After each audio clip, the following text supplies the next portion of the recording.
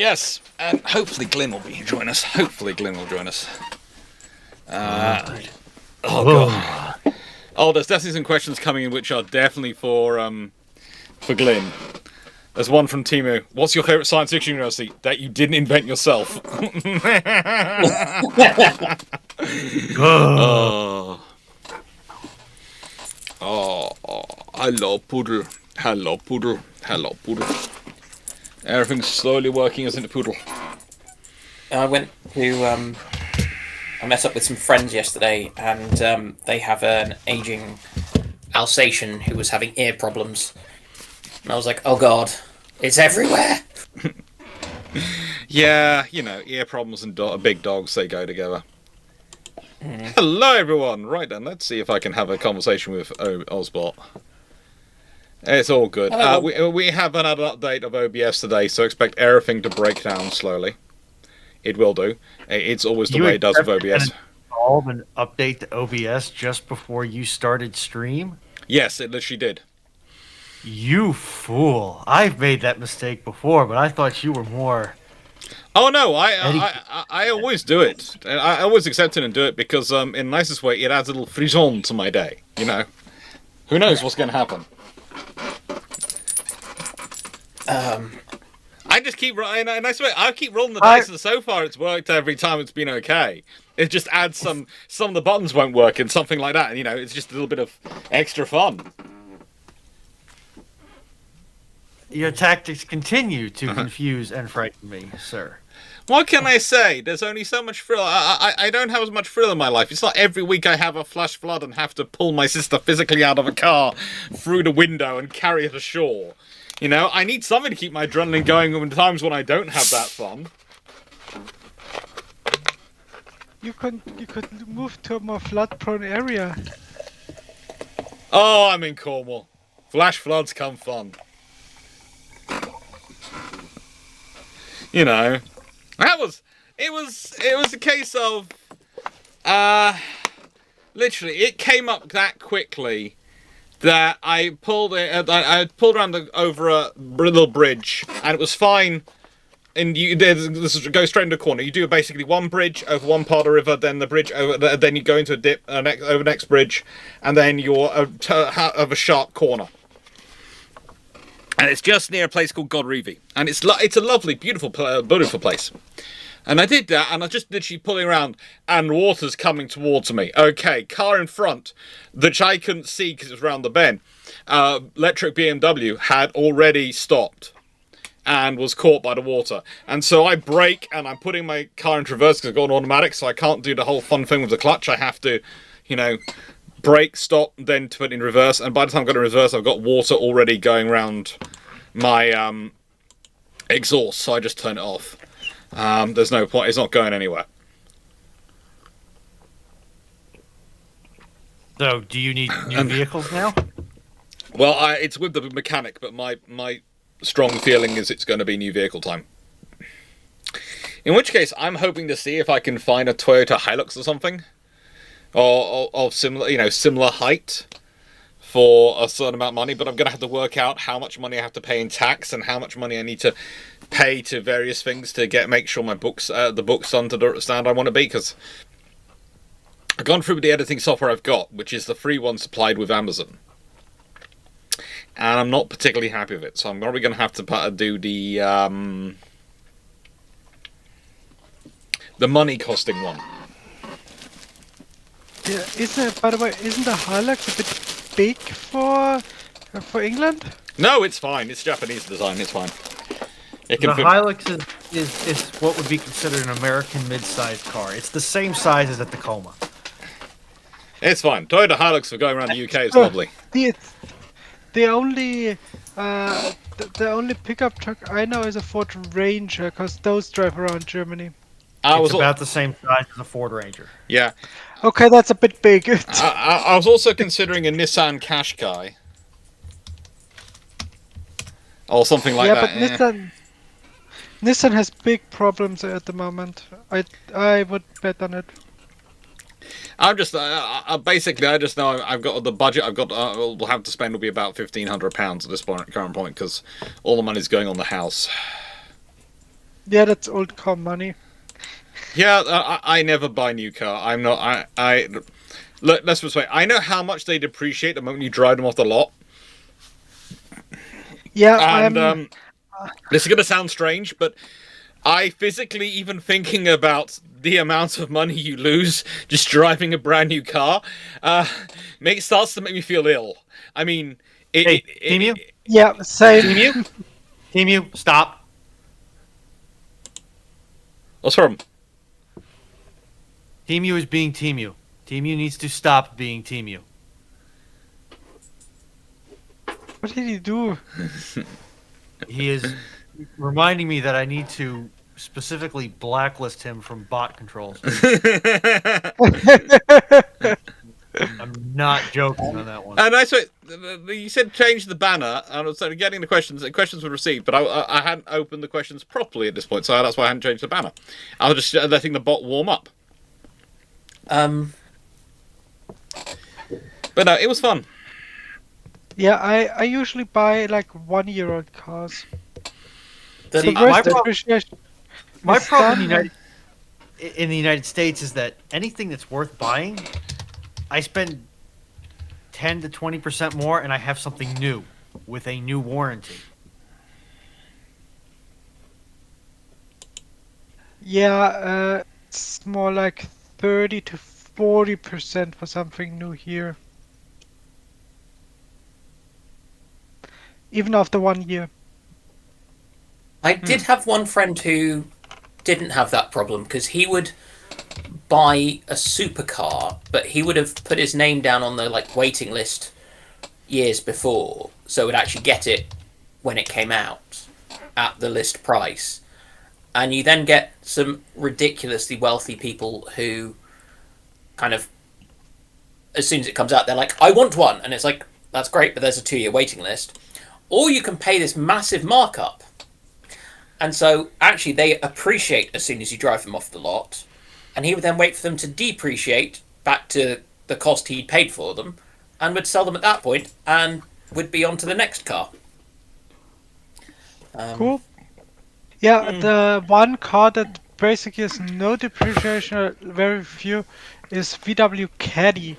Like my dad has one, and he bought it for like something under 20,000, and now it's like 15-year-old, and it's still at like 8,000. I have considered getting a Volvo XC90 as well, and I'm also considering buying one of those great big people carriers like I've been driving around occasionally when I rent from Enterprise, because they are lovely and they can allow me to stick 8 people in a car. You mean a minivan? Yes. Also because I can No. put that as a company vehicle. He's talking about getting a Ford Transit. Oh, you can, That's but a minivan. the nicer ones come from Renault and Ford. The That Ford is one, not. the Ford one, Okay. the ones from Ford, they're specifically designed. The design they have available. How do I put it? They've designed it in such a way that the actual drive shaft manages to run through various parts of the car, which it really shouldn't. Yeah, I wouldn't get a Ford. They basically stopped building cars. They're only building pickup trucks now. Yes, Ford no longer builds a sedan beyond the Mustang coupes. But the Ford Transit is a full-size van. The Ford Yeah, Transit Connect is a minivan. But they don't make the Transit Connect anymore. I think you have a small issue. I would say Fords do make vehicles. It's just they don't make them for the American market anymore. Yeah, they do make these sorts of things for the UK market. I think they produce. They're closing down the German factory where they produce all that stuff Yeah, for they the European market.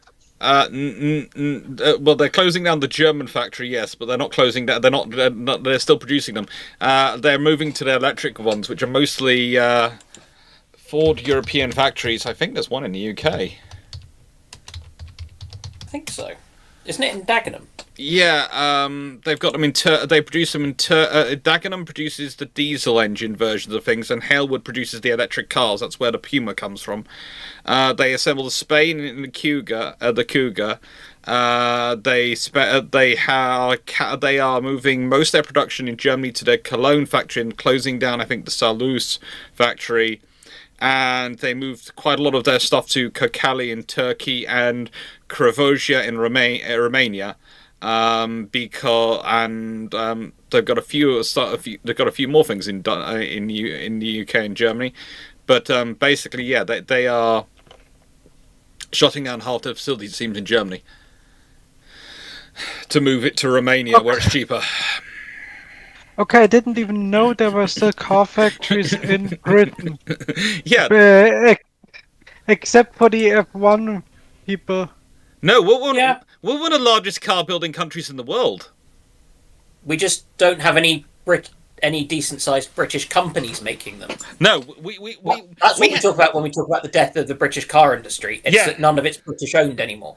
Yeah, we basically wouldn't want. If you're talking about Japanese-owned factories, etc., we've got huge ones of them. The Japanese love setting up their car factories in the UK. Ooh, didn't know that. Here's one of the fun things. For some Japanese cars, for some Japanese companies, we actually assemble them in the UK in the parts and export them back to Japan. We do the final assembly here from all the parts which come from around the world. Cool. Because I know a lot of Rolls-Royce isn't produced in England anymore. Like, I think some final assembly is still in England, but The I final, was final assembly is still in the UK, and a lot of the finishing is done in the UK. A lot of the body work, all the interior is done in the UK.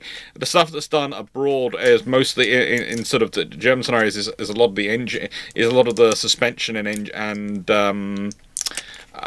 Yeah, well, 'cause it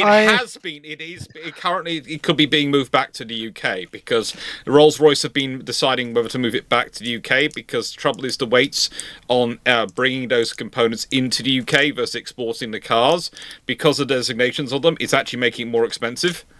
So they're actually considering moving the building to the UK. And let's be honest, the thing about Rolls-Royce is they've looked at it and they've gone the cachet of it being assembled and built in the UK for the clientele you're selling to actually matters. And when you're charging that many millions per finished car, and remember, there's a reason that Rolls-Royce don't do sales at car shows anymore. They do sales at yacht shows and plane shows. There is a reason for that. Because when you've been looking at spending millions on a yacht or millions on tens of millions on a plane, when you see a Rolls-Royce for a million, it looks like an impulse buy. yeah, I was in the hall where they are building the stuff for Rolls-Royce. Yeah. Like I did construction work there. Mm-hmm. Yeah. It's fun. It is fun. Stressful.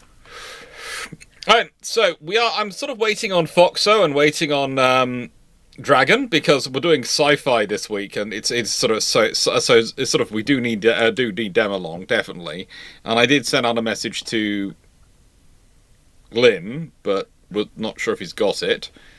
See, but it is sci-fi today. This week's is Bruships is naval history and science fiction. You called for me? Yes, we called Foxo. It's science fiction week, so we can't do science fiction without you and Dragon here. That'd be rude of us. I would I also, felt a disturbance in the Fox Force. Yes. so I would like to point out though That's the that fuck the they. Toyota people crunched my truck. The Toyota people crunched your truck Yes, in a good way or a bad way? in a way that means they can't sell it to me anymore. So now I have to go get a different truck. Oh, Well, you could have to buy a Toyota. Buy a Toyota. Toyota is the only manufacturer operating in the United States that makes a truck in the format that I want. Be smart, get a Hyundai. Hyundai does not make trucks for sale in the American market. Really? Why are You you don't going get for the truck? you don't get the Hyundai electric trucks. No. Mm. Rivian. Also, It's that- surely Runan would not want an electric truck. It's like, it's bad enough having to work with the stuff, let alone driving the stuff. Well, No, you see, the thing is, you just plug it into the reactor and it'll charge. There are actually quite a few charge points at work. However, the problem with the electric is I may get a burn in my butt one day and decide to drive 400 miles. And I don't have to want to wait 6 hours for the thing to Do you know recharge when I'm driving. Do you know You could get a second-hand Cybertruck. Can I just say something about Toyota? No. I've forgotten this. God, no. Can I just say The last something? thing I want to do is support that fascist. Okay, fun thing. And this is not on that. I just remembered, and I remembered it because I was looking through various car deals for sale. Toyota Hilux actually do have one of the sub brands. The types of Toyota Hilux you can buy is literally the Toyota Hilux Invincible. And that is probably that is probably the only car in the world which can carry that tagline, considering all the things that have been done to Toyota Hilux over the years. But also, if I was a US tanker or a member of the US forces in Africa or any part of the world, and I see a horde of Toyota Hilux Invincibles coming towards me, I go, "Oh God, where's the artillery section?" Does it come with a mount pre-installed for machine gun? No, this one comes with 4 doors and a covered well, yeah, a covered rear area that's large enough that Riley could set up a set of full spa for himself in there. Does it have the kind of structural reinforcement for taking a medium mortar and a sunroof that happens to also work with a pintle mount? Well, it does have a sunroof that you could literally fit 2 people standing up in and still have space to be driving the vehicle. It's more that I want the space with the sunroof to be able to have the ammunition feed. Yeah. Decent belts of ammunition for a 50 cal. Let me put it this way. As I said before, Toyota Hilux is one of my dream cars, but I don't think I will ever have... I will ever have the budget, because even in the second-hand market, they rarely drop below about 4 or 5 grand, and it's more of a case of, would I spend that much money on a car? Also, there's the fact that quite a lot of people who get Toyota Hiluxes, they basically work them till they die, and to kill them is about 50 years. In fact, most Toyota Hiluxes I know who come available to buy second-hand, come available to buy because their owner's gone, not the car. Yeah, that's usually a grandpa car, and grandpa has a bit of an has a bit of plant watching hobby from below now. Yeah. Even That's that, way all the crazy. guys like in his 40s, his wife's had a kid and has been like, "You're getting a car with actual suspension, or I'm leaving." Hey, Hiluxes have suspension. They're very comfortable. I know. I've driven over small mountain ranges in them. Hiluxes have 2 modes. They're either survivable or they're comfortable. Because if you get ones with a nice air suspension, the suspension will collapse before no. you... No, I've been in the latest variant of the Hilux, and I did some driving in Scotland, right over the Highlands on the off-road, helping out a Kelton up there, and it was great. And I was sitting there going, "So, your company has bought these? Yes. Could I take one? No. But it's a family-owned company. Yeah, but you're not part of the section of the family that owns this company. But I'd like one. No. That's just mean. Michael Couch, that is a false question, as both will be around to see the heat death of the universe, supported by the Arleigh Burke. Okay, so the And the question is... M2 machine gun. Yeah, the question is, if you refit a Hilux with Nokia electronics, which one would fail first? Oh, that thing. Actually, No, here's the thing: That's I a know trick question. there is a friend of mine who's actually involved in a project where they are trying to refit a Hilux with Nokia and Noctua, the fan people. They are fitting it all. It's being fitted with Nokia electronics and Noctua fans and all those things to make it the most. They're calling it the most survivable Hilux ever built project. And It's a trick question because it's going to be bombed by a B-52 sometime in the 27th century. It's just But it will survive that bombing. Basically, the thing that kills Hilux in the modern one is the ECU failing, which breaks the engine. If you put Nokia components in the engine, Nokias don't die. I mean, I still got my Nokia, which has outlived my BlackBerry. I got it when I was 6. in nice way, young child, there is someone here who has had a Nokia 3310 since it was brand new, and still has it. Oh, hi Ronan, how are you? No, believe it or not, this is me. That is slander and slightly accurate.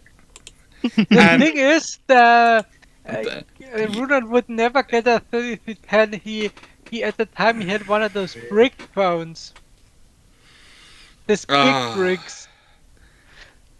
Wait, are you telling me that Ronan remembers the time when you could beat someone to death with your phone? And Well, yeah, she still does it. Remembers that time before phones. He was there at the presentation where Graham Bell first unveiled the phone. I mean, it used to be easier because you used to be able to beat people to death with the semaphore sticks, the flagpoles. Oh god, Ronan would remember the time when people actually used lead-acid batteries. Installed lead-acid batteries! I'm sorry, Foxo, but so do you, because in nice way there are submarines in service which still depend upon lead-acid batteries. I don't work for the Navy. Not for the Royal Navy, but for other navies, yes, there are still battery nations which are using lead-acid batteries. Your car still has a lead-acid battery in it, you mongoloid. In some countries it still has. In some other countries they've moved on and evolved. I think in Germany there's still a lot of cars are still driving around with lead acid. I know. Now, not as a You can't prime actually, you're not allowed to mover, sell Lord. new lead-acid in the UK now. I know, Raleigh. You're worried about all these people with lead-acid exposure. They might understand how many biscuits you need per minute. Hannah Knight, we're just terrorizing you. Mainly ruin. Anyway, this is for everyone. And Glyn hasn't arrived, but it is a sort of Glyn question. What's your favourite science fiction university, one you didn't invent yourself? Go on, everyone. What is your favourite science fiction universe? Oh, university. I thought you meant university. He did say university to begin with, and I was like, So I will ask both. I was adapting it mentally in my head. But yeah, what is your favourite science fiction universe? It's really hard between Star Trek, Star Wars, and Warhammer 40k. And my favorite usually fluctuates on what I watched last or read something about last. mine's actually very simple in that regard. Because similarly, I love Star Trek, Star Wars, 40k, all sorts. But I wouldn't have got into science fiction without Star Trek. So Same. I'll go with Same. Star Trek. Plus, it's still the one I do know the absolute most about, which might say something considering my knowledge of other subjects. I'd say between. So I'm going to discount Star Wars on the grounds it's science fantasy, and just to make my life easier. It's to make my life easier, so I don't have to count it as well. It's not because I don't like it. And your favorite is Warhammer 40k, right? Well, let me No. finish. I was gonna. Yeah, it's Star Trek or the Marvel Cinematic Universe. Ooh. I do really like that. I feel like calling that science fiction universe is a little generous, because that more falls under comic book superhero universe. That's comic book superheroes. Yeah, that's not science fiction. It's See? set in These science- slightly in the future now, and at Hey, least the in terms- space stuff. Guardians of the Galaxy made it sci-fi. Let's be real. Not really, because I said it comes under comic book more than science fiction. Because at that point, anything which goes into space and that's fiction is science fiction. Yeah, don't try and step on those toes. It ends badly. Because I'm just Marvel trying to find Cinematic it, Universe is just children's stories, right? right? That's a shot. I know. I'm gonna go I know for Peacekeepers of Soul Right. Universe. Because I'm going to go for a really niche one, and there's this YouTube short creator who does low poly blender animation, Oh no. Okay. and he's done a couple in his own sci-fi universe. Oh. And one of the introductions is just called Solar Punk. And the tagline for it, because it's full science fiction, it's "We stole the sun from the sky to power the machines of our invention, so that when the gods finally return to bring the extinction of our species, they will be found wanting." Yeah, you technically missed a line there, but yes. And it's Wow. doing the shorts about Despite done the in gods that have universe. abandoned us. I have just What's the remembered. creator Battlestar. called? I might need to stop somewhere. I'll try and find it, but it's cool. Sorry, I'm just thinking right now. I had managed Okay. to forget about the BattleTech universe, which I do like. Battletech And is... the Gundam universe that we also like. No. I Well, don't know then you've also about got Legends of Galactic Oh, Heroes, by the way, personally. to someone who was asking this question the other day about the Amelia Watsons up there, I have the B army, I have the army you can find in Japan, and I have the final army you could get when she was to sale. And as you all know, whilst my mother is majorly into VTubing, I have a couple of VTubers who I support because I really like the work they put out in and effort they put into things. And one of them is Doobie, who of course previously was Amelia Watson. Which I'm never When can we quite... expect you know.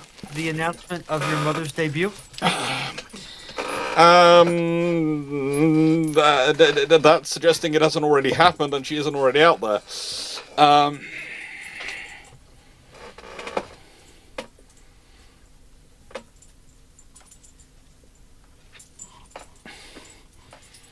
She's planning interesting things, is all I'm gonna say. And also, if there might be some very famous gamers who I would be really worried for when she makes her debut, because she might be hunting them down.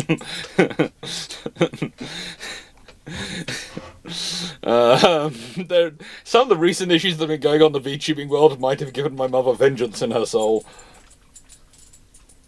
Oh, I quickly I just give an don't think- honourable mention for sci-fi universes. Yes. A sci-fi universe that's slash cyberpunk called Shadowrun, Okay. which is D&D but sci-fi. Okay. Don't they have games? Yes.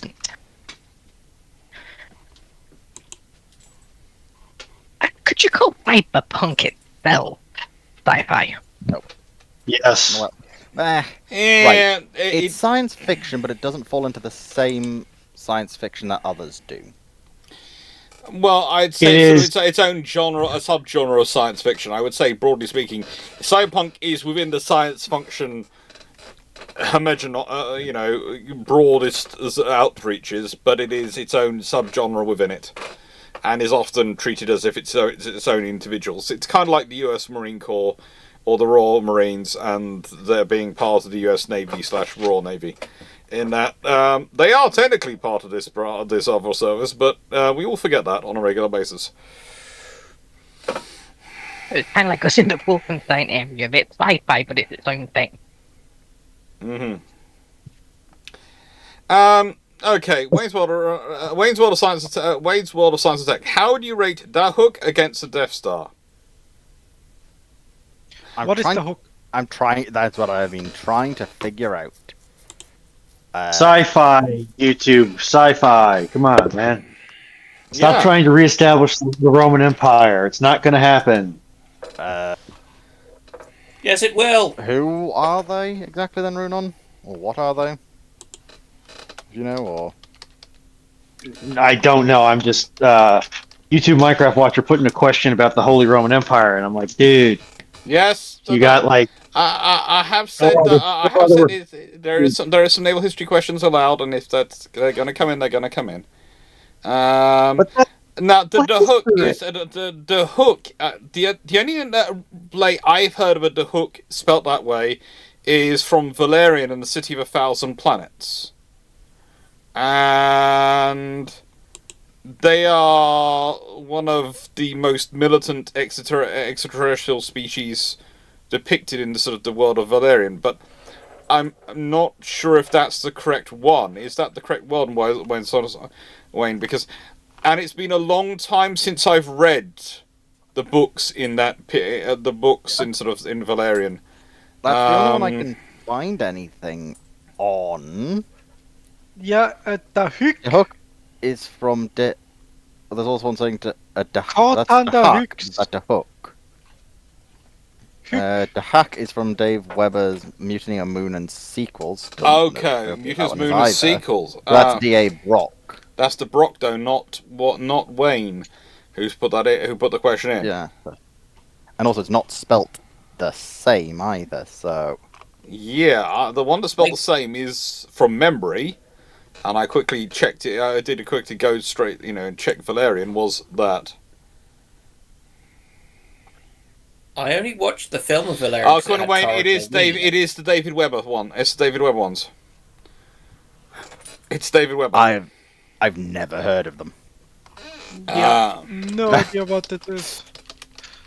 So by sheer popularity, Death Star. I cannot make a comment on that because I don't know what it's fighting.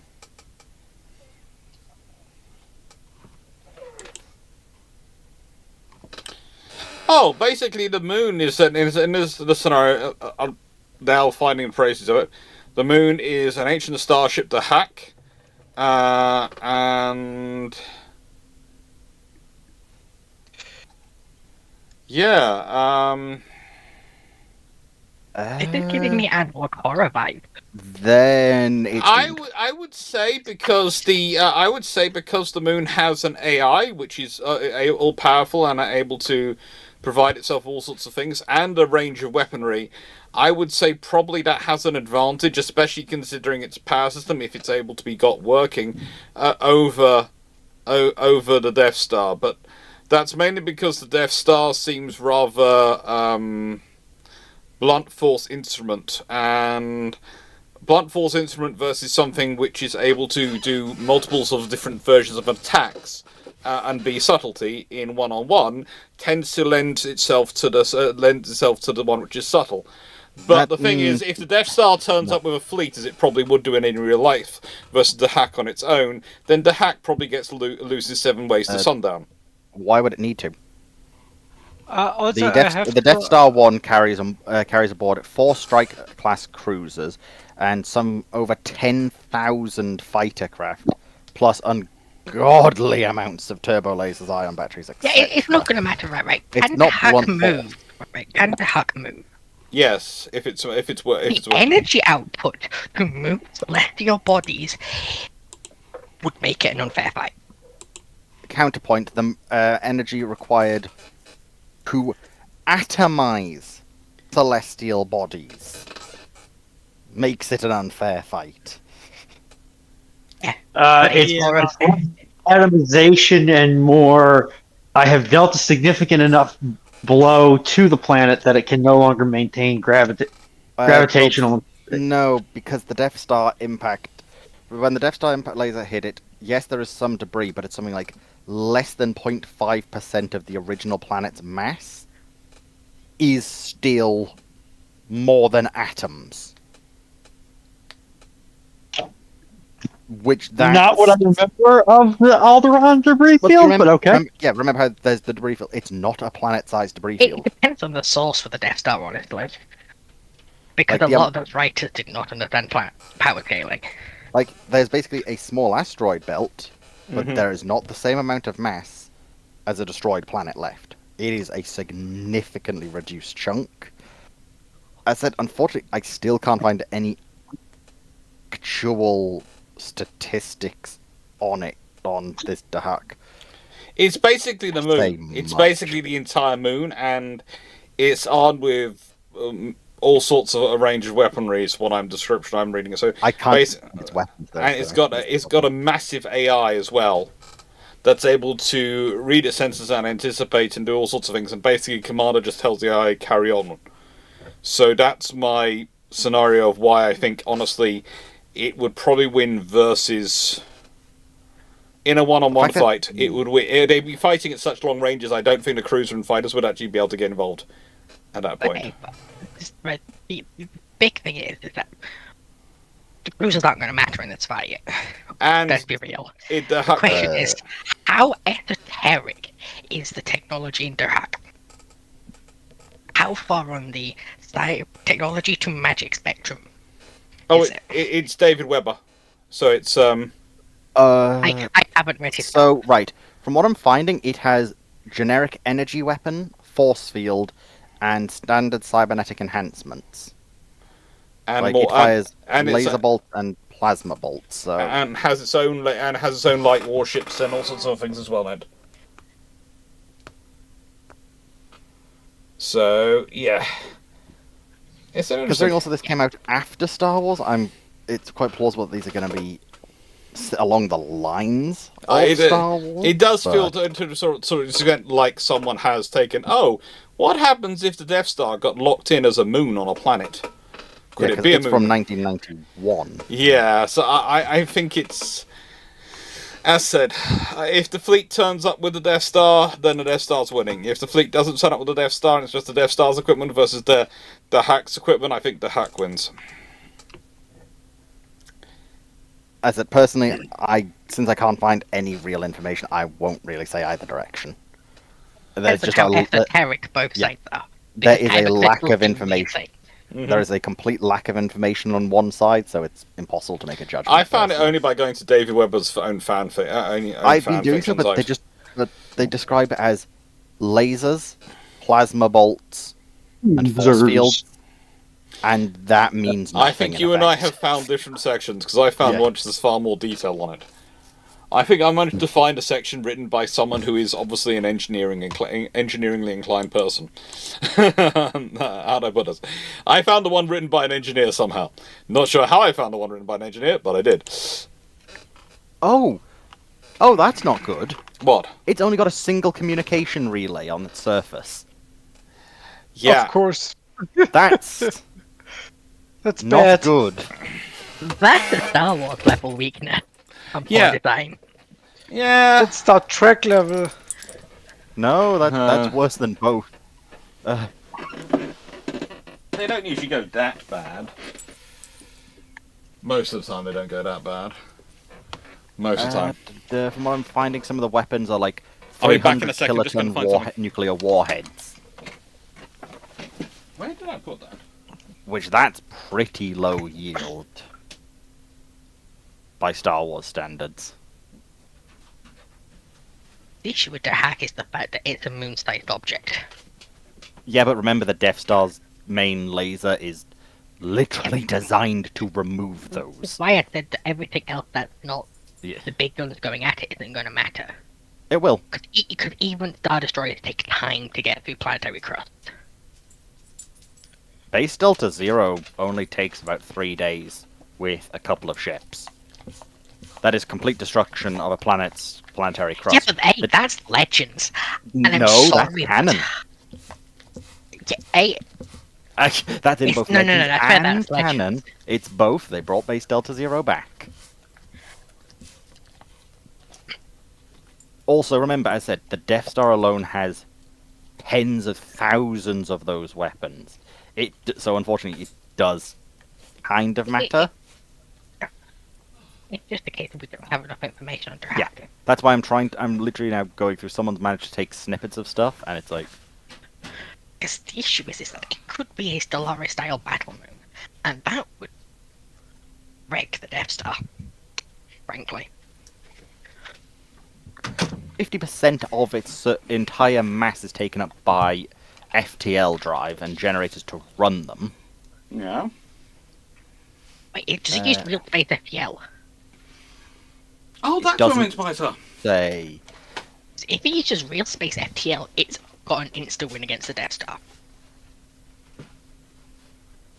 Okay, yes, it'll rip apart the solar system if it goes to FTL. It'll rip apart the Death Star.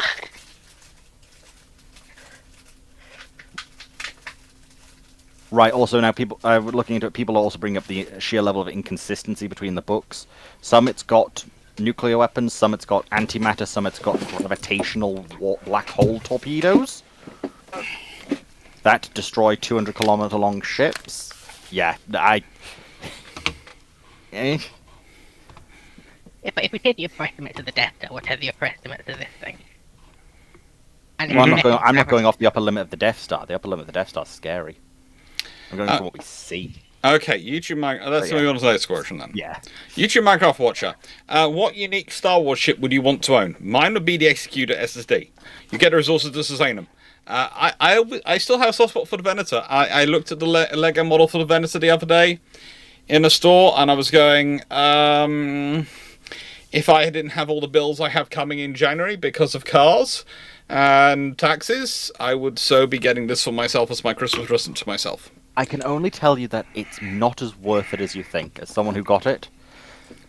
The first half of the build, incredible fun.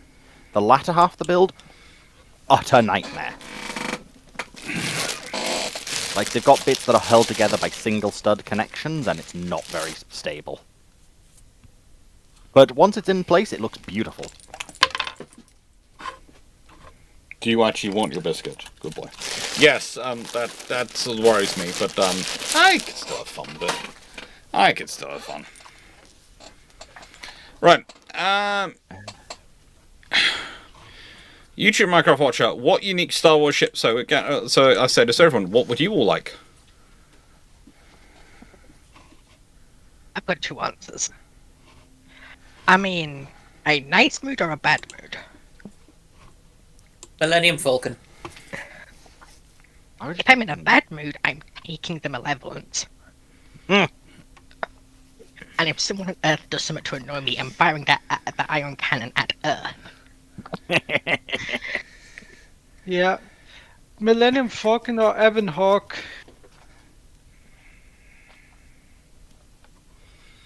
That's the... I don't know why. Right, I know the Millennium Falcon's upgraded, but I don't know why you would choose the Millennium Falcon. Considering it's Plot mentioned armor. that part of the... It has more. It has more doesn't. plot armor than the love child of USS It Enterprise, mentioned CV6, and Warspite. Okay. Millennium Falcon doesn't have plot armor. Han Solo quite literally has plot armor. Okay, not the Millennium Falcon, but the model of ship that is the Millennium YT-1300. Falcon. Yeah, Yes. because the Millennium Falcon's explicitly said to be held together by Han Solo's hopes and prayers, effectively. Yeah. And You mean a the bit like other how orc technology works? Yes.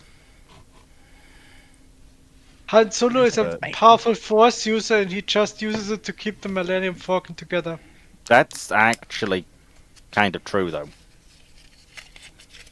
I know it's true. That's why I said it. But yeah, a ship where it's pretty homey inside. Nah, I probably still rest? have to take a Praetor too. It's just too effective. And also, considering it has a gigantic cargo area, the amount I could, make companies have to pay to... so you want this asteroid? Well, I can bring it to you. Just give me all of this money. Like, I have a lot of capability there.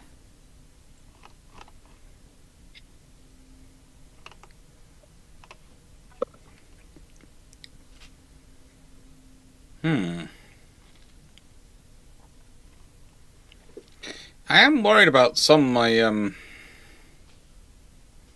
Yes, Chewie can also make it work, but that's because they're both familiar with it. I would not want to be on it if I didn't know how to use it.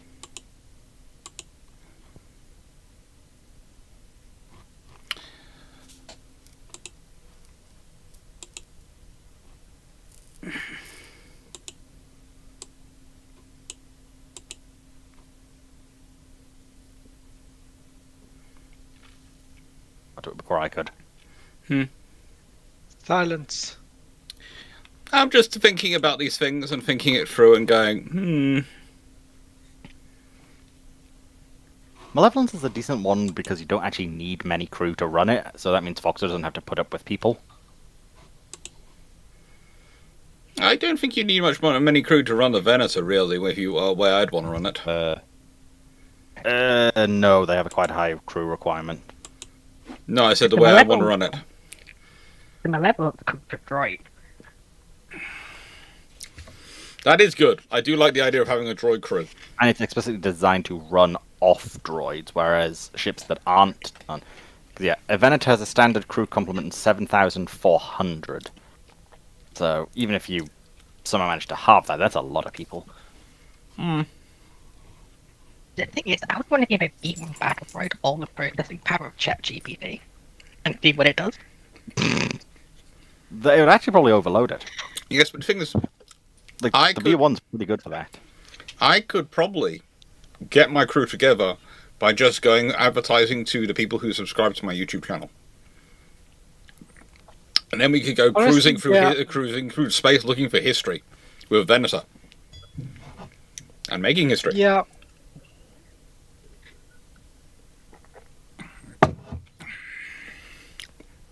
I bet it turns out right, should be.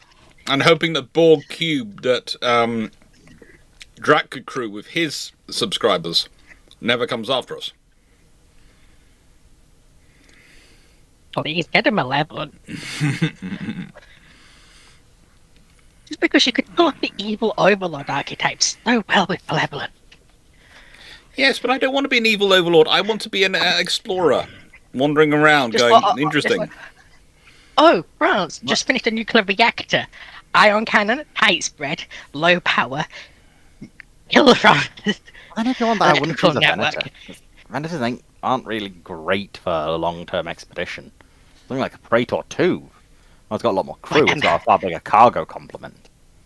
And that's... Now, if only you could take a separate battle cruiser. But yeah, technically, if you really want to do that, you take a... What's it called? Loose Hulk. Mm-hmm. A loose Hulk or the big version of the Venator, the battle cruiser. Okay. Praetor 2 has a crew complement of 109,000, but I can drop that down by dropping a lot of people similar to yourself, and that means I can make its 3 years of consumables skyrocket, and that's without even using its cargo pod. Okay, let's move on before we have this. It goes too far. My coach, the infamous Vickers salesman has descendants and had descendants, and his line continues into the Star Trek period. What would he be trying to sell in A, the original series, and B, DS9 timelines? Phasers. Am I interested in this 14-inch phaser cannon? There used to be, no. Okay, in the Star Wars universe, in the Star Trek universe, I mean, in Star Trek Gold, there used to be these things called PH-7s, which were planetary-mounted phaser systems. They couldn't be mounted on ships because they were so massive. In the nicest way, in any scenario where you had the Vickers salesman still around in that universe, they are trying to come up with a way to mount and tell you they can mount those systems onto ships. And I'm here for it. Well, no, they probably just do is try and sell you the Mega Phaser. Yes. Which actually were mounted on ships, and you can mount a good few of them depending on your ship class. Or just more phasers for Starfleet. More. To be fair, I always thought DS9 was rather underarmed for its size. Not really, considering they had to refit it, and also they had a limit on what they could actually do. And the number of weapons they put on it was still very impressive. It was But impressive. not for its size. Not for its size. Deep Space Nine's one of the smaller space stations. We know that it had over 48 rotary mounts, phaser mounts, 36 phaser emitter arrays, three sets of sliding phaser arrays, and over 48 torpedo launchers carrying over 5,000 photon torpedoes. Yeah, that's not a lot. We have different definitions of a lot, then, considering that is enough to hold off entire battle fleets. Which it did. Twice. Yeah, but it's not. But it's not following the basic rule of fortification. No. It's a singular station. Where is its satellite platforms? Yeah. Its satellite platforms are banned because you don't own the station. You do not own this space. Remember, Deep Space Nine is actually in Bajoran territory, which is not a member of the Federation. Therefore, the Federation tell you what you can and can't do, and they said, no. I would respectfully understand Bajorans, but there is the fact that I could probably rig up the secondary station, which I'm not technically aboard. And I would have certainly had a covert team aboard doing that. There would have been no scenario where I suddenly find out there are Cardassian sneakers aboard there. I would have had Starfleet security do a sweep of that Terek Nor immediately, and I would be manipulating that base, so it would look dead, but it would actually be a whole load of firepower sitting there ready to go. There's also an asteroid belt where I can hide stuff in. The Bajorans hid stuff in there, and I've got Bajoran security staff on my thing, and they basically go, look, this is extra security for Bajor and for me. I would have seriously had some fun there. And that's like, especially if I'd had the power of, the power of being the emissary, so I had all that influence, I'd have wielded that up the yazoo. In the nicest way, I would have turned around to go to a Brian, and I'd have gone, Chief, yes, your mission is to arm this ship to this station to the teeth. Yes, sir. Carry on, Chief. Remember, there are... Right, if this was a Federation-built station, yes. But this wasn't a Federation-built station. This is formally a Cardassian ore refining station. Yes, even better. There's a whole lot of space which I'm not using anymore. All the ore refining facilities. Not better. You'll now need to replace every single power conduit entirely. Okay. You'll need to change over the armament bays. It's at that point it almost would be more effective to build a new station, but you were told you're not allowed to do that. Yeah, that's fine. In a nice way, am I or am I not in a scenario where I'm in a how do I put this? A functionally, for the purposes of Star Trek, a costless economy, where I am basically able to, where I don't have to pay wages, where people are in the nicest way. This is a post-want economy, a post-want society, isn't it? Yes and no. In terms of what people have, yes. But in terms of resources, not so much. Because there's certain things that are still very important. Oh yeah, I know. Like, as Joel's pointing out, placing that many weapon systems is basically like putting all these weapon systems in an embassy, including artillery and missiles, aiming at everyone around you. Yes! It's a major... Now, I said, this is why I'm saying... No. Why do people forget that the British Embassy in Iran had access to tanks that were parked in an underground parking lot? Yes! But there's a bit of a right, in Iran, fair enough. But this is like, the British Embassy in France having enough capability to nuke France off the map. Now, while I agree that's a good idea, it might be seen as a bit of a diplomatic faux pas. Okay, see, you're all missing a very obvious thing. What I would do is I would have a lot of funny-looking freighters attached Yes.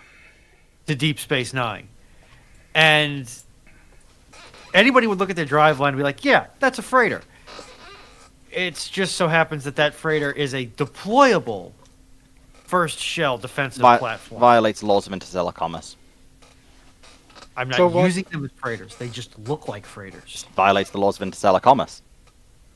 You have made a warship that looks like a civilian vessel. It wouldn't be a warship. It would be literally a weapons platform. That still violates the... Yeah, but it would still be equivalent of breaking the laws of war in that universe. Okay, fine. If I can't... If you're not, But- if but you're gonna it- if you're trying for that long, All you're doing is it just happens to be Yeah. a merchant ship that happens to be filled with extremely volatile and explosive things, and Yeah, has which a- is against the laws of war in the Star Trek it was universe. transporting it, and the fact it was transporting it, and I beamed the crew, and it had no crew aboard, and I just happened to accidentally hit it with my weapons when it's in the middle of the enemy fleet attacking me, which then annihilates the whole fleet around it. It's just purely a chain of accidents. Yeah. But this is Surely. why I say, if they were able to Or- build a proper starbase, it Or would have it's been very horrifying. openly a deployable outer shell defense platform, but So- it's earmarked to go somewhere else, and they keep point- having transportation difficulties. To prove the point about why starbases in Star Trek are so awkward most of the time. You know, Earth Space Dock, the big one over Earth. Yeah. Yes. That was forcibly made disarmed because it was deemed, if that station was armed, the Starfleet branch would be able to take over Earth without anyone ever being able to resist at all. All Yes. of this type were armed, but governments do not like the idea. The only governments that like this idea is the Klingons, of massive battle station in orbit with truly glorious amounts of firepower. Now, this is what I'm saying. If the Federation were able to build their own space station, you're probably looking over 1,000 phaser arrays. Well, correct. Depends on the station. Somewhere between 500 and 1,000 plus phaser arrays, Okay. as seen on some of their bigger ones. We haven't got you on to the most important, the most other thing they could have had was literally those fighters, which they suddenly produce in later as the war goes on. Surely Deep Space Nine would have been a perfect place to have a stockpile of those fighters. Peregrines? Yes. Not really, due to their cargo, the area they take up. Well, I think it would have been useful to have, but we see Yes, the but Danbu class that's what- runabouts already take up a large portion of the inner Yes, docking but ring. that's the thing. The DS9 is a massive amount of open space within those 3 rings. Surely you could have taken in there and attached on the outside a hangar pod. Not easily. Yes. You now have to completely rejig the structural integrity fields. Well, no, because the hangar pod No. could have been completely self-sufficient. And it could just attach in and dock in. Oh, you're in a system with asteroids. Yes. And you've got phasers. Shoot Yeah. an asteroid, blow a hole in it, build your hangar bay in the hole. Yes. Go for Solaris. Again, Yes. while I agree with all these ideas, this all makes sense. But if the government at the end of the day who controls the area tells you no, what can you do? It's Yeah, because it's I an will point asteroid. out It's easy to hide. Now, I will It's point an out, asteroid. It's Starfleet. If it makes sense, they won't do it. that's not true and a very annoying thing, but I will point out, after Bajor got re-invaded, all of a sudden their concerns about not arming DS9 enough went out the window. Yay. Who would have guessed being invaded makes people go, perhaps we do need more defences. Yes. Right, Clarke, you deal with a lot. Have to deal with politicians and various different groups a lot. You know how annoying people will be going, well, we don't need this right now. We don't want this. This is seen as aggressive. I was actually having an argument with one on Friday, which was down to the level of toilets, but we'll leave that to one side. They felt that... So what I'm hearing is that we need Clarke to go and explain to the Federation and Bajoran worrywarts that they can buy peace at a premium later, or they can get it at a discount now. Yes! Not Quark actually use Rom for that, as Rom becomes the Grand Nagus. Yes. And he does this. Yes. Yeah, I just realised you've got to be really careful in pronouncing that title, don't you? Grand Nagus, yes. A bit. Nagus. Anyway, next But yes, question. next question. Before No, do not create self-replicating smart mines. No, never they did create that. a self-replicating weapon system with a kill without So- a hand in the loop.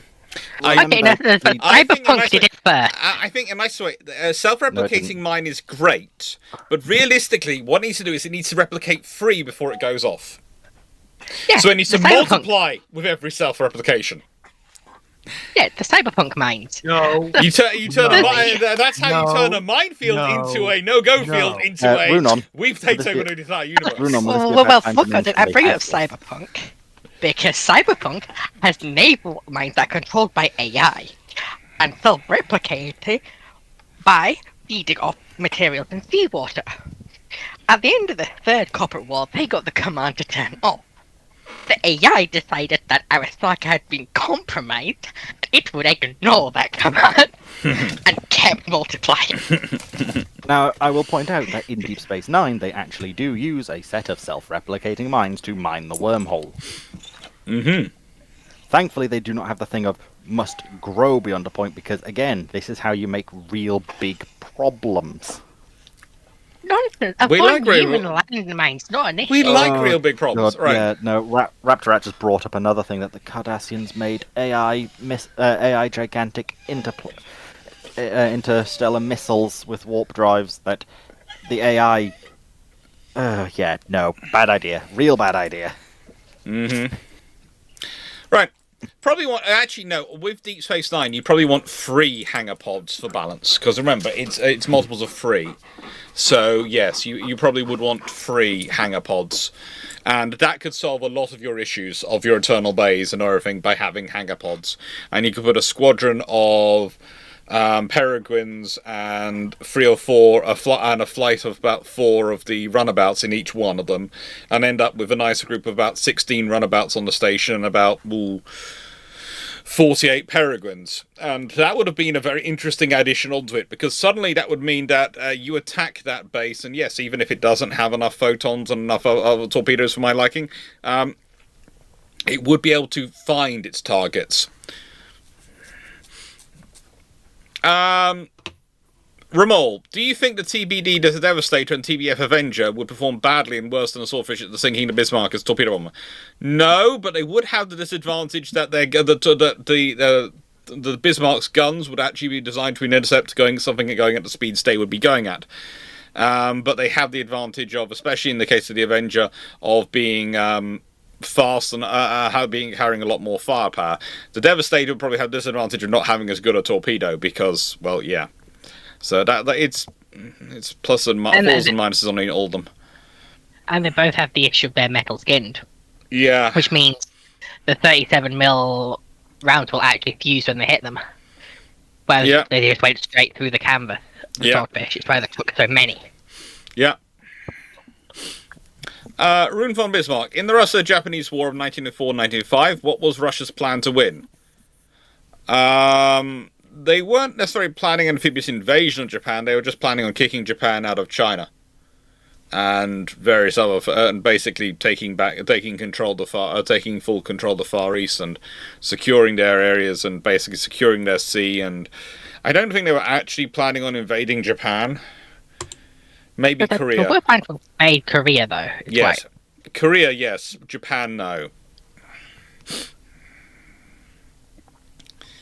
USS Montana 67. What was the radar on the Aft-Master the Gearing class? Radar picks up Order 2, and what were the dimensions of it? Depends on the type, what the dimensions were. And Aft-Master Gearing class radar pickets, basically, I think that was that was their secondary airset radar, wasn't it? Or was it their gunnery radar? No, I think it was their airset radar. I think the gunnery radar was on their weapon systems. I'm trying to remember. I'd have to look that one up. That'd be one I'd have to go through books for to make sure I was getting it right. Unless anyone here remembers. Nope. And also, yes, the other advantage, Carl, and this is kind of an obvious one. The Swordfish crews could pull off a night attack. The others weren't. They hadn't had the training enough to do it on average. But that one's kind of not an aircraft fault, is it? That's the fact that the different services has emphasised spending their money on different things. Again, that's a scenario of that's nothing to do with the aircraft. That's a service training scenario. So basically, my view is if I'm comparing the aircraft, I presume they have the same pilots who have been trained to the same level of proficiency and able to do the same range of things. Because otherwise, you're not comparing the aircraft; you're comparing the pilots. And that means you're comparing realistically the services involved.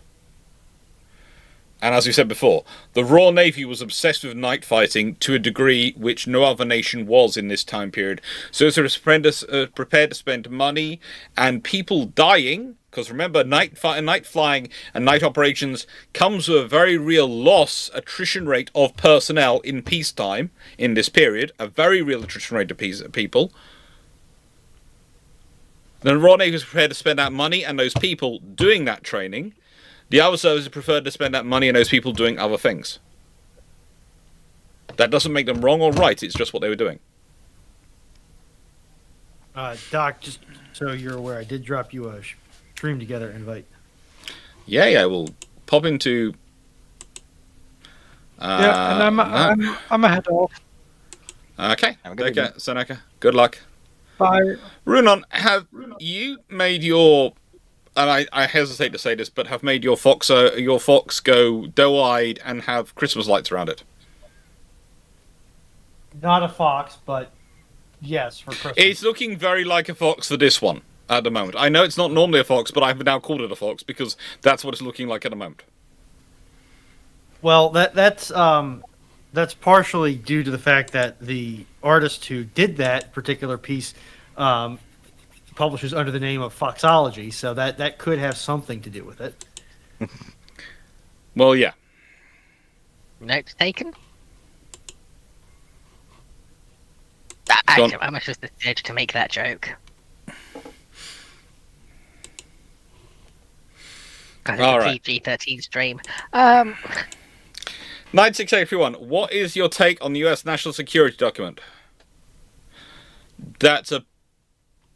No, this is a different Bruships. This is a Bruships and science and naval history and science sci-fi. So it's not a regular Bruships, and so we're going to avoid the politics. I may have structured the ones around Christmas which avoid the politics, because in the nicest way, I'm dealing with the politics Monday to Friday and Saturday. I don't fancy dealing with them on Sunday, and this is why I'm going to just leave this to this. What happened in Bondi shouldn't happen anywhere, especially not when people are getting together and it's supposed to be a party for any kind of occasion event. It just shouldn't happen. So, thoughts and prayers to the people involved, which is all you can never really say because you're not there yourself. And good luck to everyone, and I hope everyone gets the help and care they need to try and get... You can't get over something like this, but you can get through it and move on to the rest of the other side. So that's it for the current politics. Enjoy Thailand and Vietnam, Joel. Only reason I'm awake is I'm still in transit in Singapore, waiting for my tomorrow flight. Singapore. Singapore's a lovely place to stop off. I need to spend more time in Singapore. I enjoy the food there. They have some interesting food challenges. Wait till the sunset. Comment on the spacefaring technology of the Merchanta Hanai universe. Yeah, I've been having to look into this a bit.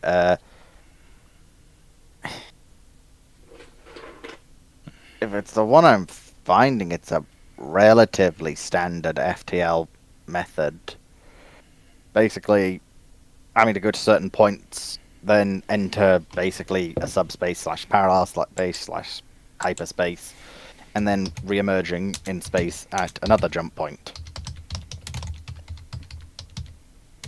It exists, I guess. I can't really find too much more information than that. Now, one does mention that it is basically effectively a modified Einstein-Rosen bridge, which, yeah, I guess it basically is. A wormhole drive. Pretty much, yeah, but... Yeah, it's a jump drive. It goes to FTL. So, There's not that much on it. Looking at it, it just appears to be generic hyperspace. Yeah, they have to generate a bubble around the ship that helps pull it forward, throw out the interference with real space. Stars or dark matter sufficient masses enough to make pockmarks in hyperspace, so almost the inverse of Star Wars.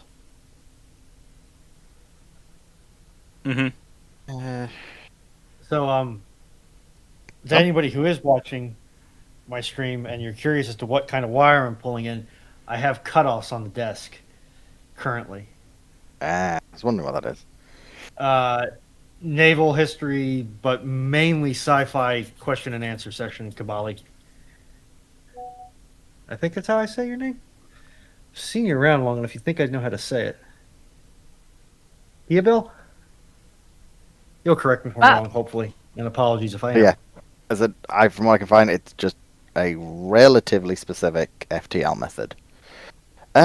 Joel, is FTL possible? More than likely, yes. From our current understanding of physics, FTL is possible. Yes. And I said that's our current understanding, which is kind of flawed. Admittedly, we might be later proven it's not, but... Well, so, interestingly, FTL, even the most realistic in quotation marks theories about it, are incredibly specific perversions of physics. Yeah. However, as of 15 years ago, we've proven that two other really specific perversions of physics with similar maths exist. Those being in the form of black holes. Oh, yes. And stars that contain singularities. Which means that there's ways to make physics go screwy. The issue is how do you make it go screwy in a contained way? And the interesting thing is going to be when we can get... Because one of the things I do see AI being useful for, and this is going to sound strange, is acting as translator between different branches of physics and maths, because once you get deep enough down in your silo in physics and maths, you can find it really difficult to communicate to people outside your silo. And you'll have 2 or 3 people who can actually talk. And speaking as a historian who's always loved engineering and physics and maths, and occasionally is the only... Actually, no, has quite often been the only non-physicist or non-mathematician at these conferences, sometimes listening in and chatting away. I found I was acting as translator sometimes between different branches of maths and physics. And I looked and went, I'm really not good enough to do this, but I'm doing this because, frankly, I'm the one explaining what the similarities between your area to your area, and you appear to be agreeing with me, and you're not, in the nicest way, you're in the right portion of the spectrum where, if I wasn't talking the truth, I would know it. You are not in the portion of the spectrum which is going to humour fools or humour people who are not talking, who are not actually making sense. So that's fine, but it would be really interesting to see what advances we end up getting if if AI manages to get into helping them communicate with each other, because that's the big trouble we have with making many advances in modern science and modern physics and maths, is the fact that some of the silos have got so deep they can't communicate with each other. Yeah, AI likes to hallucinate, so... Yeah, sort of a product of this is... Have you ever sat a mechanic down with an electrical engineer, and then someone who does what I do with microelectronics? All 3 are speaking English and are using the same terms. But those terms have wildly different meanings. Yeah. YouTube Minecraft Watcher, what would you consider the Vickers 14-inch of Star Wars? Damon Beck Turbo Laser. Yeah, probably. Yep. They're everywhere. Rune von Bismarck. What do you think the world would be like if Roosevelt had lived to finish his last term? He would have overseen the beginning of the Cold War, including the occupation of Germany and Japan. Different. He has very different relationships with Stalin, for starters, than Truman does. A very different relationship than Truman has. But it would be different. In a good way or a bad way, I don't know. You'd have to work it through. But it would be different. It also wouldn't be that different, realistically, because the old empires are still going to collapse, no matter what. Oh, yes, but I don't think Roosevelt would have handled the end of Lend-Lease, etc., the way Truman did. in a way which caused issues with pretty much everyone else's economy around the world. Because Roosevelt was had longer. Nice way, Roosevelt had a longer range perspective than Truman, and Truman even regretted it after he did it. Because It would also be interesting to see if the limitations on presidential terms gets put in place. Hmm.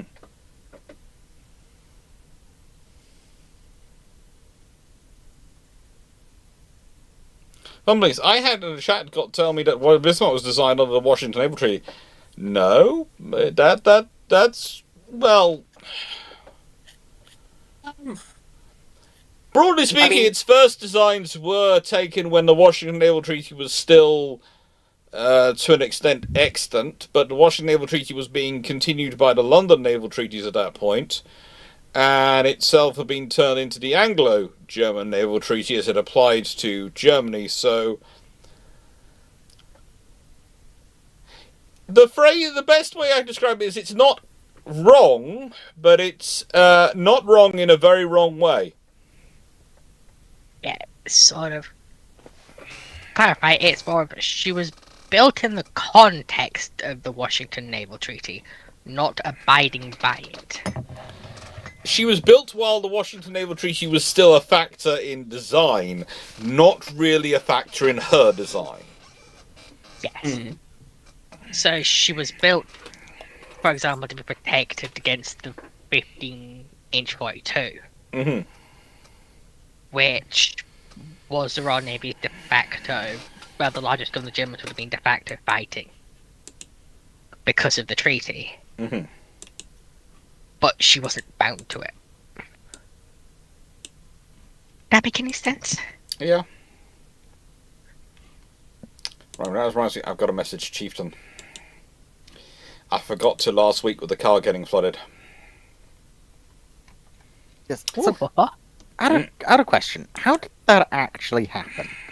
I explained this. Because a few of us have had theory. Yeah. I explained this again. Literally, okay, so there is a big bridge and a little bridge over a river. Literally one after the other, a little bit, and it's sort of, they're already starting to turn, and then there's a sharp corner after the little bridge. Came over the big bridge, no water on the other side. Hopped up over the little bridge. Water starting to appear, but doesn't look. It just looks like a small amount of water. And I've seen it before. There, a little bit of water, so I wasn't too bothered. Okay, I'm just going to drive through the water. It's usually about half an inch. So really, not a lot of water is normally there, right? Yeah. So nothing you worry about. You just go through. Okay, fine. Come round. There's a BMW stopped just a bit further up the road, and there's water around. There's water coming up to its wheels, and I can see a sort of wave coming towards me. So I'm stopping the car, putting it into reverse. By the time I've got in reverse, I've already got water around the exhaust level, and I basically turned the car off at that point because I don't want to get water. It's not going to go back. At that point, I've got water around the exhaust. The car's cutting out. Yeah, and so I turn it off, and then as it's getting deeper and as water starts to come into the car, I pulled myself out, then pulled my sister out through the window, and well, I got myself out through my window quite easily up over the car, and then jumped in the water, picked up my sister, carried her out. Unfortunately, she decided she was going to jump off me onto the bank and pushed us both back in the water. Oh. Yeah. And she then went, no, you dropped me. I went, I've got massive bruises on my legs where you pushed off, Karen. And she went, oh. I went, yeah. So that was fun. And, yeah, also there was a couple of very nice Land Rover drivers who had forwarding things put on their vehicles, so they decided to drive past at full speed and drenched my car. It was a fun experience. Cars with the mechanics now. We'll see what's going to happen. Hopefully, I get a call this week about whether or not it's going to survive or not. But literally, it was just a flash flood scenario. So the water came on incredibly quickly. It was a very high tide combined with a lot of rain, which had been further up the river. And yeah, it's one of those things of. How to put it? It's an area which gets low-level flooding quite so commonly that I didn't take any notice of it when I was coming around the corner because I'm used to seeing that amount of water there. Oh, it's just done that again. Oh, that's fine. Carry on. You know what I mean? So you kind of I see. you're used to it. So I didn't immediately think, okay, oh sugar, I should be. So I was just and I was driving at a top speed of, I must admit, about 25 miles an hour in a 30 zone, because of the way the roads wind around.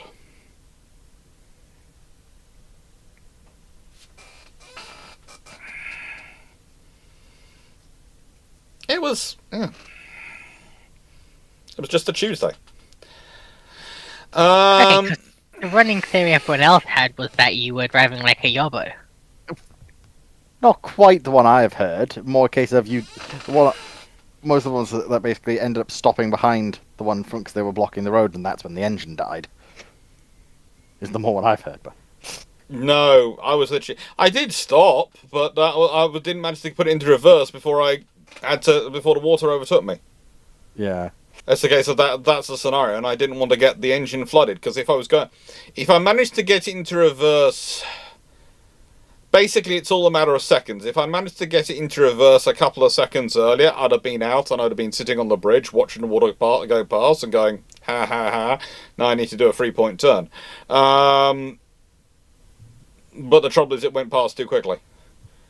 And it was such a high point of flooding. The fire service were very happy with taking pictures and going, "Ooh, this is going to be training material, because we've never seen it this high before." Man, you weren't just a safety brief. You were a training brief. Hey, I gave them a full discussion about it, and they were so impressed with how I did in getting people out and organising everyone and trying to keep others safe from going into the water and those things. They told me to apply for a job with them, to be an on-call fireman. And you've clearly said yes.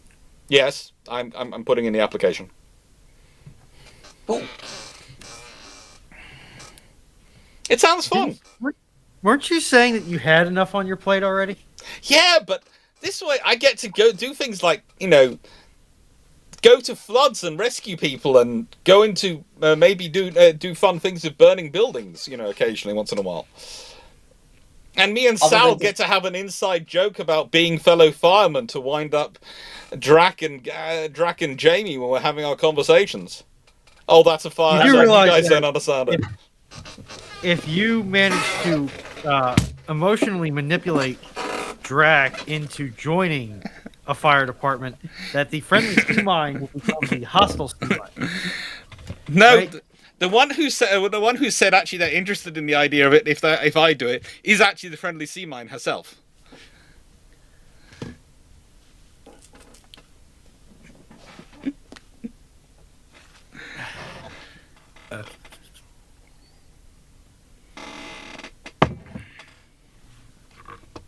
You can't get a V40 with a snorkel. Unfortunately. Well, I am saying that we should be able to get Doc a G-Wagon with a snorkel. Okay, Ramon. Related to question 1, do you think that a sinking both Yamatos, do you think the Swordfish would perform better at sinking these super battleships than the Avenger? No. No. Unless they're sitting in harbour, in which case the Swordfish would do a better job. Because the Swordfish could actually drop its torpedo actively in harbour. But we'll leave that in harbour. We'll leave that to one side. Look, me with fire axe is a fun thing for everyone to imagine. Okay?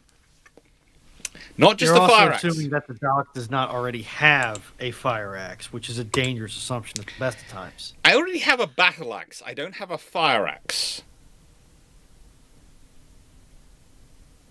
And I also do have a couple of other axes, but they're for other recreational uses.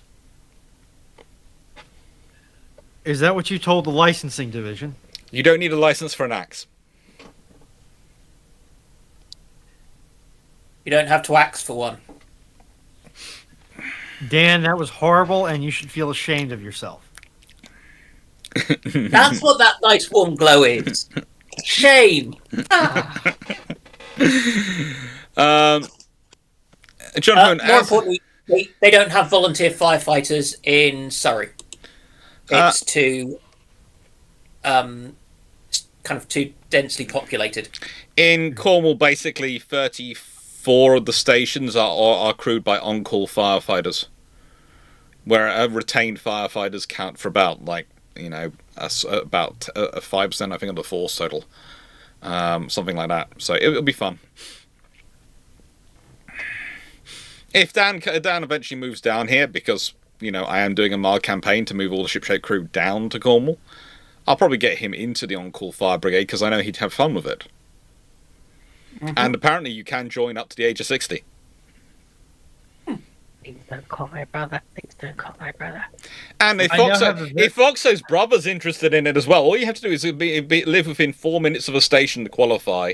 And Cornwall has 2 levels of the on-call. You only get paid when you're training or when you're actually doing something, but you get to stay at home. And you can be called out, and or you can working and doing your work normally, and you get called out from your work, and you're expected to get to the station, get changed, and get going. And if you work from home or you're self-employed, you're perfect as far as they're concerned, really. And as for the car, flash flood isn't covered by insurance, but I'm not. I don't think so, but I'm hoping. I think writing it off is. I think it being written off is covered. I think the flood damage, and that's what I'm going to have a if it has to be written off, then I'm going to have a conversation with my insurance company. But at the moment, I haven't had a conversation with them. You want your insurance company to pay out in a timely and efficient manner for what should be any normal damages, which any normal human being would interpret as covered damages. There is a reason why the car has gone immediately to a Volvo specialist to be assessed, because it's going to be. I'm going to have a report written up by a mechanic on notified paper, which I can take to them. Meditating William, do you think Babylon 5 handles fleets better than Star Trek? It does actually have a command structure and a staff. So, I'm not going to... The actual fleet formations, etc., are just as bad as Star Trek, but they actually have a staff structure. They actually are people who have the title of Chief of Staff and actually have a team around them. So, there is that. Is the bar really that low? Yes, the bar really is that low. I would then throw in that, to be fair, in the extended Star Trek stuff where they actually have time to spend on this, admirals do actually have staff. I know, but they never do in the TV shows. Yeah, but that's because we see, just to be brutally honest, the TV shows, the more modern ones are just awful. And the old ones, well, they weren't really focusing on that one. It would have been at least nice to have done so, but... Look, in a nicest way, there are many ways you could get around it, but I will never forgive them the briefing scene where Cisco is giving them a briefing on the plan of action, and it's literally him and the two commanding officers, and you're sitting there going, how many fleets do you want? Where are the rest of the people who need to be in this room? Because it's combining 3 different fleets together to do so. Yeah! So you'll need multiple fleet commanders in there, plus their chiefs of staff, plus senior divisional commanders, plus all the intelligence briefing officers, plus the senior engineers, plus the senior. There are so many different people who need to be in that frigating room. Well, to be fair, in Star Trek, the engineers will be told at the time, and they'll give you, it'll take us between 4 and 8 hours, but I'll get it done for you in 2. The vaccine in particular. My dad always joked about, they're not planning. That's not how you plan for a naval operation. That's how you plan for a coup. Yes! Well, we see this happen. We've actually seen how that happened, and yes, it kind of was. Hey, Doc. Just brings up, how much of what has happened to poor Lieutenant Chambers in Starship's Mage is directly attributable to you? We have conversations. All of it. Okay, great. That's good to know that you're torturing this poor baby-faced ensign as badly as they are getting tortured. That's great to know. Look, I might have been passed on some of my own experiences to Glyn occasionally. It's like, okay, you've already survived meeting and helping Darth Montgomery, which I love that nickname. It's great. Now you're Okay. going to go and meet some and work directly for someone in the line of succession. Yeah, fun times. YouTube Minecraft Watcher. Walking What if inside. in 1872, after the Franco-Prussian War, France as a country imploded, fracturing in small states, similar to what happened in the Soviet Union during the collapse? There's going to be a mess in Europe, an absolute mess, and Britain's probably going to gobble up quite a lot of the French colonial empire, which any of the interesting bits. Well, it's 1842, right? 1872. Yeah. If we're basing it off the type of the Russian Empire, Soviet empires, it's going to be people who are culturally distinct breaking away. Mhm. Which means that one France turns into five, sorry. Where you've got Brittany, France itself. You've got the it's not Aquitanians. It's the Toulousians in the south who are legally distinct, who are culturally distinct. Mhm. The Savoyans and Corsica. Corsica probably gets swept up by Italy, Yeah. or the forming Italian states. So does Savoy, honestly, because You've also got the Basque region. It's not huge, but I could see the Spanish Basques kind of coming down from the mountains.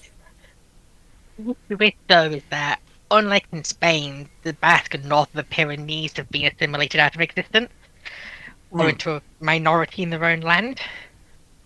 So I'm just going. Yeah, off that's not root- going to stop the majority, though. Fair. Mediterranean, you didn't touch a nerve. It's just it's a constant thing for me when it comes to some of the science fiction. Is that staff work is what happens to other people, and this is one of the reasons why I get along with Glyn, because he actually does include that you have staff and you have people and you have NCOs and they have roles, and the fact is, one of the things I find interesting, especially this is always slightly annoying with Star Trek, is you did de facto you had the NCOs and you had, but they kept trying to shift between, oh, we only have officers, to, oh no, we actually have more than just officers. We have, regular crewmen and all these things, and we do have NCOs. You sit there and go, well, okay, if you do have NCOs, then why are your NCOs not part of your briefing? That always really annoyed me about Next Generation. You think in nicest way, when they were having a senior officers briefing, why weren't the senior NCOs there? And also, every time when they're doing a landing party, they're sending a load of senior officers. They should be sending a senior NCO and some squad or crewmen to defend them. Why is They should have an important marine detachment, but that's a different thing. And why the frigate is your landing party? I'm going to send my XO, my chief engineer, my chief medical officer. No! No, these are not the people you send. You send the junior medical officer, a junior engineer, a junior science officer, and you send a frigating old sergeant from your Royal Marine section with a corporal and about 8 troopers around them, just in case. Basically, enough people with enough firepower to give them time to get withdrawn. Oh, and before you land, by the way, you send this thing called a probe. It doesn't matter if you've done scans from space, you send something uncrewed and sacrificial down there first. Now, this all makes sense. But it doesn't work a lot of the time if they're meant to be your main cast. If your main cast aren't really involved, they're not your main cast anymore. I know. Or you've now drastically shifted what it's meant to be. So, while I get that what you're saying makes sense, it also doesn't really work for that type of narrative storytelling. I agree, but this is the problem when I get people going, well, we need to base our militaries off science fiction, off Star Wars or Star Trek science military, and I go, no, there are decisions made because it's TV storytelling, not because it's practical. Because if it's practical, think about the amount of times you could have lost all your senior staff, and then, oh, good, we've got this engineer who's really good, we've been training for about the last 25 years. And they're dead. Why? Well, they were on an away mission.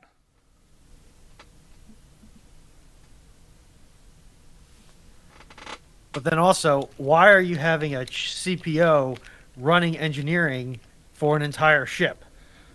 Oh, don't get me started on Chief O'Brien and running the... O'Brien's Right. great, but why is he a chief if he is running engineering on an entire ship, let alone an entire starbase? He doesn't run on a ship. Chief O'Brien actually was never involved in that starship. In particular, he was the transporter chief. On Deep Space Nine, he does become the head engineer of the station. But yes, in terms of when he is Chief O'Brien for Starship, he's not actually involved in the engineering. He's involved in operations of the transporter systems. Oh yes, I know. Yeah. But again, it's more just a case of, in regards to Runon saying, why would they be in charge of? Why would you have a chief on the starship? No, he wasn't on the Here's starship. the thing: is why is he the chief in charge of the? Why is there not engineering officers on Deep Space Nine? They need engineering officers there. They've got Chief O'Brien. It's an entirely NCO-run organization, which is fine because Chief O'Brien does a great job. But realistically, that's not how it should be. There should have been an engineering officer there. And if you think about the lack of officers which Cisco's always have running into, the shortage of officers, not having a single engineering officer there, because he's got a great NCO? Yes, you've got a great NCO, but why have you got... And then O'Brien is also chief engineer on the Defiant. So he's doing double duty. We've got an interesting thing, because technically, while he is a non-commissioned officer, he has still the same rank and same power as that of the head of engineering of departments. Yes. They actually share same role and same power. Because it is explicitly stated that non-commissioned officers were meant to be subordinate to it, but due to having more practical experience than ensigns and lieutenants, they were given permission and power to be able to be actual leaders of organizations, and in particular can hold authoritative positions such as chief of operations, such as those you would find managing the engineering operations of a starbase. Yes. Which is where he gets his thing from. Yeah. So basically, since he's had experience, that's why he's allowed to run the starbase, even though he's technically non-commissioned. Yes, but yeah, go on. I think Doc has pointed this out in several circumstances. Sometimes you need a lieutenant, even, or a commander, or a captain on somebody who, in most other circumstances, would just be a chief petty officer or a master chief, because once they get that brass and that piping, they suddenly get a lot more attention and a lot more respect from the more obstinate members of the officer and political class. Especially when you have to do No, real life, yes, but not in Star Trek, because the whole thing of the officer class doesn't exist in the same way. Also, it is a known thing. You do not mess with the Starfleet Corps of Engineers, whether they are commissioned or non-commissioned. You do not mess with them, because the whole thing of turning rocks into replicators is not a joke. Yes, but what you've actually done, and this is the problem, is whilst you have got Chief O'Brien has got all this experience, and I do agree he would de facto be running that anyway. You have now given him not just he's got all the practical experience and practical knowledge, but we've now put him in what is essentially a staff position, where he also has to go and deal with all the theoretical and the arguing side in the budget meetings, in the group planning meetings, and all those things. So instead of just being the practical side, and running things and organising them, and this is one of the reasons why often he seems to be so stressed, because he's now having to do both jobs. He spent his entire career being trained up doing the practical, fixing things and maintaining things, and having officers off being able to do the paperwork above him, whether that's Georgie LaForge or whoever. People who could go bounce ideas off and then go fix the problem, and they would go and brief the senior officers. Now he has to do both those things, and he has to bounce the ideas off himself. And also, it means in the nicest way, as a commanding officer, if I haven't got the officers there and I've just got the NCOs, great, I've got the NCOs, but okay, so I can run it. But that means now the NCOs have to do lots of other stuff which they don't really want to be doing. Because if you turn around to an NCO and go, do you want to be an officer? Most of them will choose not to be. Because they want to be leaders, they want to be running things. They don't want the frigging paperwork. They don't want to deal with all the admin side. And also, they don't want to deal with the diplomacy side and having to go. And that's half the reason why you have to have officers in those roles. You know, look at the Royal Navy. They tried for years to have engineering officers be separate from regular officers. They found out anyway that was causing so many problems. You just combine them in because you need them. Right. Just quickly to respond to Knight saying there's no paperwork in Star Trek. Yes and no. There is significantly less. No, paperwork. There is lots of paperwork in Star Trek. They just don't But there is still film a it. They don't film it. There's less paperwork because they don't use paper. That's about it. Yes, it's not paper. I think one of the Star Trek movies opens with Picard doing paperwork. Yes. But to one point, one of the reasons why you want somebody like Chief O'Brien to be wearing even lieutenant's bars over chief's chevrons is because they often deal with what we consider to be multinational forces, which may not have that same institutional deference to Starfleet Engineering Corps. And remember, the thing is, O'Brien has to deal. O'Brien has to deal with a whole load of, Ferengi as part of assistance, but they're mostly they are locals to assist him with the engineering. Locals, the Bajorans. Right, because this is why I'm saying I get everyone's point, but also often the engineers don't actually have to get involved. Yes, I know that, Steve, but still. Then again, you can say that about basically. I think in the nicest way, it's one of those scenarios which it makes sense for the television crew to do it for their storyline, but in reality, it's not the way you should run it or ever consider doing it. In reality, it would be killing it in the nicest way. The reality of Deep Space Nine, as I explained to you when I'm doing it, is if you were actually running it with modern forces and doing modern force structure, you'd have about 3 times as many officers, you'd have 4 times as many NCOs, and about twice as many crew, just from the Federation side, let alone the Bajoran personnel aboard that station. To be fair, personally, from what I'm aware, if they were doing it realistically, Deep Space Nine wouldn't exist. Because you are having to use a formerly hostile power space station as your own, which is already problematic. Yeah. You've got the government who controls the territory, doesn't like you, and are only here because you're giving them aid, but at any moment could go, get the hell off, which they do, multiple times. And you're having to work between these two different groups with the same... To me, it just seems like they'll just go, But Dragon, that just sounds like whenever US forces are based in France. No, because... In the Cold War. Because you're not having to... You're not using this to survive at all, because space is a lot worse than being on a ground base. Yeah, but it's nations that... and Star and the Federation is a nation. Historically get forced into really bad basing decisions. Mm-hmm. Using captured or older enemy bases. It's like one of the biggest military American bases in France in the 60s was an old German occupation base. Yeah. Outside of Paris. Yes, but there's a huge difference there between a ground installation that is not quite what you want and a space station which is entirely different to how you do any of your engineering structure. It'd be like basically telling the US, you now have to use all this German stuff you stole in World War II. That's it. Yeah. What? What do you mean we have to do to that? answer your Why? question, meditating Raven, do we know if the Federation has standing armies or Marines? No, they don't. This is something which I have complained to Venom Geek Media about. Actually, I'm they not do. sure. No, they don't have standing Marines or Mako. troops. Mako was restored during the Dominion War. No. Yeah. Nope. Yes. Mako was more spec ops. Yeah, but also it is one of their standard detachments. Also, we do know there is a standing ground detachment from most of the material.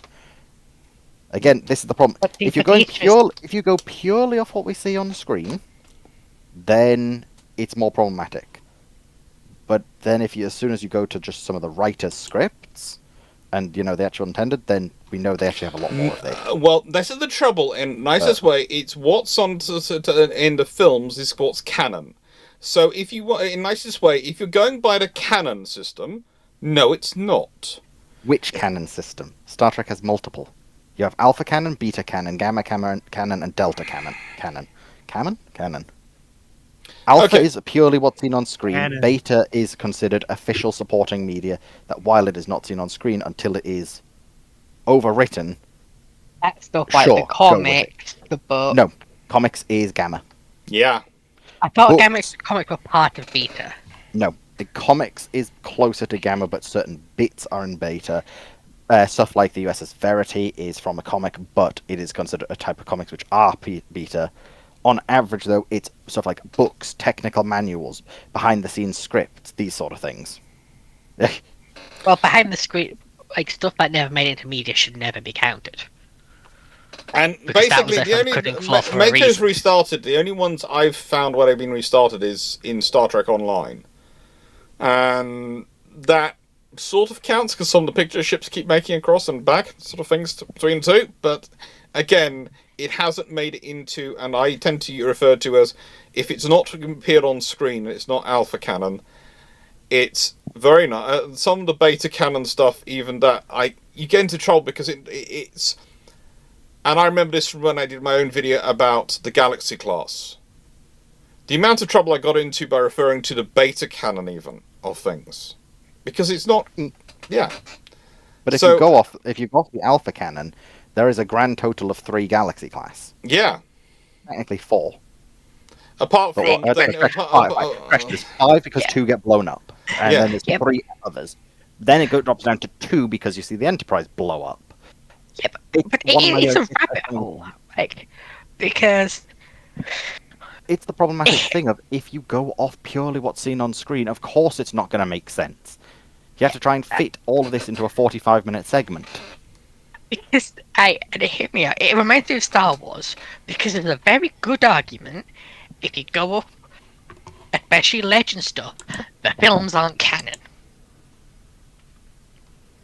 If you go up, what's told about blasters, steel and blasters, in the extended media, the films and the Battle of Endor, what happens there isn't canon.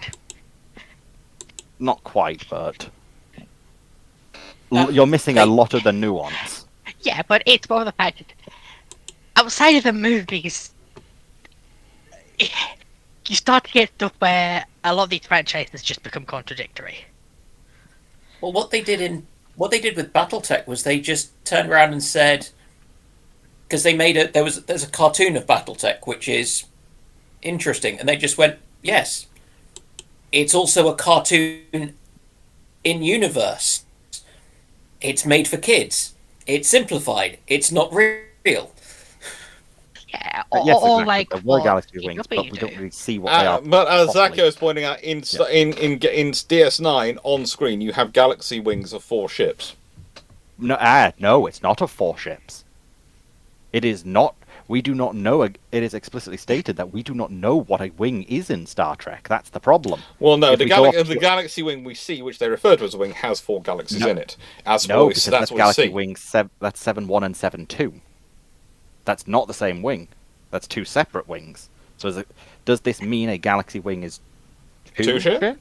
Oh, that's a But we possibility. don't. This is my problem. Is we don't know. It's why I hate the argument of you can only take what you see on screen, because if you do that, nothing makes sense. You have to have something from outside, or else No, It's just even worse embrace the than current. chaos. Not with like, these not with embrace the these chaos. cultures, you can't, unfortunately. Embrace the chaos is always fun. Okay, which Chaos. And it's like, so. Blood for the blood god. Okay, on that topic, I'll bring up in context of Star Trek and what GW was stated in the early 2000s about 40k and Warhammer Fantasy. Where it's, we will show you the extremes in books and media. Assume the rest of the universe is pretty normal. I think that's a very good rule to put from a meta perspective into Star Wars and Star Trek. now, Yeah, I think in so. the movies is the extreme. Castanea, which UK vehicle would suit the USPS first? Do you mean the United States Post Service? I don't think you I mean think that's the abbreviation. And I go with Jaguar E-Type. Is it for the United States? I don't think it's the United States Post Service. I think it's USPS. Postal Service. I don't Yes, think. United States Postal Service. I don't think it is though. I think it's one of those basics. But the trouble is, I can think of 3 different organizations which have USPS as their grouping in various science fictions. In lieu of a clarification from Castanea, and given that we have been talking about vehicles in various situations, I'm going to go with Post Office. And while it's not technically a UK vehicle, it is distributed in the UK, and Mercedes makes these cute little vans that are right-hand drive. You mean the Sprinter? They're not Sprinters. They're smaller than Sprinters. Okay. Well, at least in American context, a Sprinter is a full-sized working van. Yes. Yeah, Post Office. See, I was right. Look, And they are actually in use in America. And they're great. I'm just going to call you a coward and say, what the US Postal Service needs are Trident missiles, where you replaced the warhead with express mail delivery cartridges. See, I wasn't going to go quite the same way you did, but in a similar regard, I was going to suggest they use either FV-721s or FV-601s, aka the Fox armored car or the Saladin. Yeah, That'll get That's posted all one nice, time. but I think the US Postal Service is also in a recruitment crisis, so I'm going with a Rolls Royce. You're Yeah, telling me if you why? you're- Which is why you use cruise missiles. You just fire a cruise missile across the continental United States, and it drops off the mail at its destination. You don't need a pilot. You don't need ground crew. I was going to say, And you're telling me use a if you MEF. didn't want to drive a Fox? Yeah, and you use a multiple re-entrance vehicle, so you can deliver to multiple places at once with one missile. I think Exactly. no, it's a post office van, so it's going to be going slowly. So I think You haven't met the US was yet. it the, was it the Mark 8 tank in World War One that had the extra large troop compartment, or was it different? Was it? What? You're thinking of the Mark 11. It was because it was based off the Mark 8 though, is the one you're thinking Okay. of. Yeah, the one that's Yeah, in so the troop transport. Yeah, so basically you want one of them because it'll go along slowly, and the postal workers can pop in and out, but also they'll be protected from at least the small arms fire that may come their way. The Mark 9. That was it. Yeah, but I was just thinking, offer Why them are that you protection. people like this? You could be any other You've never way. interacted with a postal worker. That tell me you never interacted with a postal worker. If Also- they're not roll diving out of a van that's doing 40, they're not a postal worker. They're a Fed. Well, my thought was more when they go postal, they at least won't be able to go too quickly, and you'll be able to stop them with light anti-armor weapons. But they'll be protected from small arms. Why I think if I was going to buy anything for the US Postal Service, it'd be the Skoda Rumster. Honestly, that's a good idea. I gotta say, I kind of want one of their new mail carrier things. Like if the new ones, the electric ones, I kind of feel like The, they're the the, perfect craftsman van thing. the ones made by Oshkosh? Yes. Why why are you doing that to yourself? Who hurt you? Because it's fun. Right. Yeah, it looks Wait, fun no, no, and no, it no, no, looks no, no. practical. Okay, here's a crazy idea. Has anyone It here looks played hideous. Ace Combat 7? Oh, good lord. No. Right, and before we get too far down this rabbit hole, Okay, let's move on. Let's move on now. Because imagine a US Postal Service Arsenal bird powered by Chat GPT. Okay, let's move move on. on. No, Your New heresy. question! New question. YouTube Minecraft watcher. What if during the Franco-Prussian War, Russia decided to break the treaty from the Crimean War and started to get involved? World War One. Basically, it gets early. It does start early. Things get fun. But without machine guns. In the nicest way, if you've got the it depends at what point. If they break it at the beginning, and basically the Prussians are getting to steamroll the French, and then suddenly you've got the Russians coming behind them, then they're going to have issues. If they break it late, then the Prussians have already beaten the French, and then are turning around to fight the Russians, and the British are probably sitting on one side going, "Yeah, this could be fun." Steamer, are there any other times in the USN got one over on Congress in a similar manner to USS Puritan, or tried to repeat the trick? Well, Puritan was the ship that got refit and deep refitted. Basically a new build. she certainly had fun.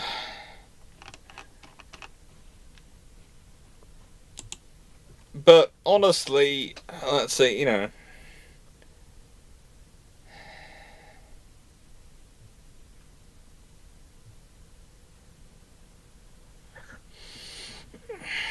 I think they've tried it a few times.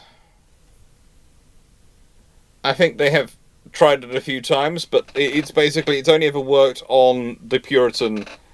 Realistically, in that what happened was the Puritan was supposed to be a single turret monitor. She was supposed to be being built, and then she's broken up, and they transfer her name to another ship, which they then build up, and that's basically the first two Puritans. But it's never really worked since. I have to give a little bit of pushback here to a comment that Frank Barnwell's made. The post office is not supposed to be profitable. It shouldn't be operating at a massive loss, yes, but it's supposed to provide a service that helps other things be profitable. Yeah. I do not care if the post office is actually turning a net revenue surplus. I don't want it to be operating at a catastrophic 50% loss. Basically, But postal running at services a are 10 or 20% loss. I don't really care. postal services are infrastructure, and this is one of the reasons why I get into the debates about, for me, internet is also infrastructure. And Internet this is should be handled by the postal service. it was originally going to be handled. The telephone lines and internet was originally going to be handled in the UK by the postal service, and then it was broken off, and it's all sort of becomes BT Telecoms and all things. It's one of the reasons why the postal service are the people who build the computers in World War II. For the British government, there's the postal service engineers who do a lot of the construction work. The thing is,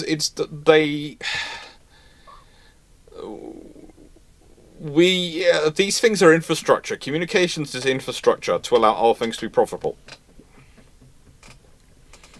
And to an extent, this is one of the things you get into. Is I've had this discussion occasionally in my comments, and recently there's been someone who's basically going, it's all because of the reason we have problems with procurement is because of massive government, and it's not really. That's not so much the issue. I'd say it's politicians getting involved in granular levels in construction, design and construction is a problem, but I'd say size of government is one of those things of, you get the government you desire in terms of size, because the more you want a government to do, the bigger it's going to be. So basically, if you want a government to be smaller, you have to start accepting it's going to do less. And that means you start having to have a discussion about what you're prepared to not to do. But one of the things I think is in a government's responsibility is they should be looking after infrastructure. I think things that are sort of things like infrastructure, big things which are better paid off as a collective and done as a collective bargaining to improve everyone's life, is sensible. Because it's going to sound strange, but private companies really don't do infrastructure well. They really don't. Because they're looking for a profit margin, because that's what a private company is about. And that's a good thing for a private company. It's not a good thing for infrastructure. Infrastructure pays off in terms of national development over a 50, 100-year time frame. A company's looking for a 5 to 10 year time frame at the maximum. It just doesn't work out that way. And that's the problem. That's the problem when you quarter. Yeah, that's the problem when you try and privatize infrastructure. If I'm not correct, I remember reading a good book about it, which was, I think it's Railways of the Raj or something. Mm-hmm. Which details the construction of railways in the British Raj, funnily enough. Yeah. And how, because they were built by private concerns, when disaster happened, they had no additional capacity. They were built to the absolute bottom pound. Yeah. And when they were actually needed, they failed. It's like, if British had actually gone through with their plans and done it through the central government, they would have they're planning to do stuff like double track the lines. Yes. You need forethought there. Well, this is the point I've made about Churchill in the past. People say it's Churchill in World War II who causes the famine response. No, he tries best to respond to the famine, but he hasn't got the response. He hasn't got the resources then at that point. He hasn't got the ships and the ability to move around the ocean that he needs to be able to respond properly to the famine and the Bengal famine. But Churchill's still responsible, but he's responsible not because of that or not because he withholds anything. It's because in the 1920s, when he is the First Lord Exchequer, the Chancellor, he stops the investment in the Indian railways, which would have actually covered for if the ships hadn't been able to go. And he does that to save money at that time, not because he's anti-Indian, but because he's trying to save money. It's a short-sighted decision to save money. So this is the point when people go, Churchill's responsible because of this, and you go, none of those things add up, none of those things are true. But he does bear a large chunk of the responsibility because of the failure to be able to respond. Because the thing is, you can't move the rice to Bengal because you don't have the shipping available, and there's troubles caused by Indian Ocean by Japanese and other submarines operating there, and the lack of escorts for them. But realistically, all that could have been dealt with if the railways hadn't invested in the 1920s, which he does stop to save money. So.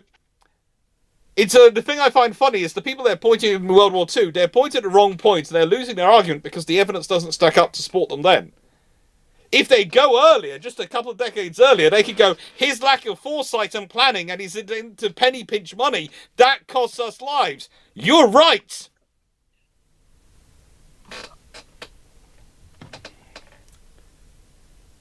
It's like, you're right, but for the wrong reasons. Yeah. Never stop investing into railroads. Never stop investing in infrastructure, full stop. True. Unless that infrastructure is blatantly out of date, like telegraph lines. Even then. Knight 6831. So if the Ajax AFV is axed, would the Army really see budget sacks for Royal Air Force, Royal Navy?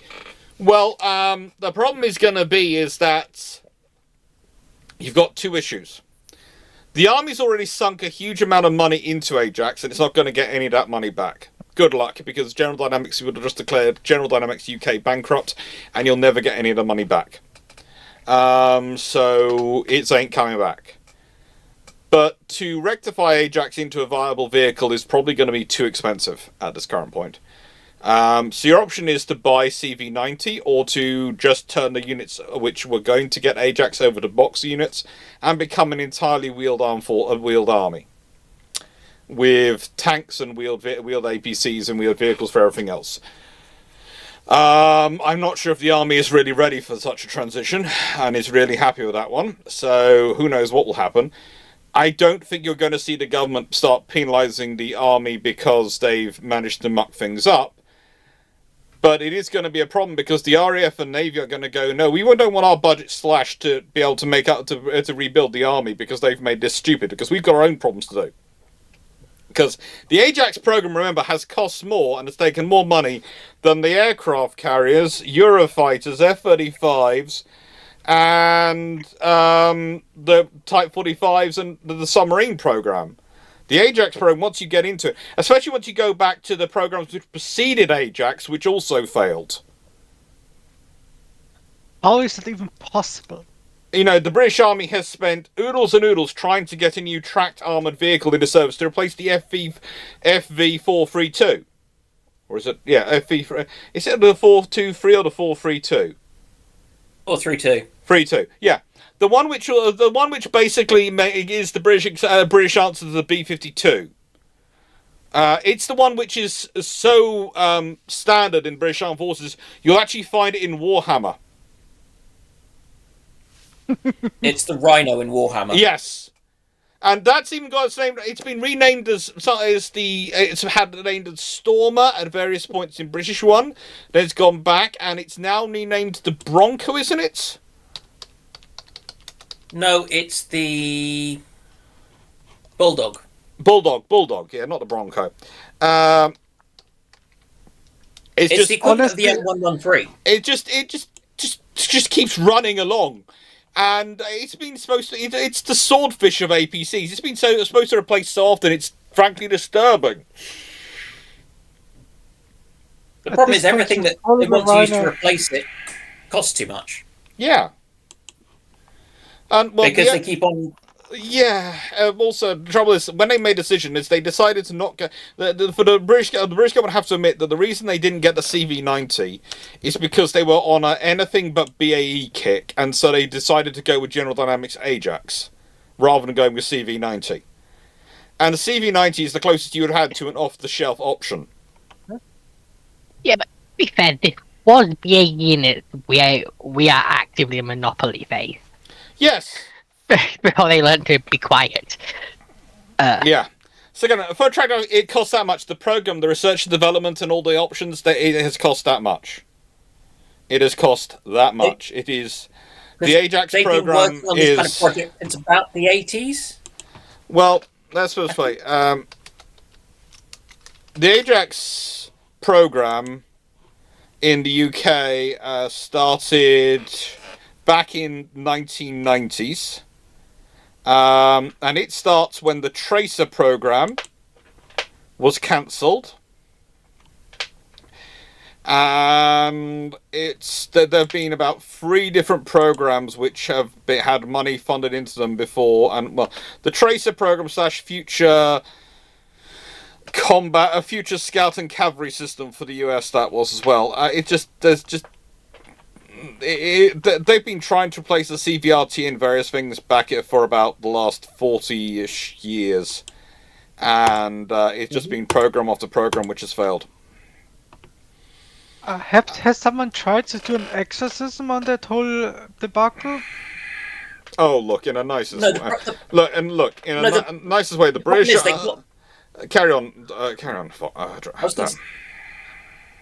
I was going to say, from what I can tell, they actually got really good kit on a couple of occasions, and then it's been really hard to replace it with something that doesn't cost an absolute fortune per unit. Oh, I think it's supposed to be. Karen. Because they were supposed to replace the 432 with something derived from Warrior. But that derivative of Warrior cost too much. It was basically going to be a turretless Warrior. And it's kept going since then, and that was very much 1980s. And they just basically, the FV432 and the CVRT line just work. And the problem is that they are 1960s kit. And, they long since should have been retired, but they're good and they work. and replacing Okay. them is not easy. All right, Dan. Has Actually, anybody- can I just clarify on some points? A, they're not good and they don't work. The F432 really isn't fun to drive around in, and it hasn't been good even when it was in the Balkans. B, the reason why the Warrior converter thing cost a lot was they had to stop the production line, and so they would have to restart the production line, and then they also cut the numbers they were going to get of them because it was the end of the Cold War. So they realized so suddenly it became too expensive per unit to rebuild the production line. And a goodly large amount of this trouble has been the fact that they're having to build the infrastructure and the industry up to rebuild these things because they let it go to nothing. So that's been the problem. Britain has had that. Britain has been building ships. They've been building aircraft. They haven't been building armored vehicles, and we've let all the armored vehicle manufacturing capabilities basically disappear in the UK, and that's the problem. It's also not helped by the fact that BAE, until recently, has been very monopolistic Yes. in its business practices. And you've got no infrastructure. Rheinmetall, or the other people you'd go to outside of them, have had their head shoved so far up their posterior, you can't buy from them. Looking at you, German government. Or the French. But also, I would argue that you have to remember for quite a long time, BAE was encouraged to be a monopoly. That was seen as the way to save money by having a single source defence company that did everything for the UK. It was actually the UK government which starts down the BAE monopoly and forces the companies to join together. This is the trouble. Why that? Because at a certain point, the British government decided that their companies were not going to be able to. They were not big enough to compete as individuals, so they had to force them to combine. Well, they had a point, I would agree. Especially early on, in the 70s and 80s, in the 60s and 70s. Yes, They had a point. they had a point, but then they realised they created a massive monopoly, and then they decided they didn't like the monopoly they created. And you sit there and go, well, sorry, you created this, you have to deal with it. Yeah, like, big mistake was getting rid of Royal Ordnance. So I think Everybody a nice way. had to be. Again, the UK are buying in a nice way. The UK are buying a wheeled vehicle. Why buy Lav 6s when they're buying the one they're already buying? They're buying Boxer. Yeah, we're getting Boxer. Why would we buy Lav 6s? This is one of the problems. One of the other issues is that, and Boxer is another classic example because Boxer's program has been going on. We were one of the original partners in Boxer. Then we decided we didn't want to be part of it, so we left it. Then we rejoined it again. Then we left it again, and now we've rejoined it and are building it. And we're now having to spend a huge amount of money building it and paying lots of licenses to other people. When originally we'd been one of the original frigating members and would have been getting it a lot cheaper and would have had a lot more construction ability set up in the UK from the get-go. So, should we just...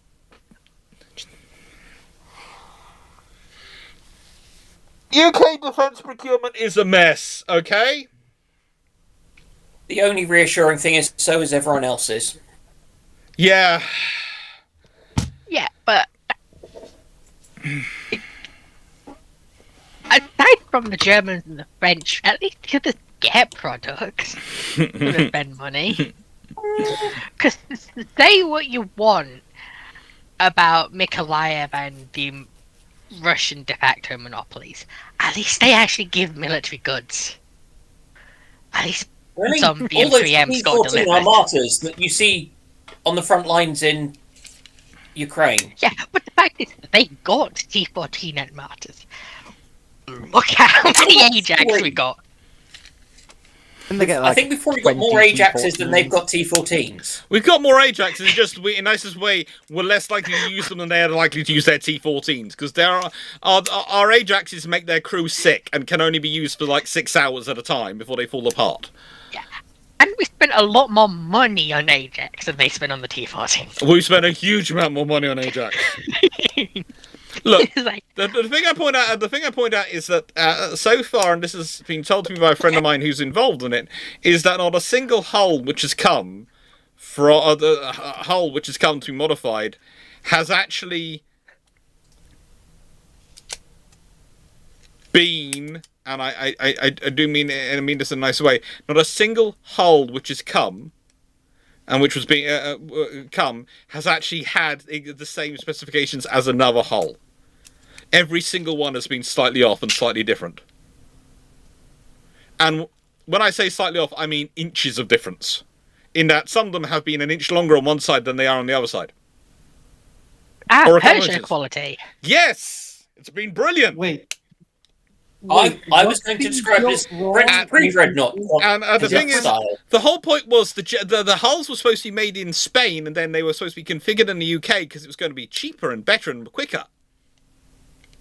Of course. Yeah, so moving on.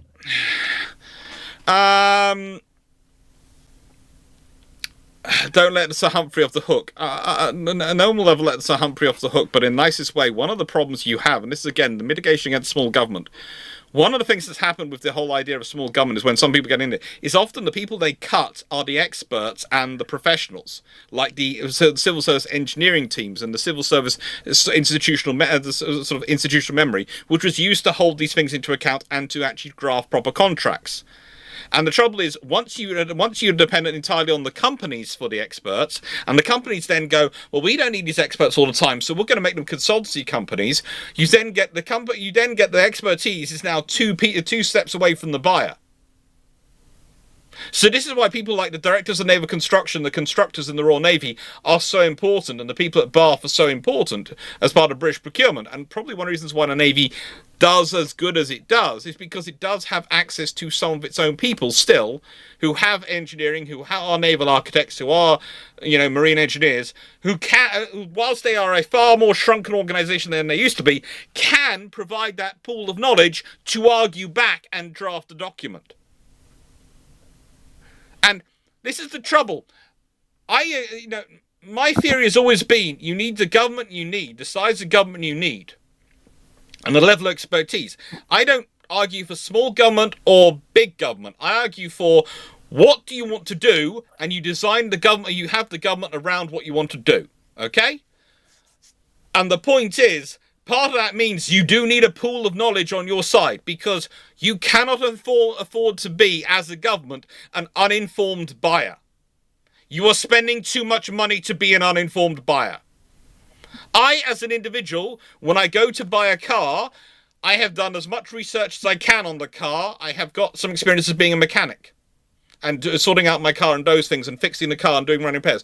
So I have some knowledge.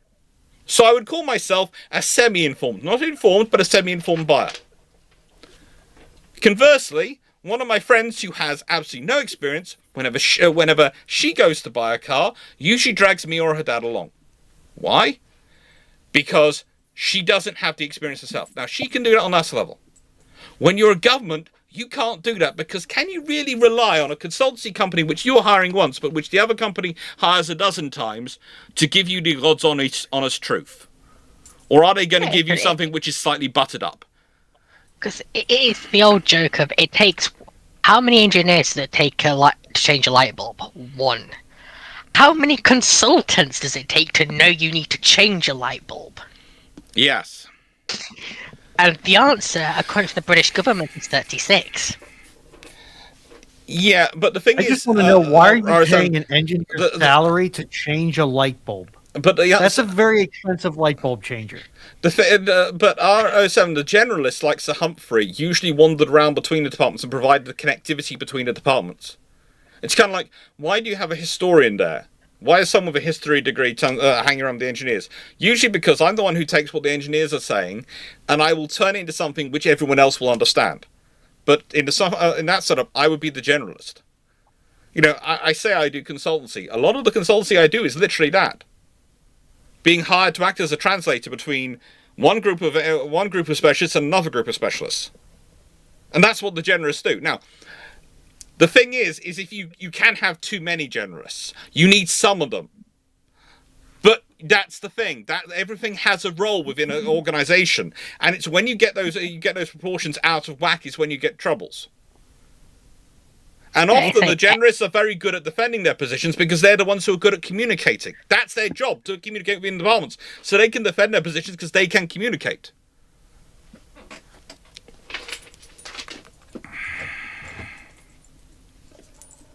It's like, What's it? Every engine needs a gearbox, but you can't make a gear engine entirely out of gearboxes. Yeah. It's that sort of. You need specialists, but you need generally.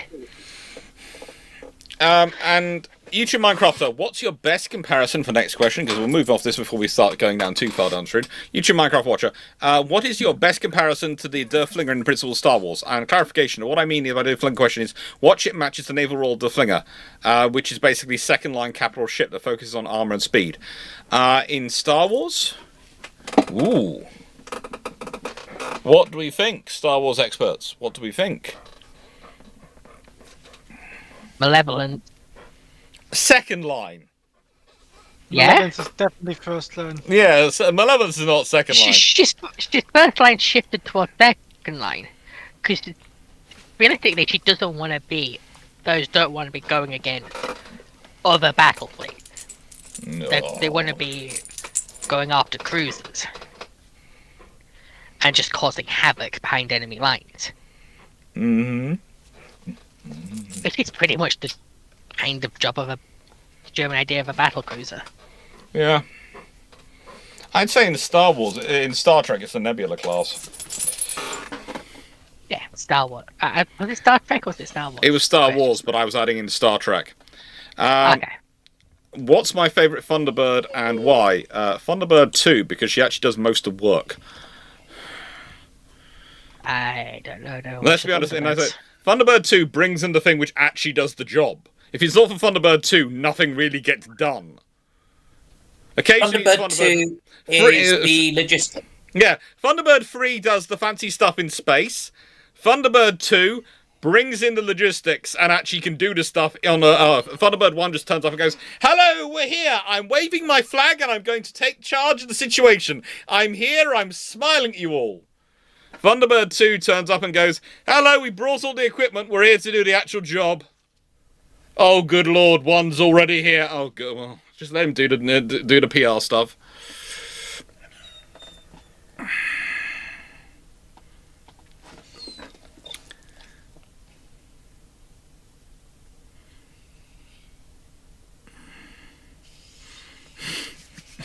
Okay, Carmen goes, Italy bought the KF-41 Lynx, the first few dozen from Hungary.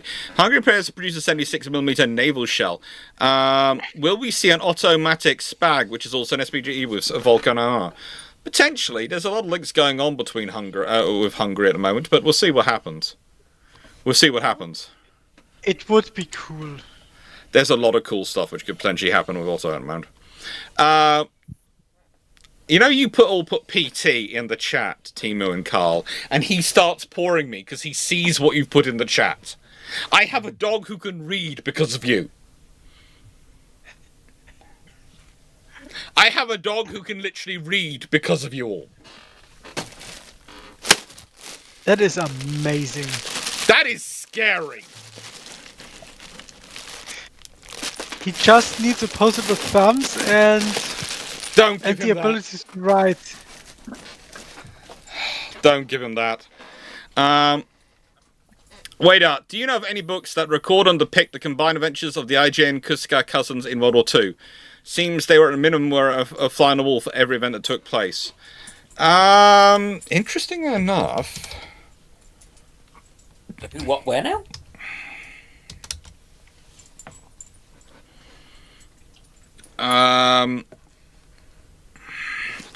Now, I think you mean the Furutaka class heavy cruisers, the Kukas, because Kusaka, I don't think there was a Kus. Let me check. You mean the humans, not the ships? Because I was thinking ship going Kusaka ship.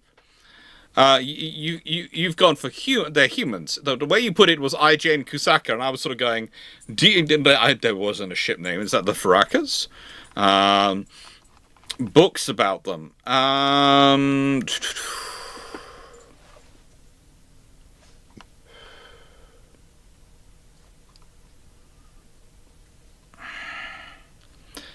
I think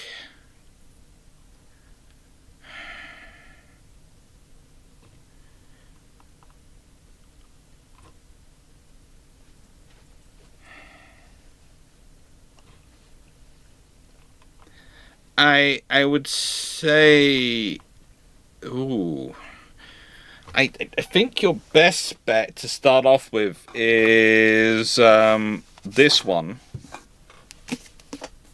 Shokan Hirohito Samurai. That has something there's some bits about them in there, and there are a few, but there isn't really a book which is purely about them, what they got up to. At the moment, I will search the Japanese language sources later. Remind me later, and I will search the Japanese language sources. Basically, remind me Thursday at the end, and I'll have a look at them.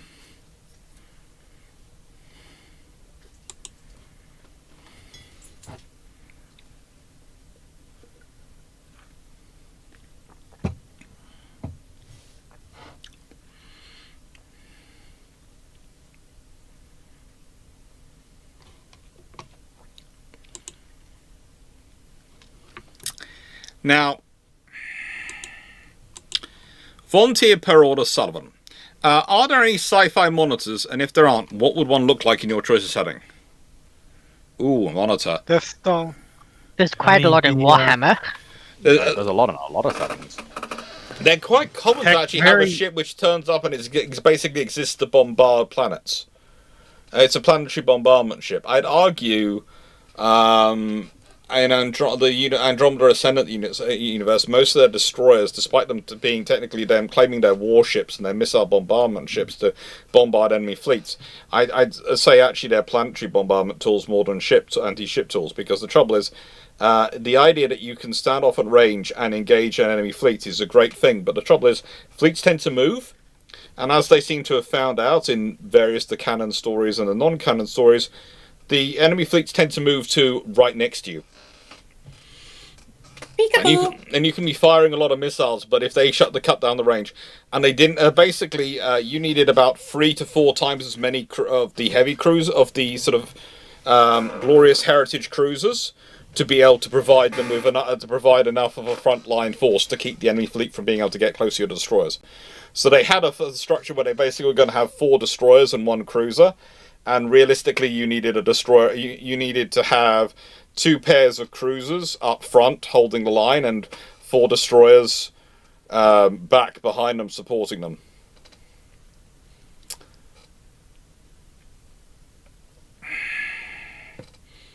I would argue that Death Star is a monitor.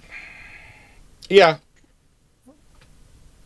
If you go off a different definition of monitor, and you go off the idea of a monitor being a coastal combatant, 40k had a lot of ships it calls monitors. Oh, yeah. And the majority of Lunar class hulls are monitors. Lunar class cruisers the minority of those vessels. Sorry, very important question has just come into chat. Incredibly important. Do you recommend 1901 Iron Brew, and how does it compare to regular version? This is from YouTube Minecraft Watcher. 1901 is glorious. How does it compare? It is the original, super smooth, and it's drinking it is like the nectar of the gods. But do you want diabetes?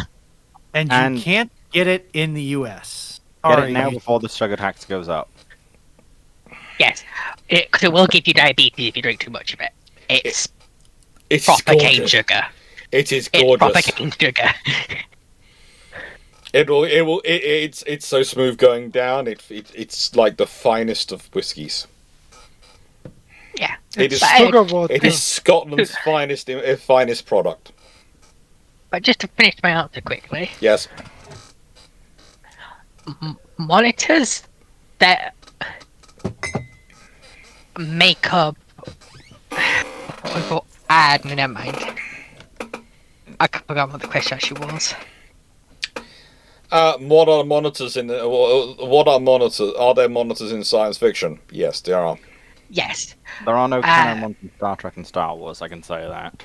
Yeah, well, it tends to fall on the spectrum of how hard is FTL. Because, as you know, for those who don't know, FTL in 40k is really hard. You need a navigator. In the current era, you just do. navigators are a very, very rare form of abhumans who have formed a cartel in the Imperium and charge massive tariffs and taxes, even on the Imperial Navy itself and Space Marines. But pretty much every planet of importance will have a fleet of its own monitors. And interestingly, if you look at planets like Macragge in 40k, they have battleships that have been seriously damaged. They can't get another FTL drive for it, so they've just gone, "I'll make you a monitor." And so you get a ship that one of them's a Retribution, which, for those who don't know, Retributions are bigly big. Arguably, they're some of the biggest the Imperium can still make. Even though technically the Imperium can still make Glorianas, according to Cole. They kind of just not worth it. They kind of just not deemed worth the expenditure. I want also a Gloriana, but he can build 3 Retributions, which is yes. fair enough. And Although with Krull, And- I never doubt he isn't actually building one somewhere just in case. well, he did have the parts on hand to rebuild Macragge's honor. Yes, rather suspiciously.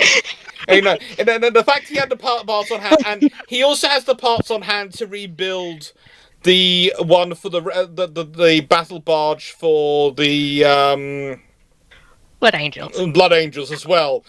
This is suspiciously on hand for supposedly a coal production line. I'm sorry.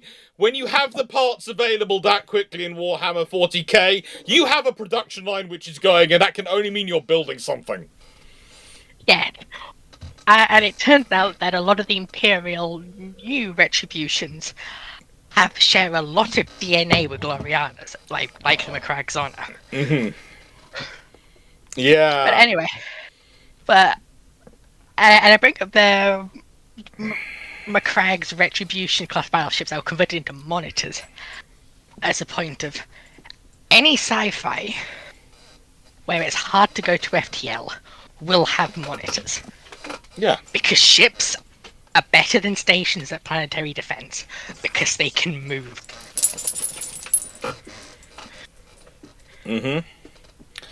Right, Ramul, do you think the USN overstretched the Essex class hulls by refitting them and keeping them until the 1970s? Do you think the RN armoured deck carrier could outlast the Essex? I think...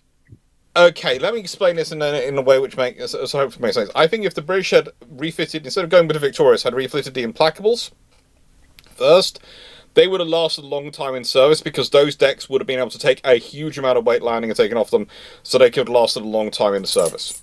And I think along with the pair of Audaciouses would have formed a group of 4 carriers which should have kept the Royal Navy going for quite a long time. Do I think they'd have done better than the Essexes? Purely because of the strength deck thing being the flight deck, being a part of their original design and construction, how they're built for it. Yes, but that's a design decision, not a one nation's better than the other. It's basically the Americans have designed the Essexes to be able to build them as quickly as possible. They've basically taken the Yorktown design and gone, let's make what I would call a factorized version of the Yorktown. Not necessarily a wartime production, but one we can produce as most efficiently as possible design of the Yorktowns, and that's the Essexes. Yeah. But I think the Implacables would have lasted a bit better, would have lasted quite well. But the trouble is, the big problem with the armoured carriers as a whole is because they are built in the way they are built, they are quite difficult to upgrade and modernise, especially the earlier, smaller ones. Victorious, they didn't even try with Illustrious and Formidable, for sensible reasons. But yeah, Victorious was going for Victorious first was a very bad decision. And it should also be pointed out that, as far as I'm aware, none of the World War II era carriers did particularly well with second generation. No. Because even the light fleets suffered from. They're all on. Yeah. So, I guess the clarification I want to make is that It's not that the armored carriers would have been the better, it's that they would have been the less worth, if Yes. that makes sense. But by Right. 50s, you need to make a new carrier.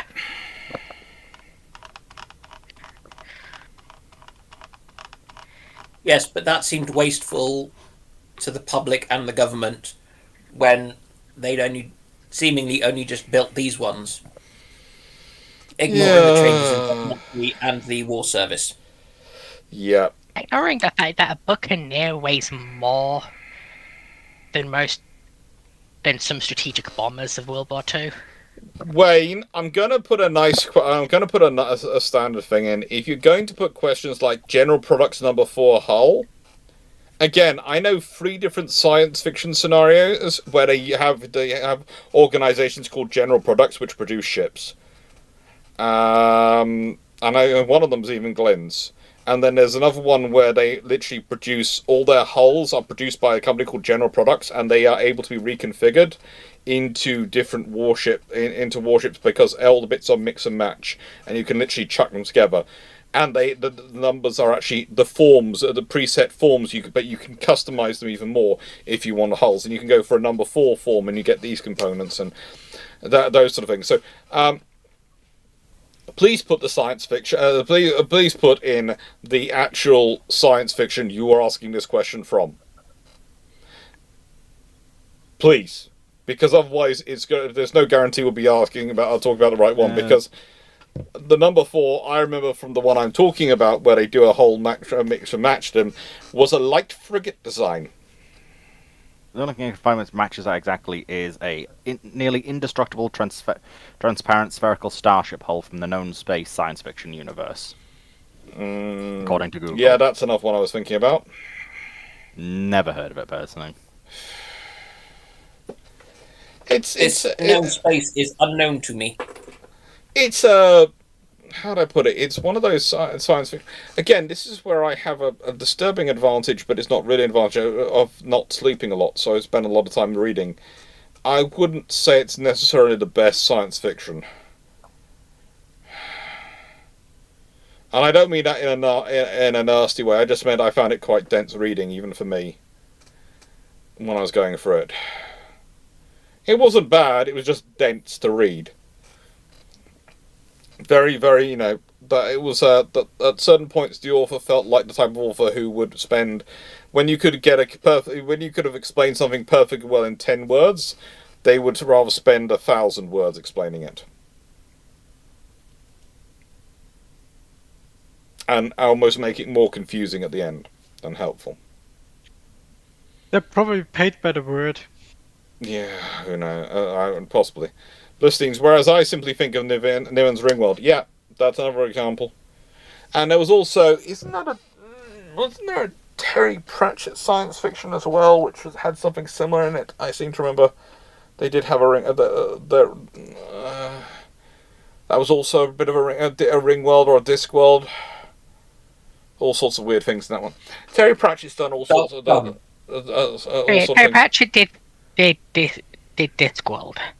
Discworld is the ring on the back of what else? No, he did. No, there's others as well. No. He also did the Dark Side of the Sun and a few other different randoms, one-off sci-fis. Terry Pratchett still got a yes. Dark Side of the Sun. Dark Side of the Sun is actually my favorite Terry Pratchett. I thought that was in the Discord universe, though. No, It's borderline. It basically predates Discworld in terms of the writing, so it's not set on the Discworld because Discworld doesn't really exist. He'd maybe written 1 or 2 at that point. Okay.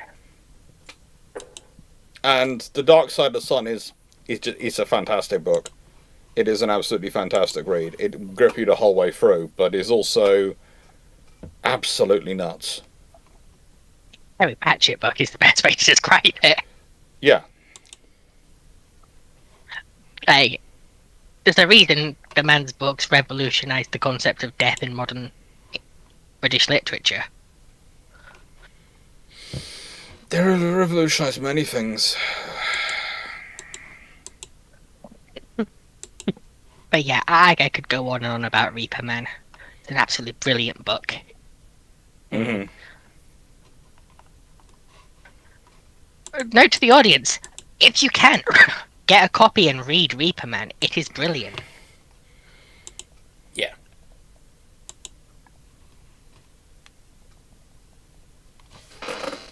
And he did an anthology of short stories as well. He did all sorts of things. Wayne's World of Science. And he also, I'm fairly certain, published some books which were not published under the Pratchett name just because he wanted to see if they would still do well. He's one of those authors. Wayne's World of Science and Technology. How did Tommy Loy circumnavigate the captain? Yes, I'm being silly.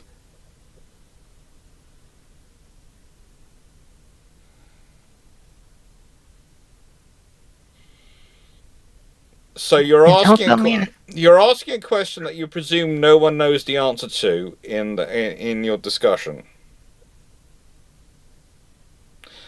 Then I'm gonna presume no one knows the answer to it, and I'm just gonna move on because otherwise we're wasting people's time, aren't we? 96831. If County-class destroyers had a twin-arm launcher instead of the bulky box launcher, would have made the helicopter functions a lot easier. Probably. Because the nicest way you could stow the missiles away and you could maneuver things around, but that's life. Carol 151. Do you think that the Galactic class fitted for and carrying Star Furies would be the ultimate HMS Unicorn?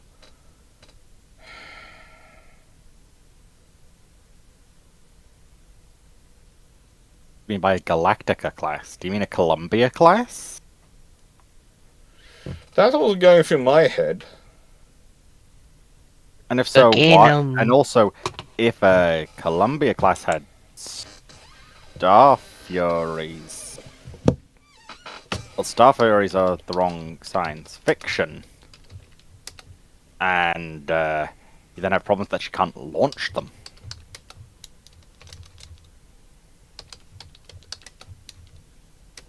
I'm going to be real with you, Chief. Even though if we take the new Galactica and the tech level of the colonies, Raptors are better tech than Star Furies. I'm guessing it's Star Fury the Babylon 5 they're talking about. That's what I'm thinking they're referring to by Star Fury. Yeah, I was going, why are we mixing in Star Furies?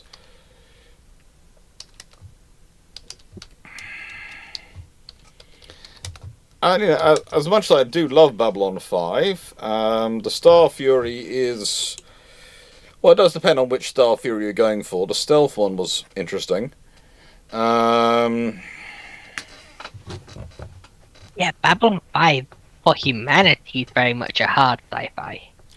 And also, I would say, the Babylon 5, you always have to remember as well that there's a lot of the Earth tech is trying to make the Earth look more powerful than it is, because it really isn't that powerful. It's a big power, but its tech is not up to a lot of others, so it's doing spending a lot of effort to make its tech look more advanced than it actually is, to try and bluff.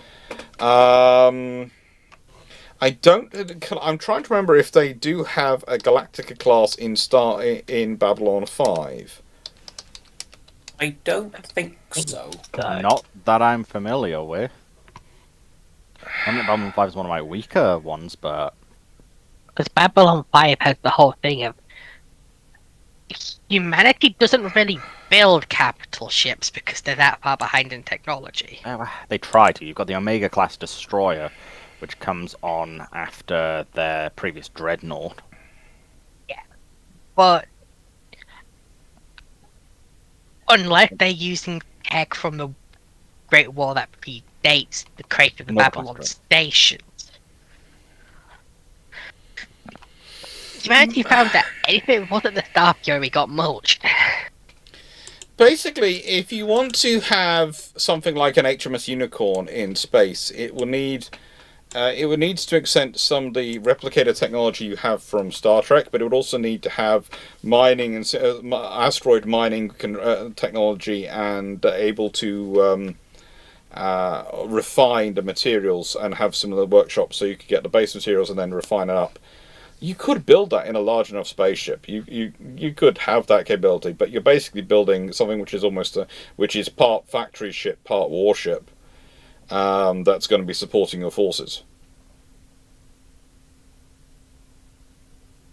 We're referring to the Battlestar original for the ship and Babylon 5 for the fighter.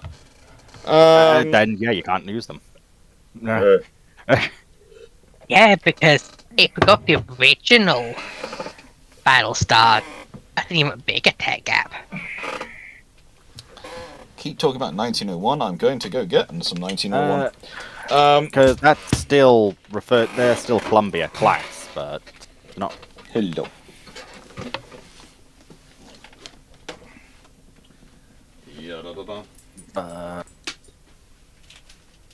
I don't think they should be able to launch them off the top of my head. What? I think she still uses the launch tubes, doesn't she? Yeah. Because the thing with the original Battlestar is that they had replaced the autocannons with blasters and energy shields. Yeah, you've got the lasers, which I actually find pretty cool. Yeah, it's showing its DNA as a Star Wars knockoff. Excuse me, Poodle. I went to get myself a 1901. You don't deserve it, and until you go get me a 1901 yourself, you're not getting anything for me getting myself a 1901. Poodles. 96831. Do you think don't the Americans having sections of the Virginia sections of Virginia class and built in Scotland give the British one more lever to pull against the USA to avoid the UK too much? Not really, because it's the kind of lever you can only pull once. This is what people forget. If you pull that lever, then you get into trouble. Realistically, it's also, to an extent, taking advantage of the production line and part of the things which are going in for making AUKUS work. Because those are the same facilities which are going to be building parts for the AUKUS submarines for Australia. So realistically, it's just taking... When the Americans realised, oh, you have spare capacity in your system. Yes. That's one of our bottlenecks. Yes. Right then, can we hire you to do this for us? Yes. Because we produce to similar standards and do a lot of work together. So, yeah, it's useful. And when it comes to the military-industrial complex, do not bite the hand that feeds. No. If they're willing to pay, let them pay. Yes. Unless the British government wants to take over that contract. Which is a lot of money that we don't want to pay. Haven't civil servants just spontaneously combusted at the thought of spending money that they might not have to on defence? Nope. Leave. You're not pouring me for things. You're not getting anything at the moment. You don't deserve it. You haven't done anything to deserve it. I know it's 10:30, but you're not not going to bed yet. Christian Ferber, Alex Bill Totti of the Unauthorized History of the Pacific War podcast was brought into the Pentagon for shipbuilding inputs. What do you think of the experienced captain sees that cancels the program? Probably nothing that no one else saw, but the thing is, they've been brought in to actually answer the question. No, they've been brought in to ask the questions. Yeah, let me put it this way. No, everyone else has the answer to the question. They just don't want to give the answer because their job's on the line if they do, and they could look bad, especially if people don't take it. Whereas you've brought somebody in specifically gone, here's this question. It's something which I know from my own consultancy work, and when I start advertising myself, maybe I'll get similar job of basically going in and going, so, lovely, you're all working at this, but what are you actually achieving? And I would argue the trouble is, again, I would say this with the US, is that they do have a habit of throwing the baby out with the bathwater. I would prefer to have... Well, I have a feeling I know which program they're going to jump onto, and I'm annoyed about it because it's going to cut that program short for the Coast Guard. And yeah, that's a bit of a problem for me. Also, the way they've done it with the Coast Guard program, I would have kept the Coast Guard program running right up until you started the Navy program, so that you wouldn't have had a coal production line anywhere along the production line. And the trouble is, you've got coal production line, you've had people let go, so you're going to have to restart the production line, and this is a problem. Nicer, how would the poodle even pick up a can of iron? He's got a jaws. He can pick things and carry things quite gently. Anyway. But basically, once you charge someone with the ability, put them in to go in, they have to give an honest answer. And the thing is, what an experienced captain or what I would say. I would argue Totti is more useful as a historian and his work as a history and things he's done than necessarily his work as being a captain. On that front and on that case, because also, he spent decades in defence industry, didn't he? Yes, Dan, but can I finish my point? Sorry. Because basically what he's done is, as a captain, you're taught to run a ship and you run the warship. Okay? You run that all. When you're making decisions about procurement, you're putting in the wider context and the wider strategy. And that's usually, to the nicest way, is starting to be in a captain's pay grade, but it's something which you tend to mature at higher ranks. And yes, he spent time in defence industry and working with them, and that's given him more experience on that side. But I'd say his study of history and his work in history has allowed him to put in context and go, is this really what we need at this time? Does that make sense? Mm-hmm. And I hope that didn't come across rude, Dan, at that point, but I was just in the middle of making a point and going, I'm halfway through making my point. Having someone from the outside who doesn't know the integrated social for part, I will say it how it is needed in any organisation. Yeah, sometimes you have to bring in someone who's prepared to be rude to people. No, more importantly,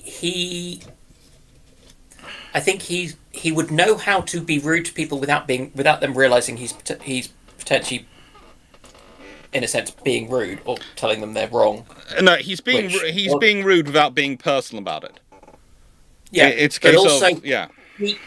He's retired. He's otherwise retired, and he has sufficient kind of private wealth and things that he doesn't need to worry about getting another job afterwards. And so, if he's picked up for this, he's doing it out of a sense of duty, not because he needs the paycheck. Yeah. It sort of reminds me of the Varangian Guards. You bring them in because they're outside of local politics. Yes. And they don't care, they just care about getting paid. Yes. And will tell you how it is. Which, yes, I know that's a matter simple. Yeah. No, it's very true, Foxo. It does make it a lot of sense. It does make it add a lot to what they would do it for.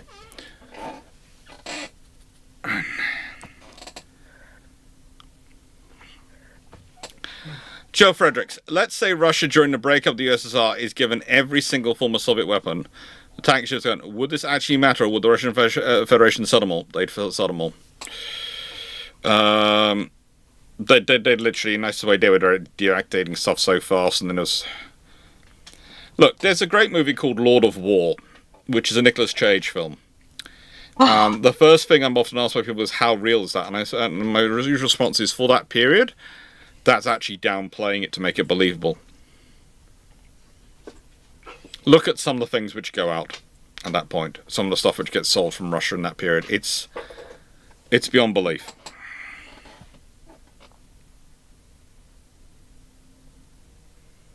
Seema, what old history fan fiction does its best to live rent free in your head? There are too many warring up there for any of them to actually succeed, in my mind. But carry on. How about everyone else?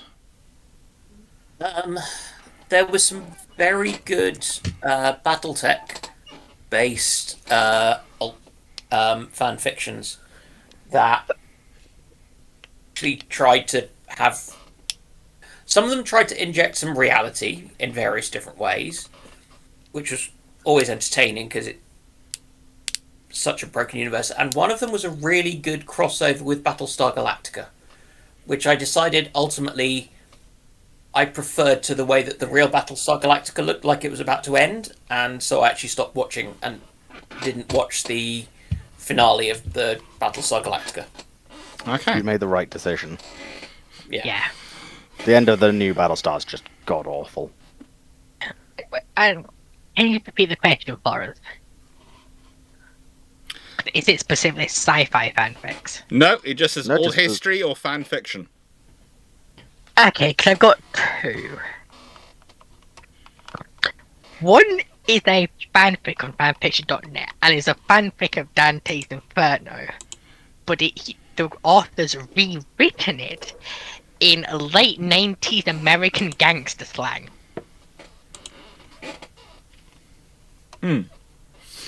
Okay. And the sixth layer of hell gets referred to as Chicago.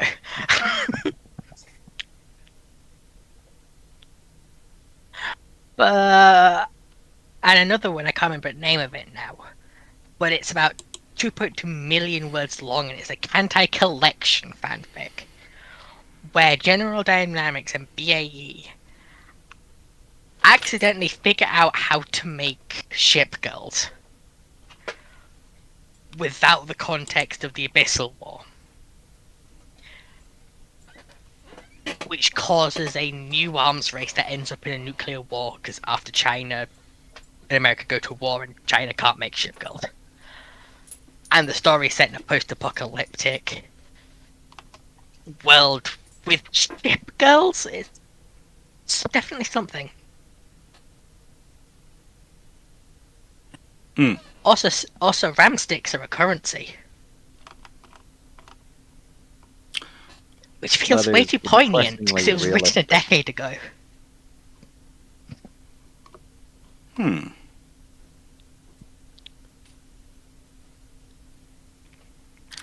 Just realizing that's a cool one. Simultaneously, while I was listening to you discuss it, and I was thinking, I was looking at the latest comments which had come in on the channel, because someone's responded to a whole line of conversation which I've been trying to gently correct them, and yeah, that was a failure of my part. I would like to point out that we have found Pouty Face's summoning word, and that word is ship girls. So if we ever need Pouty Face, we just need to say ship girls a couple times, and it'll show up.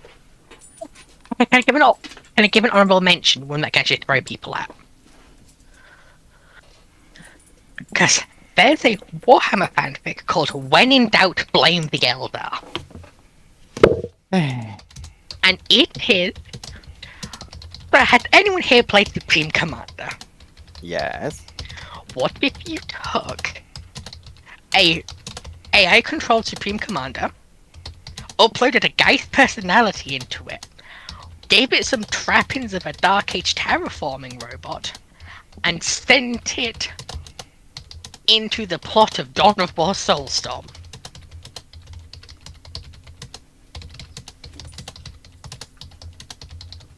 Annoyingly, the author wrote themselves into a black hole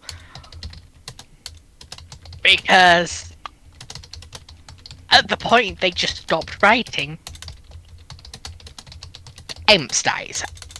And it's just like, it was so good. Because you actually had a good Eldar character, and it's just like, okay, Commander Black. No, that's good Eldars. Because it was an Eldar wraith construct from the War in Heaven, who was being kept as a trophy by a Necron, who was then turned into a trophy. Ironic, I know. But yeah, if you want it's on space battles and sufficient velocity, and you don't need an account or anything to read, but go check it out, it's fun. There's also several existential crises.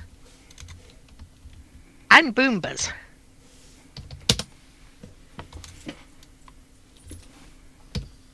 And you've also got a spirit of a Roomba that decided it hated Magnos and kept trying to kill the Magnos and lure them into a supply closet.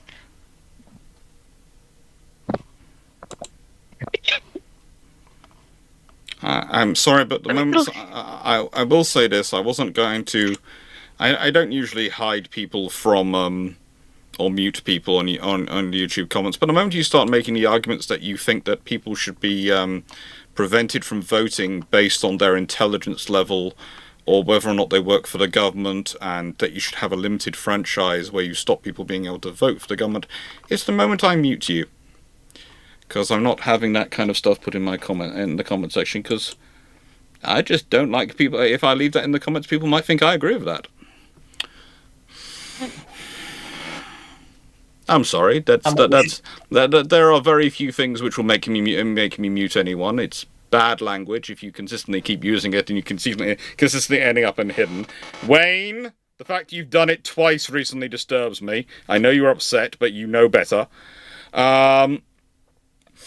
Whereas, And if you start making cases which are for limiting the franchise in any way, shape, or form because you don't like people, yeah. I'm sorry, I'm not. I mean, This might sound strange, but I'm a very old school, as I've said this before. When in my political views, I am the original form of conservatism, which was the belief, a reaction against liberalism, and the idea was you shouldn't use ideology to make decisions in government. You should base everything off evidence and fact. That's what I work with. That's my base of my political views. But also fundamental to that is everyone gets a vote, whether I like them or not. You will have the right to vote. Because anything which is used to stop you voting could eventually be used to stop me voting, and I don't like that as a policy. Which is why I don't like to have the limitations. I mean, I prefer the idea of only me having a vote, but if you're going to expand it, meh. Yeah. I prefer the idea of everybody having a vote, but I have the end vote. It wasn't in the comments here. It was a comment on another video which I produced recently, and they'd gone from something which I was sort of prepared to debate with to a position which, no, you're gone. Civil servants can vote. Carrot, they are allowed to vote. The big thing in the UK is about whether prisoners can vote. Civil servants can't belong to a political party. There is an argument that my position in politics died a lot earlier than 2016. I'm sorry, 681. It died a lot. As a majority view in any political party, it died in probably the 1980s. Probably Thatcherism killed it. You reckon it lasted that long? I was going to say more like. No, 1916? it was still the majority of the Conservative Party's position until Thatcherism. It was still the majority position for the most of the Conservative Party, and especially their leadership at that point. You have to remember how long it takes for that generation to die out of British politics. They don't die, they just retreat ever more. No, literally, the generation died out, and the people who replaced them were not of that view. I thought they all just remain, that they're all just sitting in the clubs. No, they literally died out. They literally died out. They literally died. That was it. I had assumed that they were just kind of napping. No, most of them got promoted. They sort of got promoted to the House of Lords, and then mostly died. They're not vampires. Yeah. Stephen Are you sure? Yes. Listen, they may be soulless. They may be soulless, ancient individuals. No. Happily trying to suck as much blood as they can out of the masses, but that does not make them vampires. No, again, that wasn't the ones who belonged to that faction. There were factions like that, but in nicest way, the faction I'm talking about, who basically majority of the Conservative Party for quite a long time, were really the ones who they just wanted to run the country and make it run on time. They were just about making things work because that was their view of the country. Make it work. That was the purpose of government, to make it work. Did they always make the right decision? No, because they didn't always ask the right questions or have all the right information. But they were just about making it work, and they didn't do it. They didn't push things for ideology. So they didn't say small government's the only way or big government's the only way. They went, what kind of government do we need? If we're going to do this, we need to do it properly.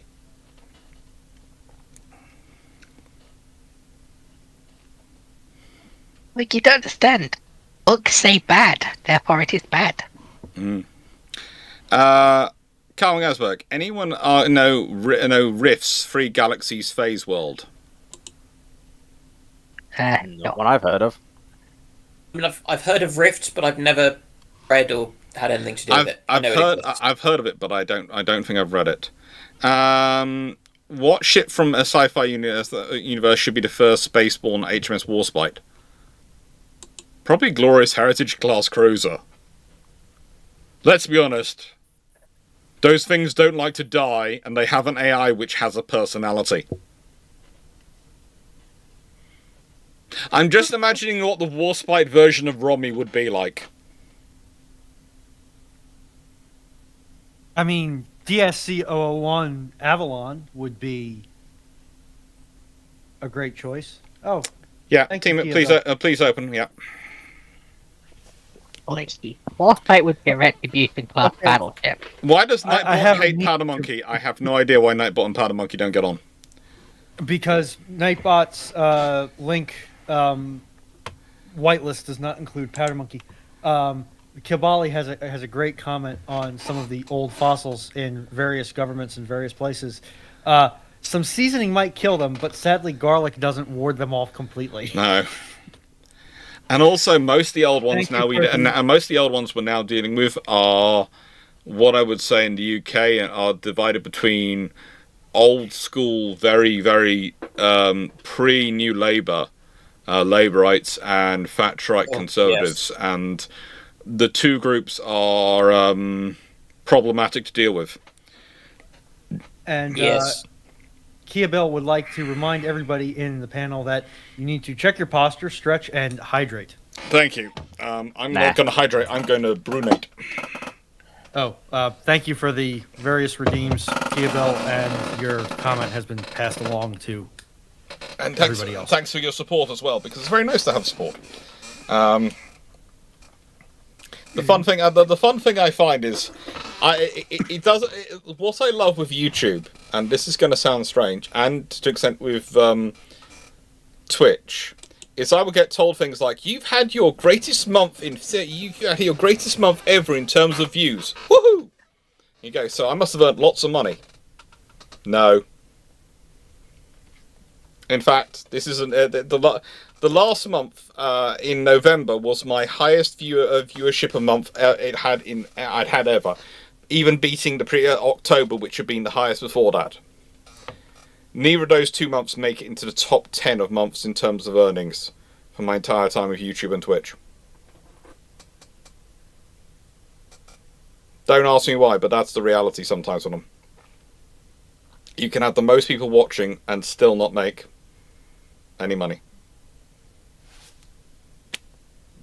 I have no idea, rhyme or reason, but it does mean that, frankly, as always, thank you for your support, thank you for your generosity and supporting the channel, for supporting everyone on the panel and those things that you do. Liking, sharing, subscribing really does help, growing the channel really does help, but it's patrons and memberships which are the things which really keep the channels going. The great age of YouTube was about 10 years ago. I would say the great age of YouTube was about 4 years ago during the height of COVID. But we'll leave that to one side.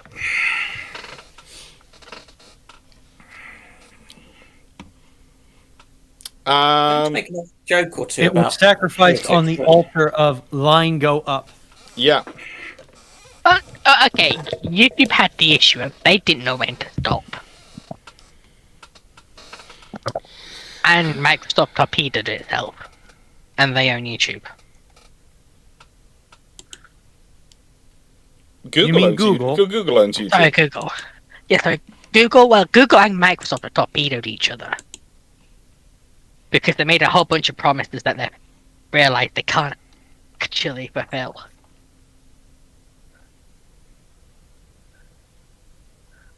Although that's never really bothered companies in the past, so I don't know why it's bothering them. No, I don't think that's bothering them.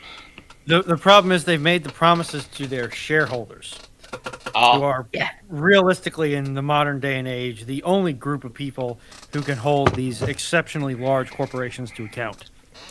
Yes. And then They make the mistake of making the promises to the people who matter to them. And even then, it's the institutional shareholders who own rather large amounts of them that matter. I still wish, and this is the thing, is my mum likes to joke that her and my granddad and my aunt were many years ago did consider putting a little bit of money into the company that became Google. They decided not to because they thought it would be an internet bubble. They thought it'd be a bubble, and it wasn't the point to invest in that area. And yes, I look at them and go, you know what? We could have been so rich. If you guys had put that little bit of money in, we could have been so rich. Of all the things that I have to be grumbly at my dad about, the fact that he never bought the cat stock that I asked him to buy when it was $50 a share, it's now pushing 200. Yeah. Like, I wouldn't have had that many shares, but I could have bought a really nice lunch. Yeah. Or more plastic crack, you know. More of that coming on Wednesday.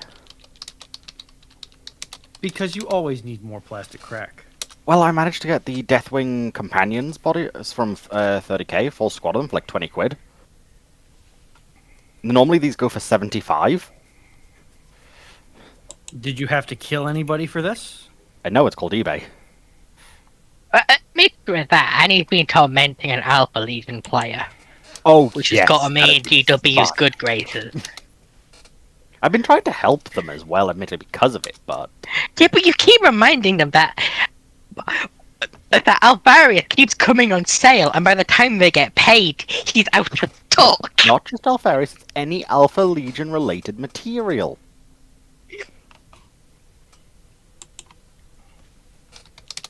Remind me, Why are you Funny doing about Why are you doing this to some poor... because they basically bedraggled- said that... Because they basically said that they were never able to get any... They've never seen any of the Alpha Legion stuff ever be for sale.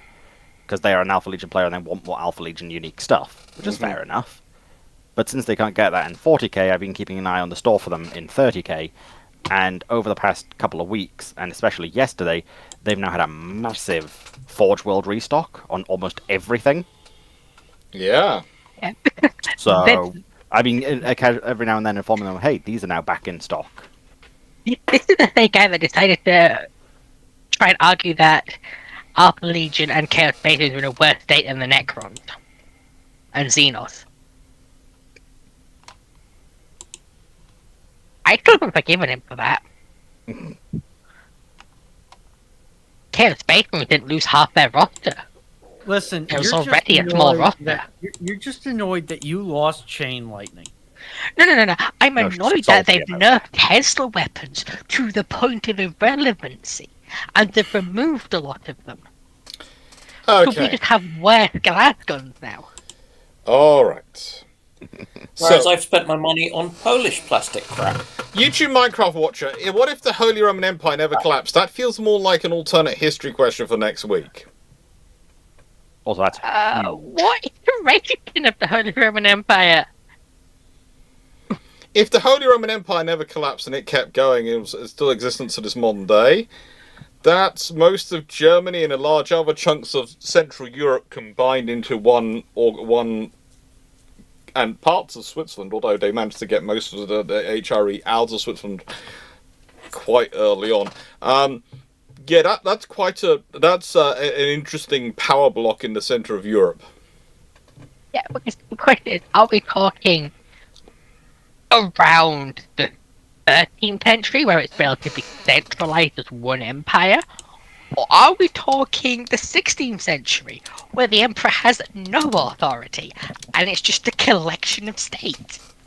I would Like say a for it to miniature survive, EU. for it to survive long term, it needs to be the earlier version. I would say for it to survive long term, I don't think long term it can survive if it is.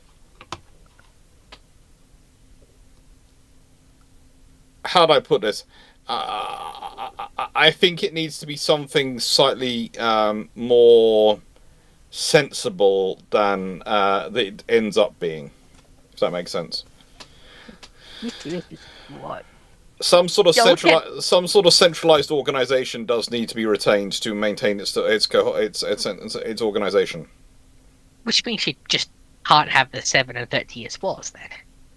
Okay, 'Cause yes. that's Yeah. breaks the Emperor. Yep. The Holy Roman Empire is a fantasy, not holy, not Roman, and not Holy Empire. No, Oh, the Holy not Roman a volatile quote. the Holy Roman Empire is not fantasy. The Holy Roman Empire is marketing. The Holy Roman Empire, it was holy because it was ordained by the Pope under the grace of God. 2, it was Roman because it controlled Rome for most of existence. 3, it was an empire because that was the title the rule of the Holy Roman Empire held. Voltaire's that quote specifically comes from Voltaire in the 17th century. Mm-hmm. When it's weakest and irrelevant. Yeah. Joe, It's like, yeah, this happens, but it's also kind of like the sun never sets on X Empire because that's basically something which just carries on through history and gets adapted. Joel Fredericks, in Operation Anton, Vichy resists and successfully holds off the Germans from southern France for 4 months. Do the Allies land to help them?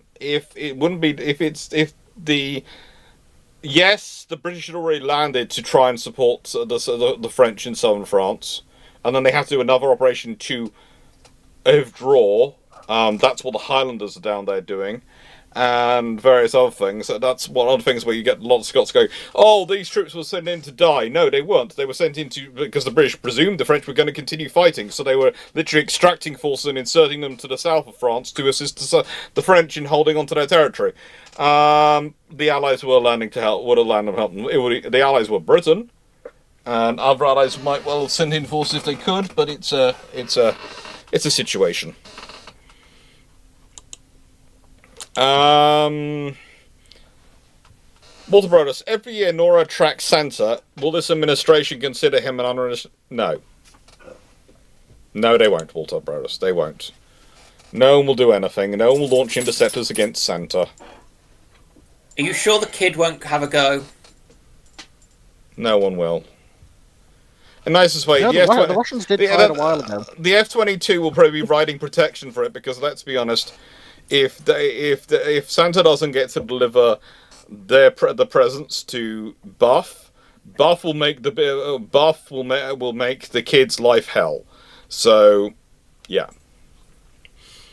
Or the inverse is, if Santa doesn't deliver presents to Buff may let the kid out of the cage. Yes. Or Buff might go and deliver Buff type presents to the North Pole. Buff is the only one who gets presents with menaces. Karen 1151, has Drac challenged any of you to a game of Blitzkrieg yet? Yes. So far, he hasn't got close enough to do it. I think it was Gareth. Stafford, what sci-fi university would you like to be part of? The Expanse, Stargate, Upload, or 40k? Because the command structure actually makes sense. Stargate. Yeah, Stargate. Stargate's just Earth. Yeah. For majority of people. Okay, and here's the thing.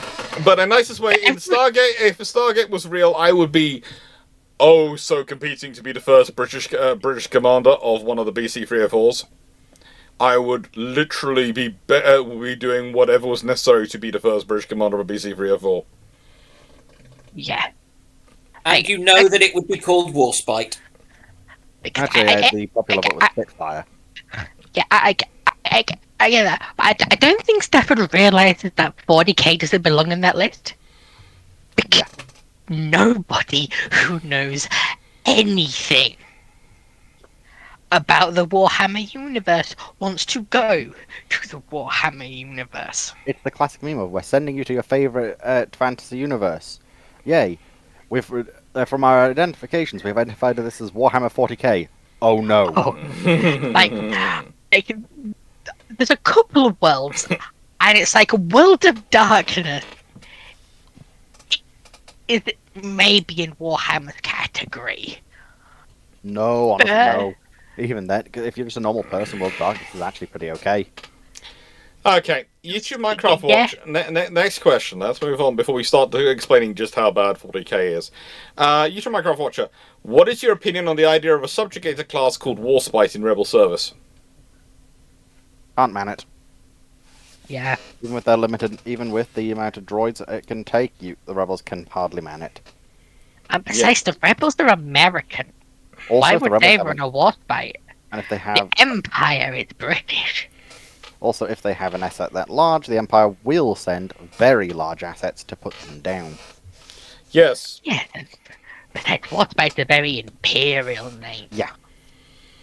Knights for Dragon and Foxo, considering that there are 9 Arbiter yet to appear, Arbiter 0, 2, 4, 10, 11, 12, 19, 20, and 21, which one do you want to see first?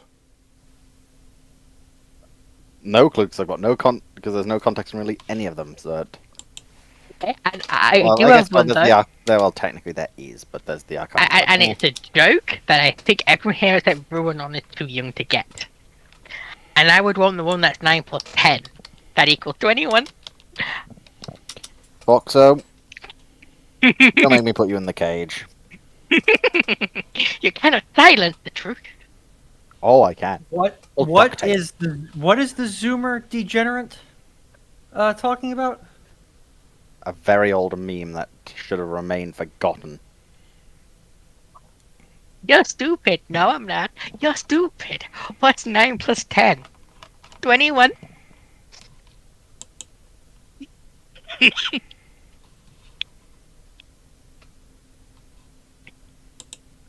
I've been told to be quiet by Dragon. I'm still just mentally dealing with this. Lions, what do you think a Star Trek 5-year mission ship-wise should consist of? As you've multiple times stated, it is a completely stupid idea for a single ship to carry out the mission. Well, probably if I was going to send ships off on a 5-year mission, I'd want a couple of supply freighters, probably at least 1 larger warship and about 3 smaller warships with them. But preferably 2 large warships and about 4 to 6 smaller warships with them. So basically 2 Galaxies, 6 Intrepids, and a couple of freighters. That's Either- problem is you either now just that- sent a battle fleet.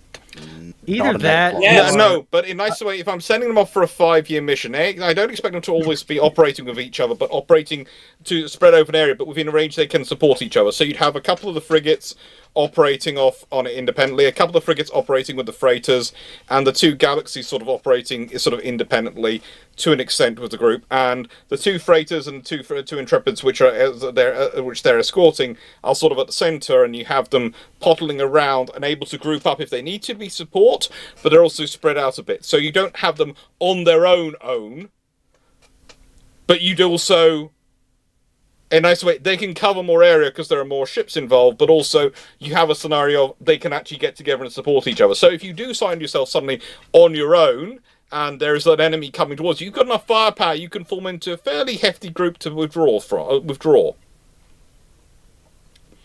And you've got the supplies and you've got the people there to do it. I'm just not sure the freighters I don't think are needed. Also, instead of Intrepids, if you're after that, you're probably more having stuff. You're probably more having stuff like Novas if you really want something that can go fast. I didn't say I needed something to go fast, did I? I wanted something for a 5-year mission. No, but that for this type of task force, then at that point you, Why? especially if you're bringing freighters, you don't need Intrepids. Well, So why? at that point, this is effectively the Project Full Circle fleet No. style situation. Yes where and no, they've and got- also what are the freighters are there for 2 things. One, they're carrying carrying extra spare parts, but also they'll be carrying trade goods and things. If you're going a 5-year mission, you're going to meet people and want to establish trade links, and for that one, you want examples of stuff you could trade with them. But your replicators can do that. Yes and no. Because if your replicators are doing that, they're going to want your replicator tech. And if you want to hide your replicator tech from people, which you should probably be doing, if they don't have it, because replicator tech is very powerful in the wrong hands, you want to be able to produce a freighter. Oh, we've got a freighter with us which has the stuff to show you what we can sell you.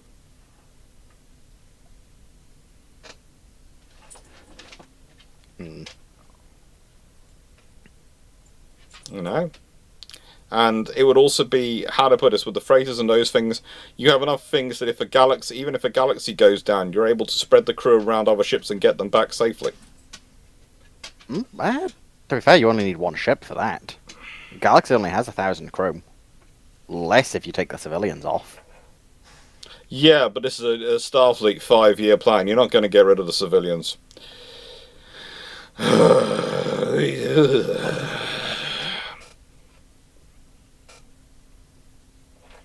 I can understand why you're taking the civilians with you, but yeah, it would be a larger force structure.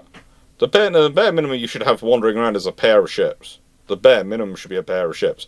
But realistically, in this scenario, you'd have a couple of galaxies, the galaxies doing individual work, the 2 pairs of frigates wandering around doing stuff, and I said a pair of frigates sticking back with a pair of freighters as sort of a hub, providing security for the freighters.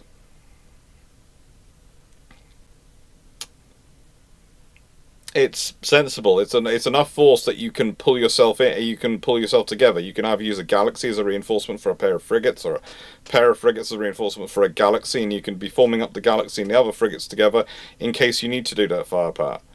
In case you do need to do something more fighting, or you could run into something like a Borg cube, in which case you need firepower to withdraw. You do. We prefer the term Runaway screaming? the screaming is optional. Nah, screaming makes you feel good when you're running away.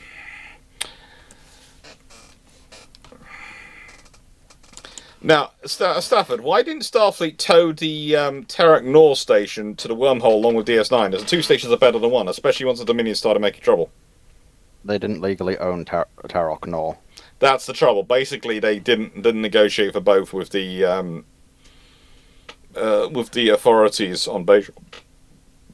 It would have been sensible to have got both. It would have been sensible. What would have been really sensible is to have got the Bajorans to reactivate Terrac Nor and stick it there as well as Extra One.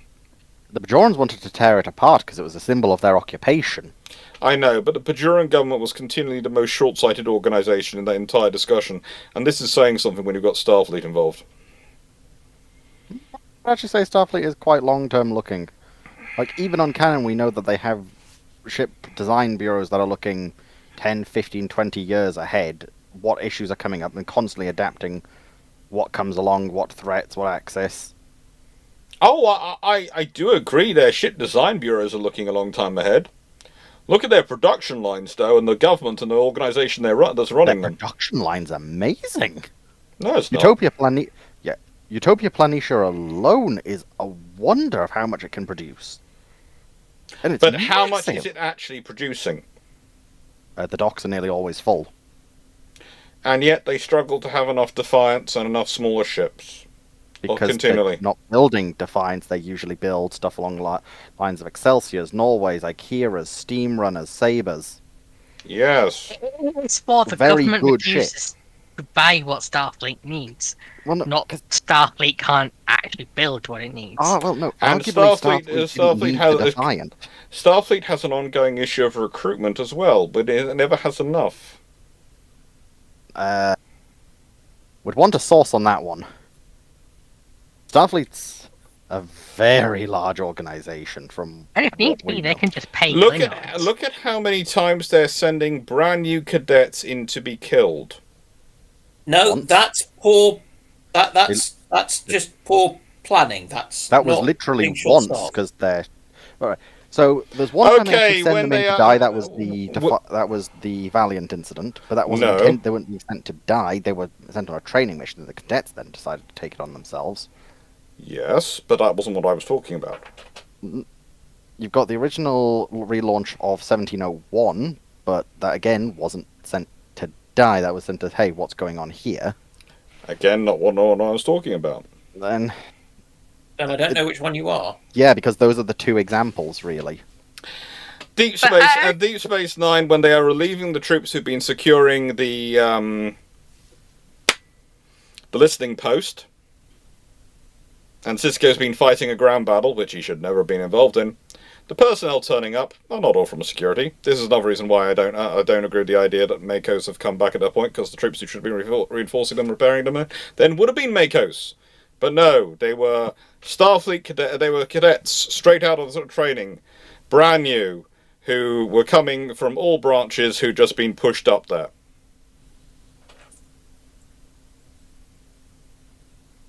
Yeah, the Siege of AR-558. Yeah.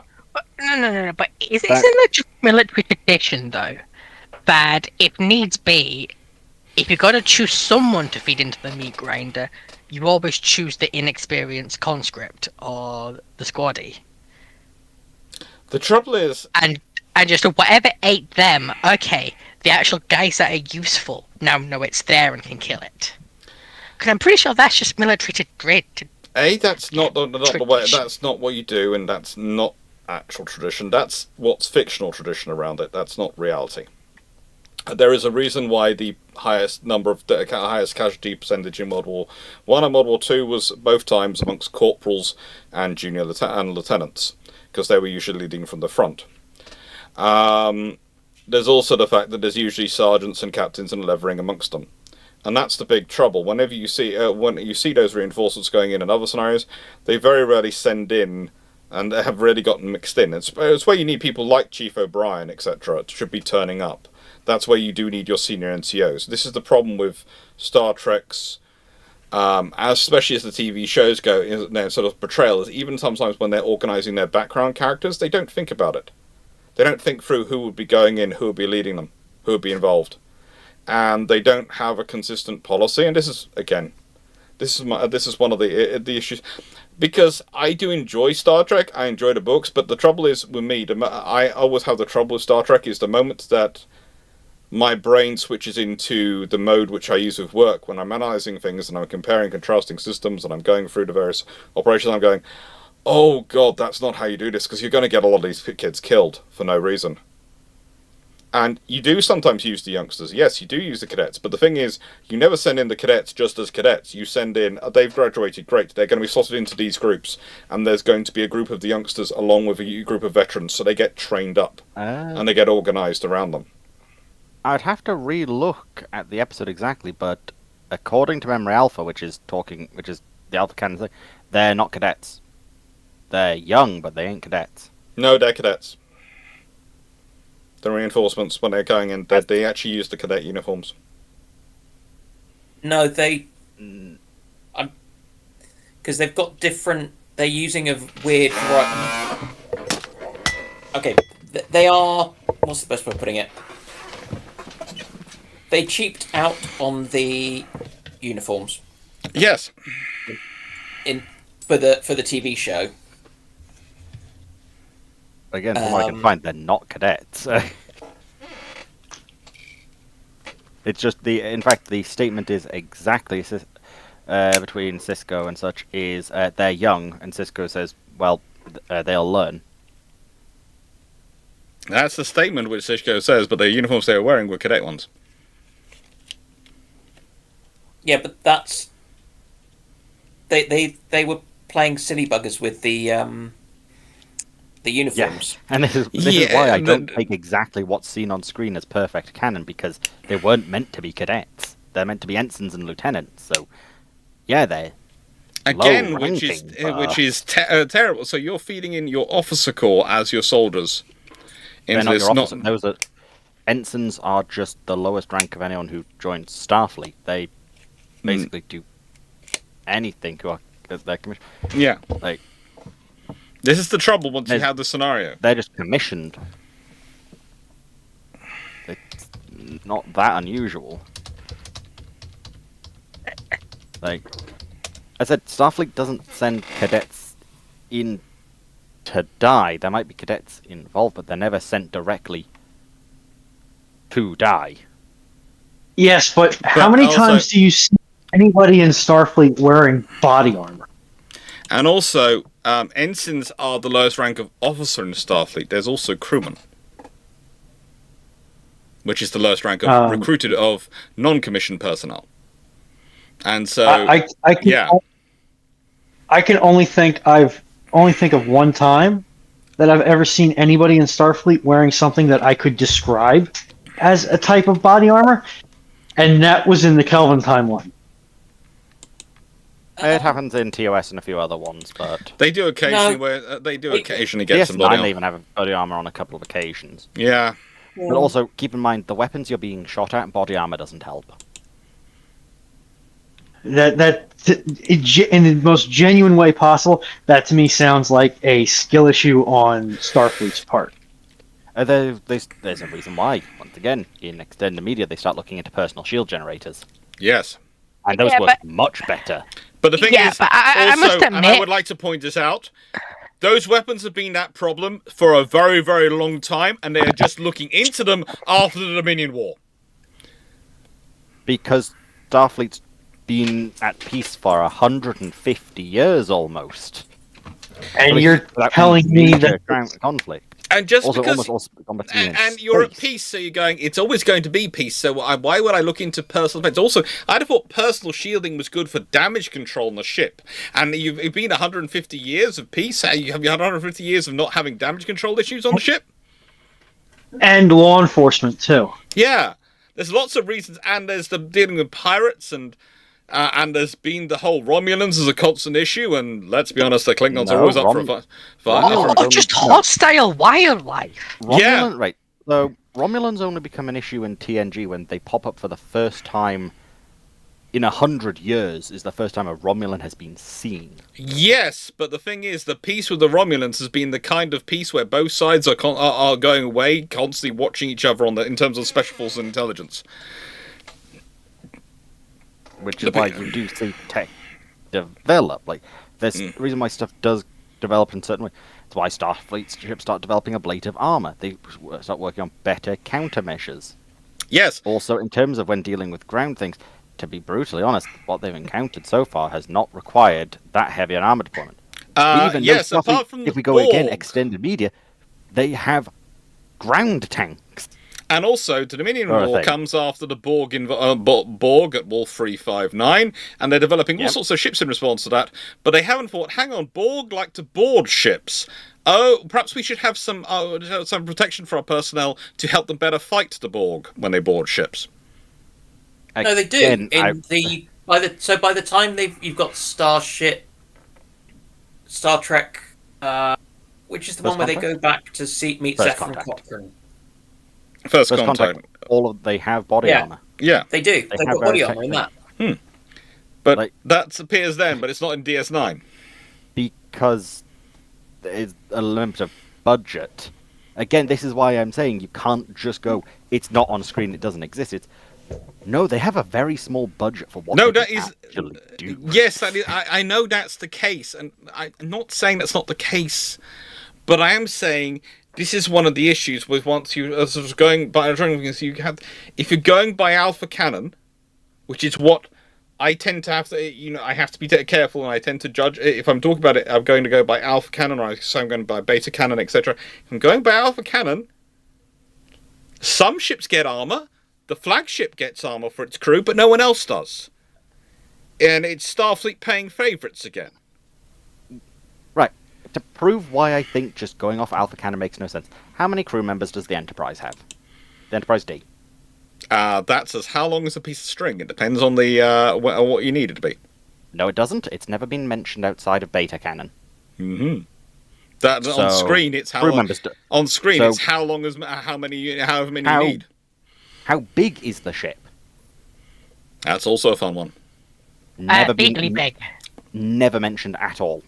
Only ever mentioned mentioned on the models and Beta Canon.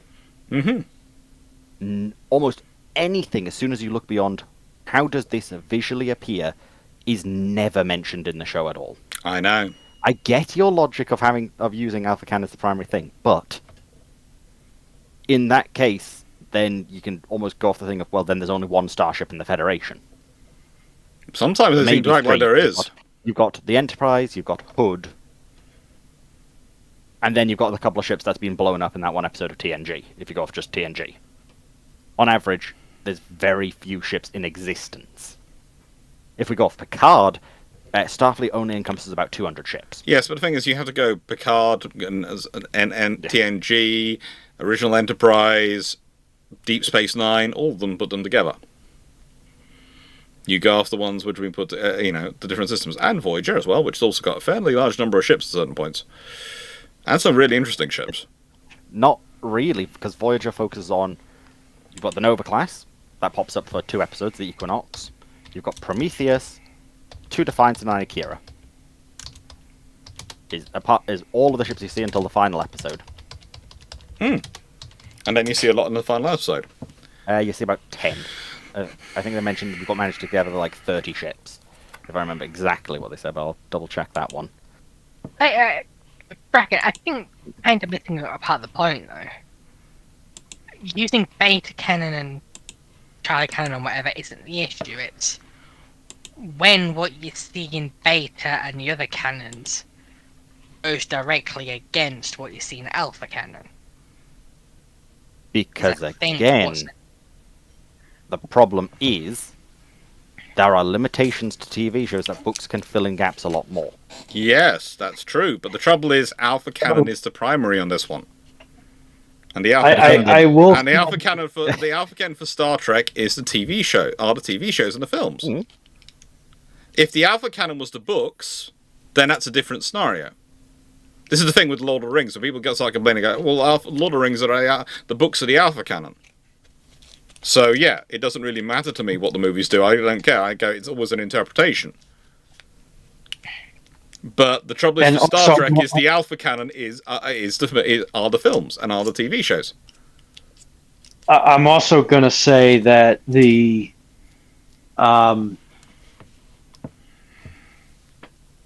cost, even for the original series, of getting a couple of flak vests and dummying them up to look Star Trek-y. I'm not going to say it's a rounding error, but I'm probably going to say that the budget for the various celebrities' intoxicants was much higher. Yeah, it really isn't that difficult. And that's why you could have put it together. You could have put on leather jerkin on them or something like that, and called it. It said it's this material.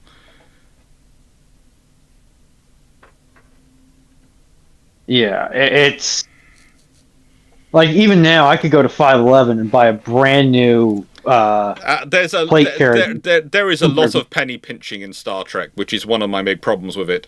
I love Star Trek the universe, Star Trek the production. There is a lot of stupid penny pinching, which is what leads to a lot of these inconsistencies. And it is something I will argue about all day long, because I get fed up with it, because it ruins the show for me long term once I start thinking about things. I can enjoy the show, and then once my brain is thinking about it afterwards, it's going, but there was that, there was that, there was that, there was that, there was that, there was that, there was that. And yeah. YouTube Microwatcher, what admiral name would you pick for a battlecruiser, either G3 or F3? Napoleonic times and isn't already existing. HMS Duncan. Duncan. Duncan. Yeah, Duncan. Duncan. Duncan, or a nice way. I'm always naming ships after Duncan. I'd love to say Drake, but Drake's not Napoleonic. And I would say that this is the thing I tried to make with the D class, but I forgot. I for some reason I mixed Dunedin and Dauntless up, and I thought they made Dunedin, and they for some reason when I was recording that, I will never understand why. But actually, Dunedin, if they had released Dunedin, was what going to be a name of one of the Type 45s, they would never been able to cancel it. If Diana, Dunedin, and let's go with Dainty, Dragon, or had been the final three. There's also Delight and a few other ones as options. Had been the three chosen for for ships 7 to 9. They wouldn't have been able to cancel them, because no one would have been able to cancel HMS Diana, no matter who it was named for. Doesn't matter if it was named for the goddess. If you were in the 1990s announcing that you were going to be cancelling HMS in 2000s, announcing you were going to be cancelling HMS Diana, what would it have been like for you in the opinion polls?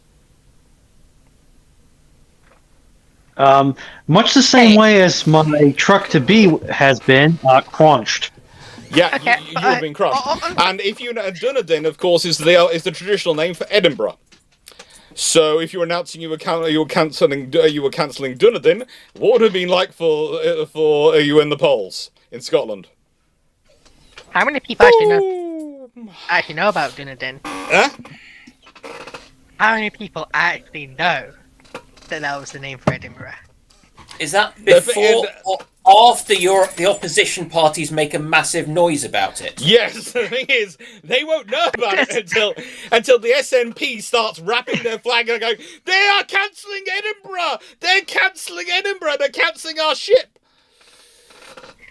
Yeah, but forgive me if I'm wrong, but isn't Dunedin the name of Edinburgh before Scotland was Scotland? Yes! No, it's the Scots name for It's Dunedin. No, yeah. it's not Scots name. It's is. a traditional Celtic name for Edinburgh. It's a traditional Celtic name for Edinburgh. Which means it's Alba, not Scotland. Doesn't matter No, to the SNP. It doesn't matter a jot to them. They will be, in nicest way, it wouldn't matter what it was originally the name, they would be making a nightmare over it. This is the thing. And It's almost like naming a ship Del Fieste, the original name for Belfast. Like, who actually knows that? yeah, but the trouble is, it's the thing is, they won't know it until you start cancelling it and the newspapers pick it up and go, yes. Yes. But you could also gone with HMS Decoy, so it could have been Diana Decoy and Dunedin. Yes, What if and they one of them cancel must be Decoy? cancelled. Which one is that?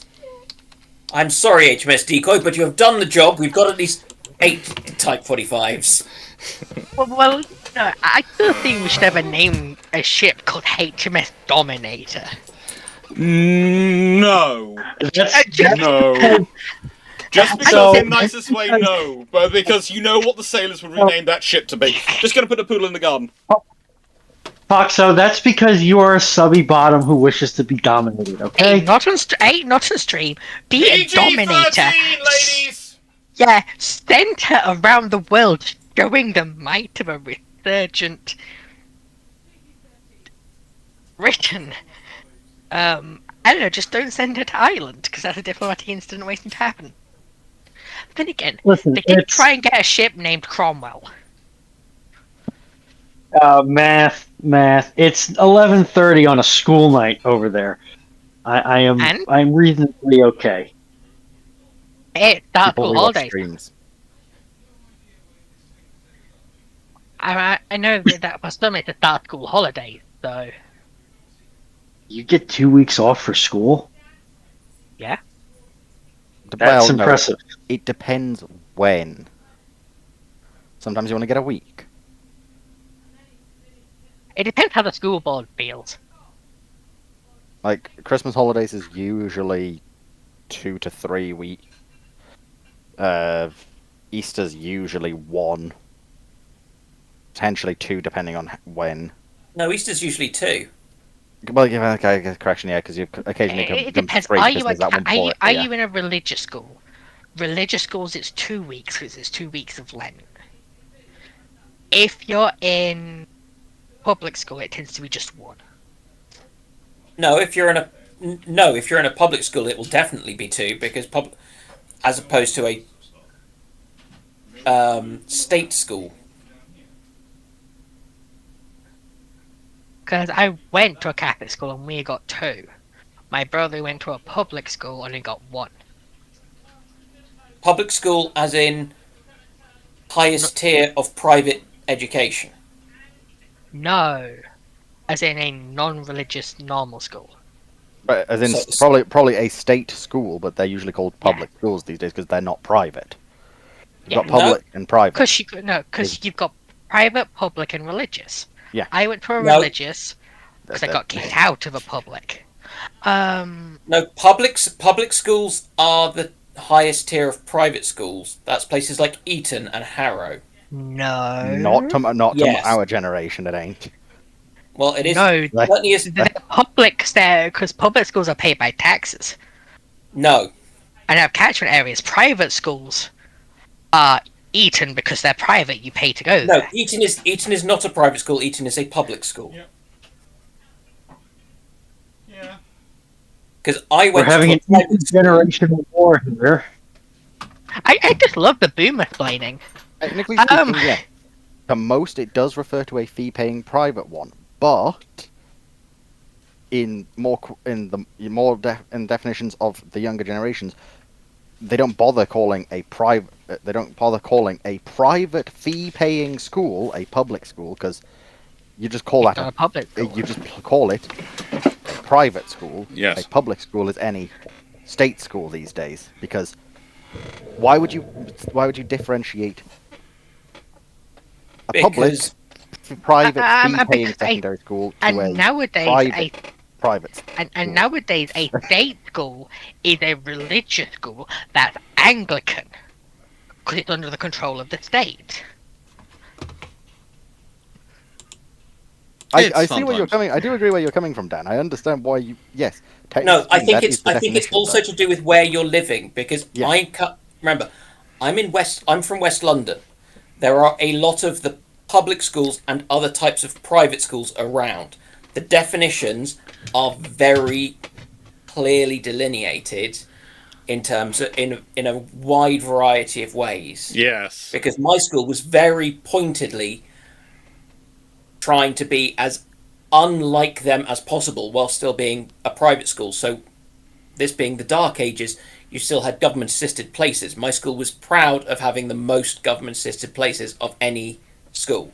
I'm from the northeast, in particular. Yes, exactly. Originally from Sunderland, and then you Newcastle. kind of But it's just private. yeah. Public. Done. Yeah, that's going to be the reason why you'll be using that And terminology. usually It's the not private to do ones with got worse. generations. It's to do with where you live Well, and whether also it is to a degree a generational. It's thing. also a generational thing because of the There's more people- Americanization of the English language.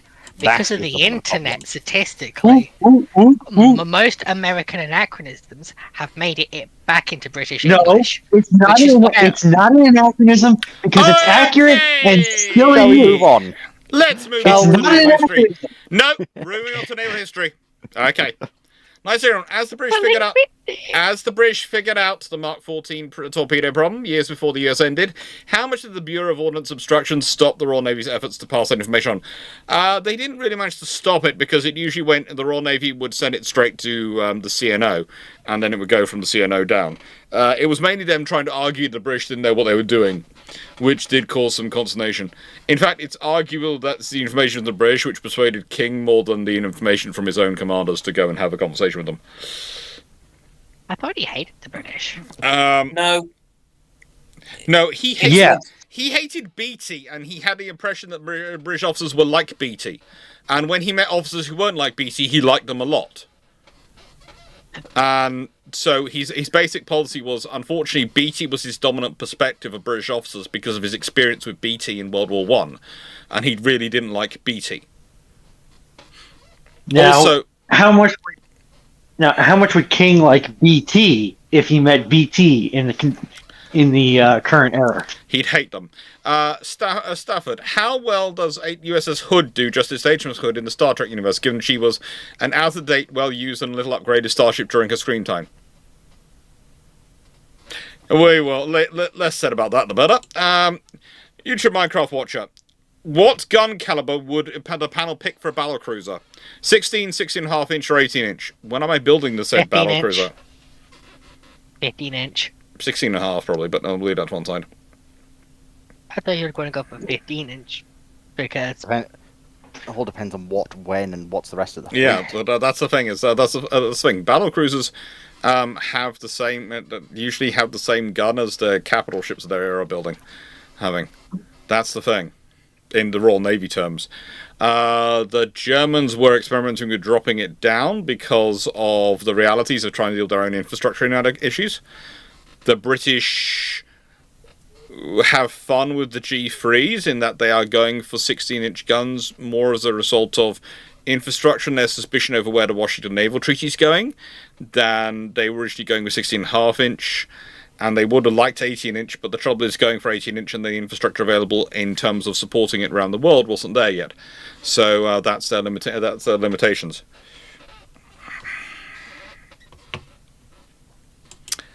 Listine, have you seen or played Terra Invicta?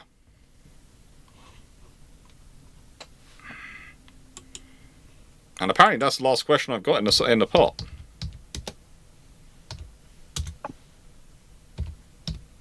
A, yes I have. B, I would unfortunately not recommend it. We're talking the computer game from 2022, right? Yeah. Yeah.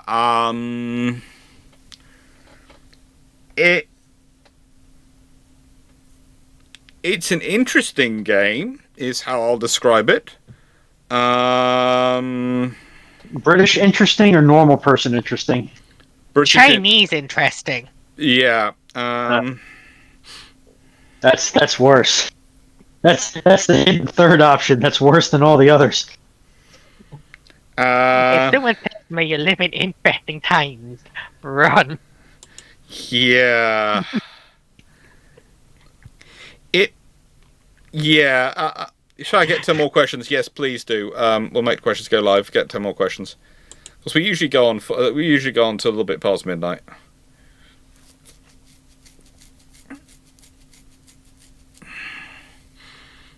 As I'm packing my laundry for this week, I am deliberately packing a bunch of cold weather stuff Dan, because it got Dan, really quick. what time are you in work tomorrow? Usual time, so I'm going to head to bed in a couple of minutes. I'll Okay. see if there's another question or something. But Yeah. I've also just remembered that I need to go and hang out laundry. Bother. Okay. I may. Did I leave just that till remind tomorrow. Dan that he has to do his life support chores? Eh, What can I say? Dan has to do his life support chores. I have to Manage a poodle? No, the poodle's gone to bed. Eat human hearts? I'm currently excused on my life support chores because I was doing so much in the attic at the moment, and that's fun. I have to admit. Worse. It's when I turned around and said I would quite like, how about I do everyone's washing and all the cleaning and all the cooking and all the washing up, and you do the attic, and everyone in the family voted against it. In their hearts to do those chores? They voted against it. So currently I'm excused life support chores, which I actually quite enjoy, especially compared to the attic at the moment, because the trouble is, before I can make an easy path, I have to get a structural engineer in to look at the roof and go, can I please cut this crossbeam? Because there are 5 crossbeams going along where the roof used to be, and the roof is now much further along because there's been an extension added on. But they have left the old roof line in place, which is sort of, and it's got 5 beams across it. And if I can cut the middle one, I can make an access hatch that I can walk through into that space. don't you have one? But I can't cut it until I've got a structural engineer report which allows me to do so. You've got a structural engineer sitting. No, Near you. I have a civil engineer who refuses to do work on her own house because of insurance reasons. Fair enough. Trust me, I've had that debate. I've gone, and- write me the notes. I can cut this.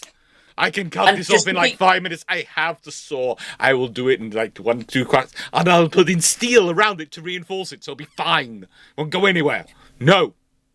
Can I just remind you, however, of one key point about what you've just been saying and complaining about? Yes.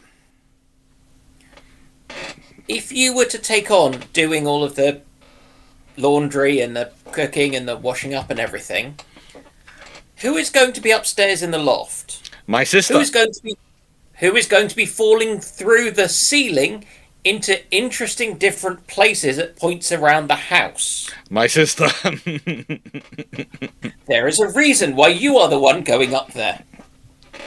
I feel like I love the fact, in a nice way, before anyone starts thinking Dan's being cruel, Dan has spent enough time with my family and has worked with my sister enough that this is not cruel. This is I love my absolutely sister. brilliant. It's just she's amazing. It's just She's She is- dyspraxic. she's accident prone. Yes, she's dyspraxic. She's accident Well, prone. are you telling me that you do not trust the highly credentialed civil engineer to be able to do basic home repairs and modifications? I trust her to work out what to do, but the putting it into practice, I am worried that if we even just gave her a nail file limbs could be lost. Oh God, she was That's holding cruel. she was holding my nail gun the other day. I literally was hiding behind the wall, going, "Put it down, put it down, put it down." It's fine. I'm just carrying it to you. I don't need you to carry it to you. I just asked where it was. Please put it down. Because literally, literally, the reason I knew she had it was the corgi raced around the corner and was hiding behind me. I'd just like to point that out is, I'm trained with microelectronics and computer repair. I will not touch or repair my own laptop or computer. Am I fully trained? Yes. Have I got the qualifications to prove it? Yes. Will I do my own or my family stuff? No. No. Well, no, the reason you don't work on your own family stuff is because you don't want to become your own family tech support and be expected to do it for free. I've already made this mistake, Fox, so I can fully agree with doing it. I regularly have to rip apart computers and repair them for them. There's a reason I charge in Baileys. I charge by the litre. I charge in Chinese takeaways, unfortunately. Jonathan Moon, what sci-fi hologram, virtual intelligence, or non-sentient entity digital would you like to meet? Romy from Andromeda. Yeah. She looks like the one who I could actually have a nice long conversation with, play a decent game of chess, and actually have some philosophical debates. I would like to have a chat with her about HMS Warspite and exactly who hurt Warspite at what stage. And no. I would not like to meet her sister Warspite, because her sister Warspite would probably scare the bejesus out of everyone. I would like to meet Bonnie from the Glenn's House Adamant series, because I am both highly curious and really terrified of a battle cruiser with a knitting hobby. I don't know why Glenn decided to write a highly advanced battle cruiser to have a knitting hobby, but he did. That now exists. It now lives in my head rent-free, that there exists in an alternate reality, because I like the pet theory that all works of fictions are just alternate realities, a battle cruiser which knits in its spare time. And when I say knits, I don't mean makes a digital scarf or sweater or whatever. I mean it actually has drones, manipulator drones, that knit and gives these product to the crew of the ship. Yeah. I also would be concerned to meet Herc, because they took his baseball cards. Oh, everyone would like to meet Vic Fontaine. Vic Fontaine would be fun to hang out with, but Vic Fontaine is kind of like hanging out with Frank Sinatra without some of the issues of Frank Sinatra. I'm going to answer that's a bit out of left field, and it's much more fantasy then, but I still think it's there. But actually, I don't think anyone would actually know of it. The Oracle of Dunlane. Okay. Which is the totally not techno-sorcery oracle under the College of Winterhold in the Elder Scrolls universe, who accidentally left reality for a while and now looks back in and is scared and just wants to talk to people about what it saw. Because it figured out it was living in a dream. But was made out of dwarven science fiction-y stuff. Okay. Really? Can I'm sorry to say I was interrupted there on Foxo, because I was listening to Foxo, and what flashed up on my screen, because occasionally I get it flashed up from YouTube, popular in your things, is beard meets food. Can my sister beat the Giant Slayer fish and chips? Okay. I like the concept of beard meets food. He has a fellow beard, and bearded people are smart. This is true, and very capable. But also, I love the thought of a video where he's torturing his sister. Because this sounds right up my street of what I would do. So now this is giving me ideas. What can I do to torture my sister in the name of content? 1 sec, I need to go figure out my brother's watching.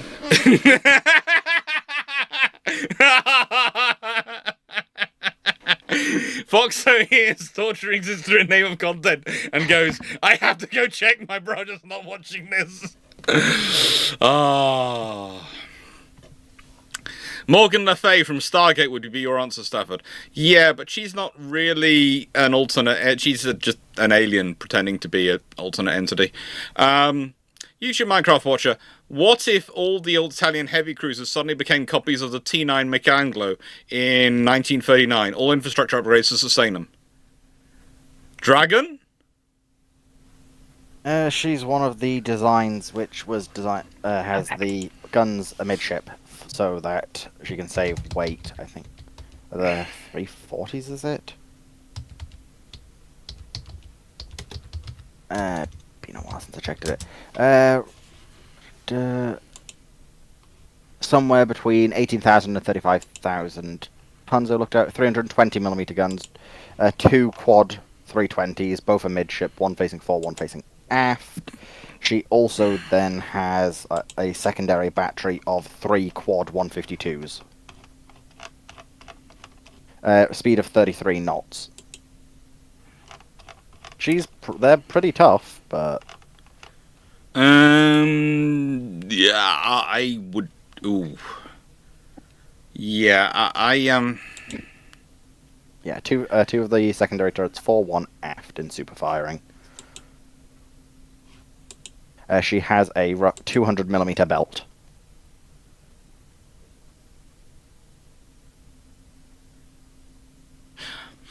Yeah, I don't think this is going to have a good life expectancy, this ship, because whilst it gives them a massive firepower upgrade, it means that they have to go broadside on and present their big target to their opponents.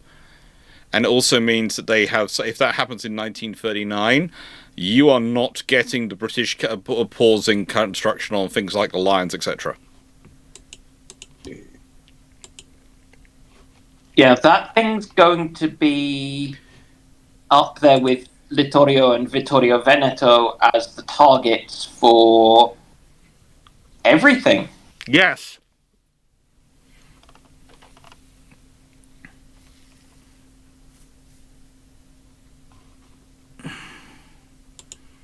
Yeah, that's an interesting thing.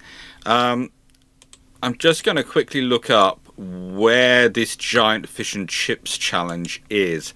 It's in Wensleydale. It's at Wensleydale Heifer in West Witton. How far Is that where they have the cheese? How far is that from you, Foxo? Witten. What county is that in? West Witton. Yeah, what county is that in? That is in North Yorkshire. Okay, it's the other side of the country. You're safe then. You're safe. I think that's almost closer to me. Oh, You it might- is easy. It's about might 5 not- hours away okay, from me. Okay, Fox, so you might not be safe then. You're safe at the moment, but you might not be safe when you go visit Dragon. Knight. If the Invincibles were built with the 80-foot hull extension from the start, giving them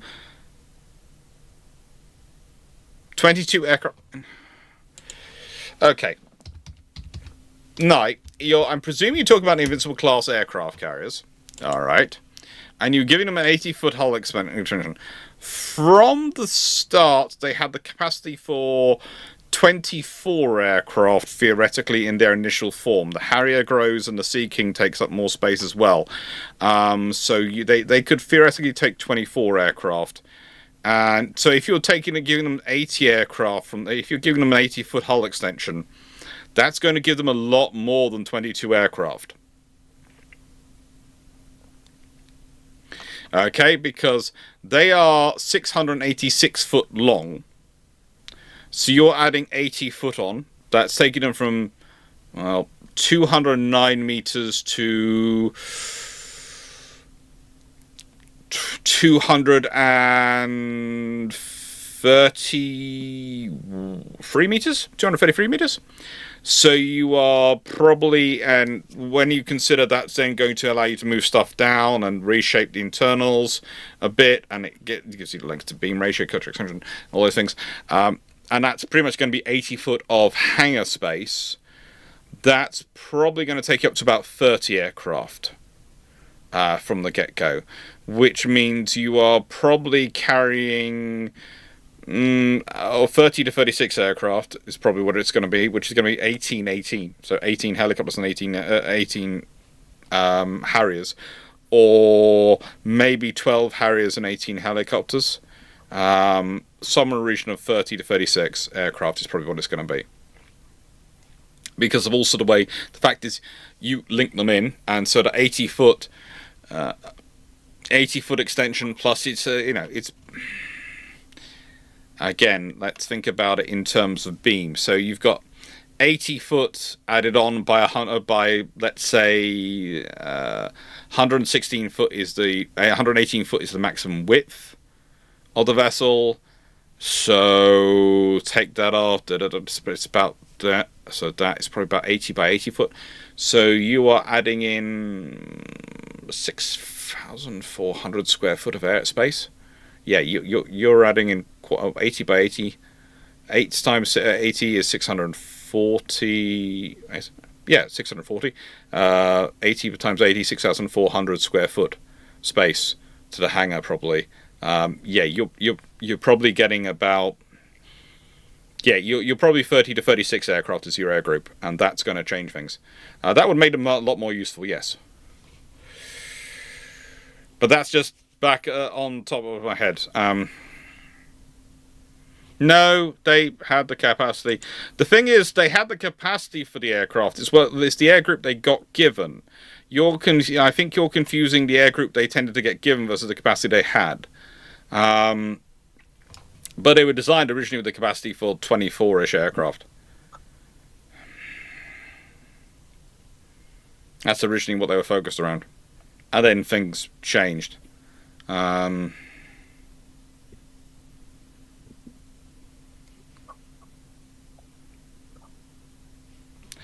that being said, Cold War, this is from AC-75, RO7. A Cold War NATO sub falls into Soviet hands. What tech transfer is there? It depends on which submarine and which period. If it's the latest nuclear Los Angeles submarine, there's a lot of tech which gets transferred and which they can look at and go, ooh, but can they replicate it? They can see a lot of the tech, but can they replicate it with their infrastructure and the industry? And the trouble is that was the problem for the Soviets isn't that they are don't have advanced tech. It's that they've made some decisions in their tech design tree, which meant they've gone down development of certain pathways, which have diverged off from the development pathways that NATO's gone down, which makes it very hard for them to replicate it because they have to go back and then restart up, if that makes sense. Soviets went down a lot of dead ends when it comes to their cybernetics programs. Yes, they did. And just to clarify, cybernetics is the Soviet word for computers. Mm-hmm. And again, Knight, that's the air group they have, not their capacity. 10 air group, they never operated that capacity. Yeah, Knight's going, the Invincible's going. They had 10 Sea Kings and 8 Sea Harriers as their capacity. Yes and no. Look at the air group they're operating in the Falklands War. And the various things they get chucked in there and the other aircraft they are operating on. Also, you have to remember that the carrier maintains some spare space to do some maintenance of the aircraft in its escort.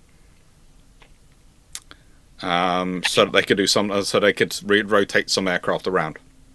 Because whilst the British intended to do most of the maintenance on their escorts, for some maintenance, if you're with a carrier, you'd fly the helicopter if it was viable over to the carrier, and then you'd either bring another aircraft out from the carrier. You might not. You might maintain space. So there is a difference going on.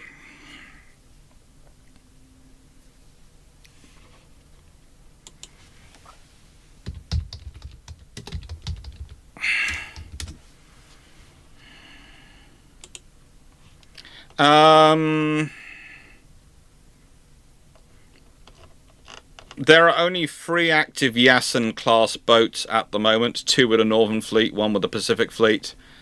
From memory. Actually, no, there's 5. Well, no. There's 5 active-ish, and there's 3 with the Northern Fleet and 2 with the Pacific. Perm, I'm not sure whether she's actually finished her trials. She was doing them in August this year. As for detected in the UK, we would never talk about in the UK whether we detected them or not. We have a never complain, never explain scenario going on. We might have detected them. We might not have detected them.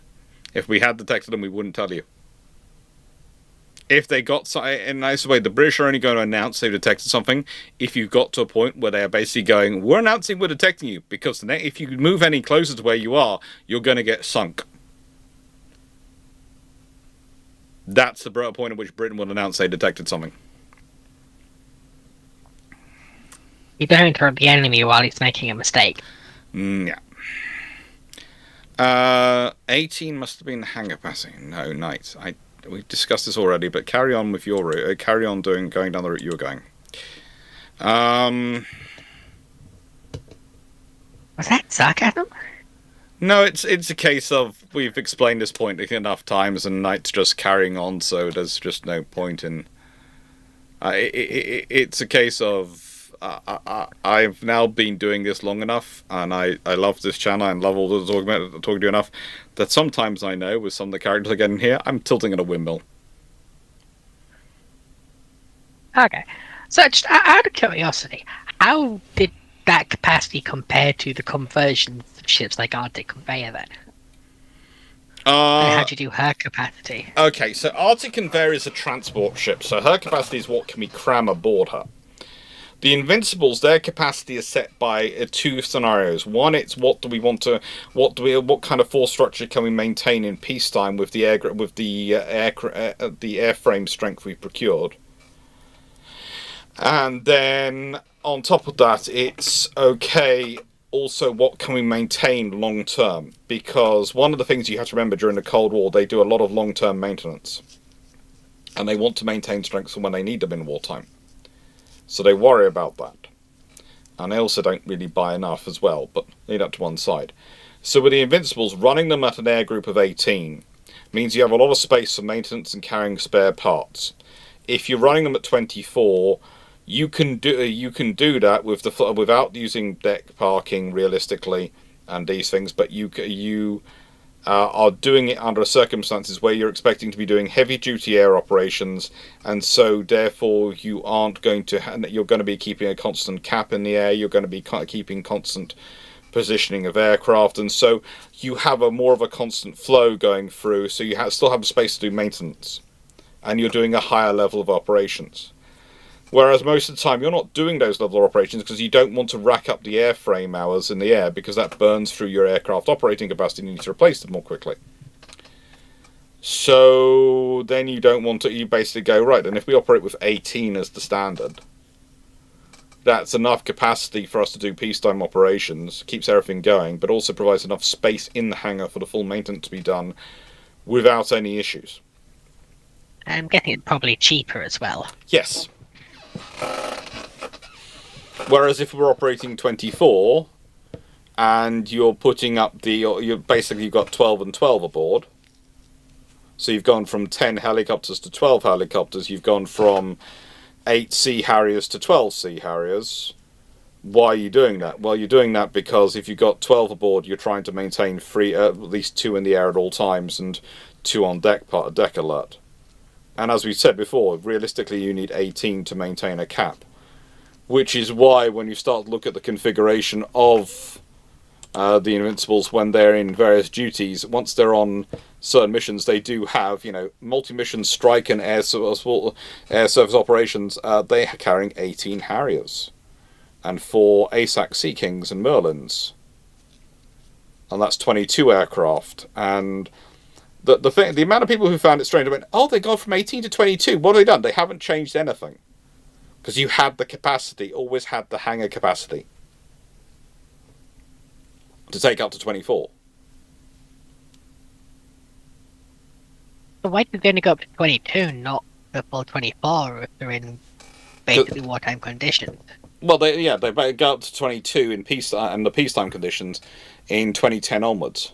Prior to 2010, 2000 onwards, they were operating in 22 aircraft. They decided to put them up and put it up. And the thing is, they did that without expanding the hangar, doing anything. They can do that really easily, and so people get. That's why I say it's 24 is the capacity of the aircraft. Wait, why would they? Okay. So everything, even air wings of the American carriers, stepped down in size after the end of the Cold War. Mm-hmm. Why in the 2000s to 2010 would the Invincible air wing increase in size? Because the British were doing a lot more with them. But at that point, you're at the height of the peace dividend, and not wanting to spend the money. Yes, you're at the height of the peace dividend. You're not wanting to spend the money, but you're not wanting to spend the money on foreign basing, etc., on these things. But you're still wanting to maintain the image of global Britain. So, which is cheaper, to keep an airbase going in a foreign country and keeping a squadron of aircraft there, or adding a couple of extra aircraft onto your carrier air wing? Okay. No, that makes a lot more sense.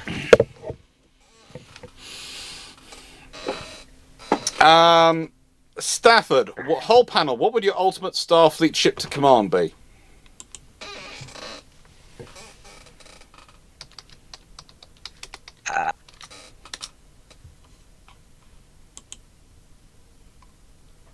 What would you like to command from Starfleet?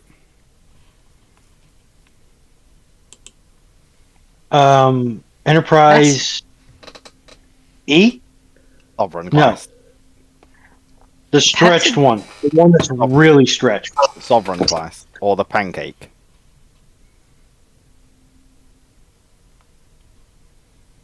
I'll take I'll take a Galaxy class.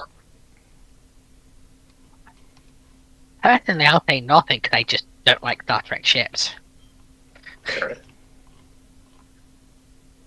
Enterprise J. I searched that one a lot. Yeah. That is The the pancake. pizza company. The pancake. That's the pizza company. 26th century. A very unique design. I wouldn't want to command her, though. Considering she has multiple universities and full-blown cities on board. I would take a Dominion War era Nebula class. Which variant? There's 3. Technically 4. Like, basically, which pod? I think I would take the torpedo launcher pod. The more triangular-looking one. Yes. Standard Nebula. Yeah, it fits more with my style of operations. No, I would Isn't that- definitely be happy with a Nebula. Stanflex for Starfleet. Hmm? Isn't that basically Stanflex for Starfleet? So you can just change out the pod. Yeah, that makes sense. Not quite. There's concept art of it, but as far as we know that they are individual subclasses that are built like the way they are. You have the Melbourne class, which has 2 additional cells built on. The Phoenix class, which has the AWACS pod. And then you have the Nebula class, which has the torpedo pod. But people argue what these are because they've never been brought up in canon. They're just a pod. Pod. Well, Nebula would definitely be one I would enjoy. Wouldn't mind an Ikera either. They're quite fun vessels. Akira. you want them IKEA? Bababini, no, there are no. And whilst I there are no rules. There are no rules against that message in Twitch. That's fine. I would never rule against that kind of message.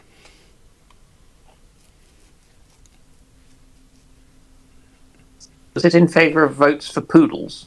No, it's in votes of prayers for a 4-year-old girl who's got diagnosed with a form of brain cancer. I don't think anyone would ever rule against that message. If they did, I would be seriously. There are rules against posting things in chat, but it doesn't go against any of my rules on that one, and I would make an exception in that one's case, even if it did.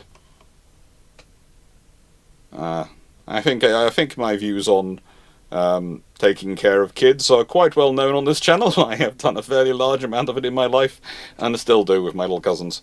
Yeah. There are two ways to get to find yourself involved in in a course of events which involve direct violence in my life. One of them is hurt my little cousins. The other one is hurt my dogs. Otherwise, I'm a very easygoing, very polite and kind person. Hurt kids, hurt my dogs. You have chosen option 2. You have chosen pain. Mm-hmm. You have chosen to skip past the gentleman polite Alex to the alternative option.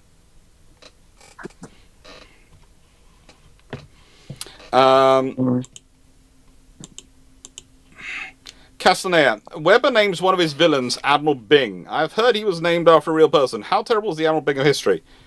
He wasn't so much terrible as the wrong person in the wrong place. And Is this the Chinese guy? Admiral Bing. No, Admiral Late Bing. Qing Dynasty. No, Admiral Bing is the guy who's executed by the British for cowardice in the face of the enemy. Because he's fighting a force which is of equivalent or arguably greater power, and withdraws his fleet, and therefore he's held up an example and executed.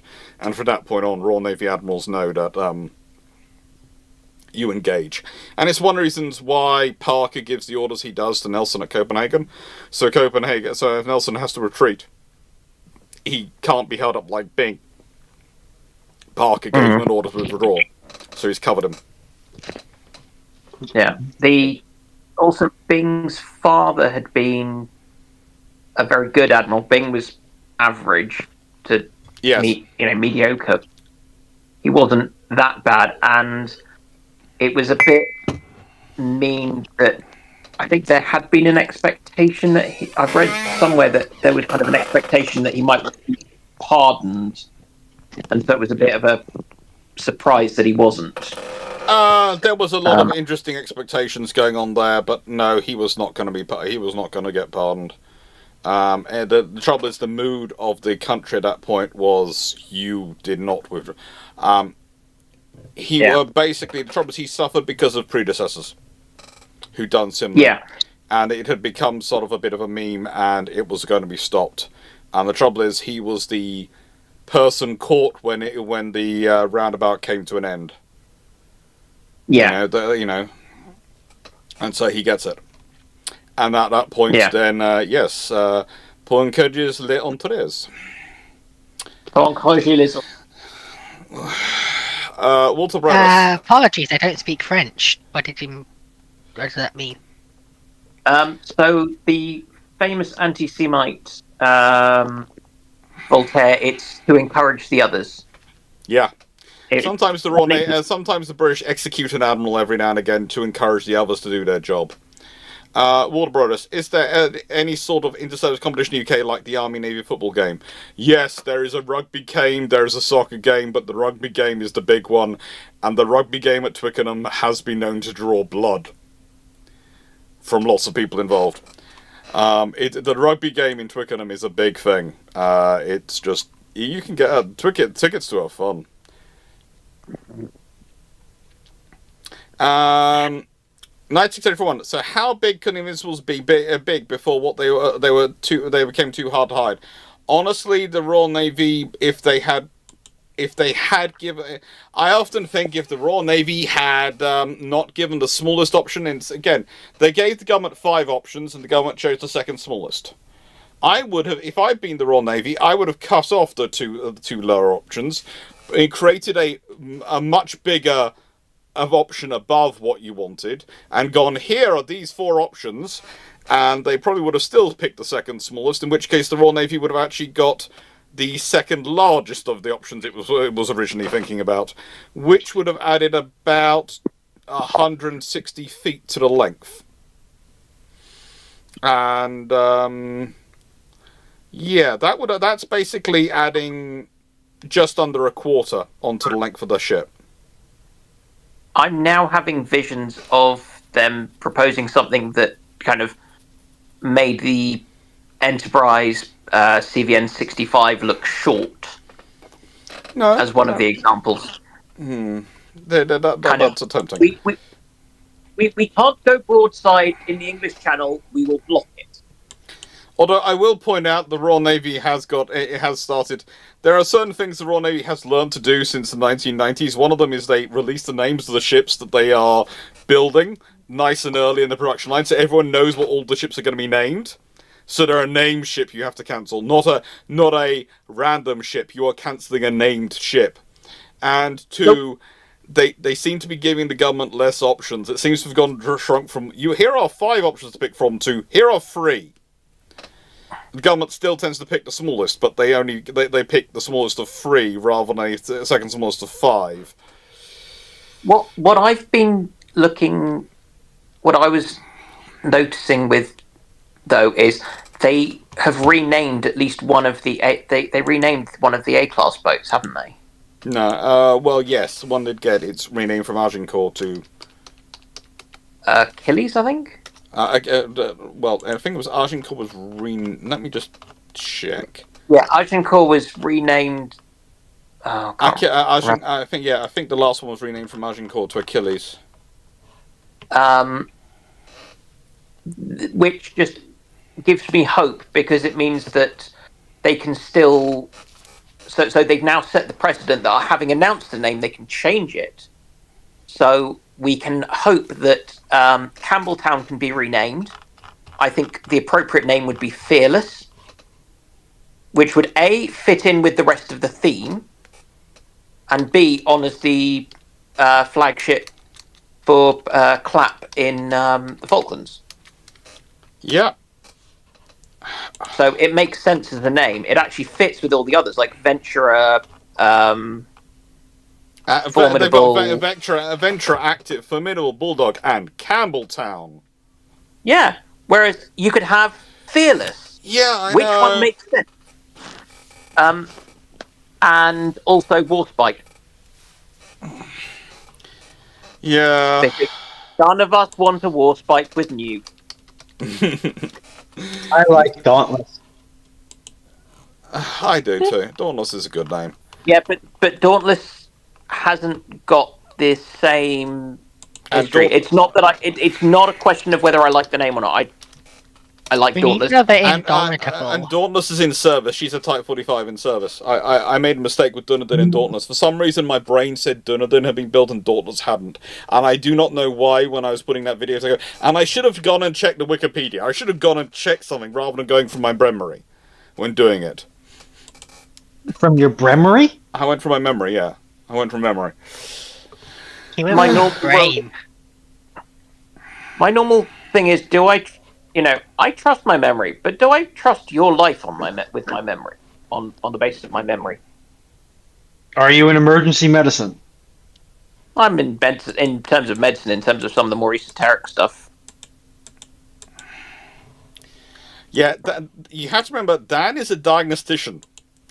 Dan is basically the British equivalent of House. Just he doesn't use a cane. And he's also a far more pleasant person. Can be. It depends. You must remember, we're friends with Dan. We're not his junior doctors. Yes, but look at how House treats his friends. Also, I prefer to refer to them as minions, and they will be revolting this coming up. Yeah. And you saw how I got out of work. You would totally agree with me being classed as revolting. YouTube Minecraft Watcher, what if the Soviet Navy... This really should be alternate history for next week. We'll leave it to one side. YouTube Minecraft Watcher, what if Soviet Navy suddenly gained, in 1935, 6 Slava-class battleships from World Warships, alongside infrastructure to sustain it? Then there is no Second London Naval Treaty. And the Germans are panicking. As are probably the Japanese are probably claiming they're also there. The Japanese are probably claiming that's the reason they can't be part of the Second London Naval Treaty. And Yeah, they're just massive construction. Also, if I remember correctly, the Slava class. Well, interestingly, they're not that much of an issue. Because there were Savetsky Soyuz designs that it turns out aren't actually positively buoyant. No, the Slava's actually buoyant. No, I thought it was Slava and Kremlin that weren't, because Slava's Slav- based off Kremlin. Nope, she's based off Soyuz. Yeah. Which one's based off Kremlin? Kremlin is. No, but there's You a might be premium thinking- that's you might based be off thinking her. Sabir, Sabir, that's right. Yeah. possibly. The thing is, and I will say this, is that she's got 9 16-inch guns, and she's got a theoretical top speed of. I'm just looking 29.5 at knots. 29.5 knots. The thing is, along with her likely size and scale, yeah, the trouble is if they've got this is going to be causing everyone to start doing things. The King George V's are not going to be 14-inch gunships. They're not going to go with 14-inch gunships. They're not. If the Soviets have got 6 ships which are fast battleships with 9 16-inch guns, then you've not just knocked out the King George V's. You've knocked out. Scharnhorst and Gneisenau no longer have any value. None at all. The Deutschland class have no value. You've got problems for the Germans in the Baltic. You've got problems for to extent for the Japanese, because the Yamatos are not going to. If they go for Yamatos with 27 knots, they're going to be too slow.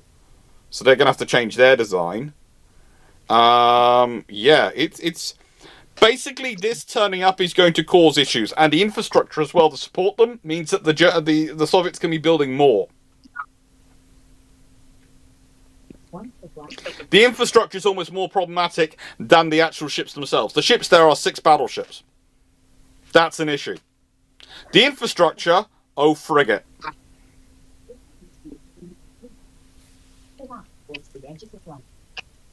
Because realistically, think about where these ships are going to be. Maybe they have a couple in the Pacific Fleet, a couple in the Black Sea, and a couple in the Baltic.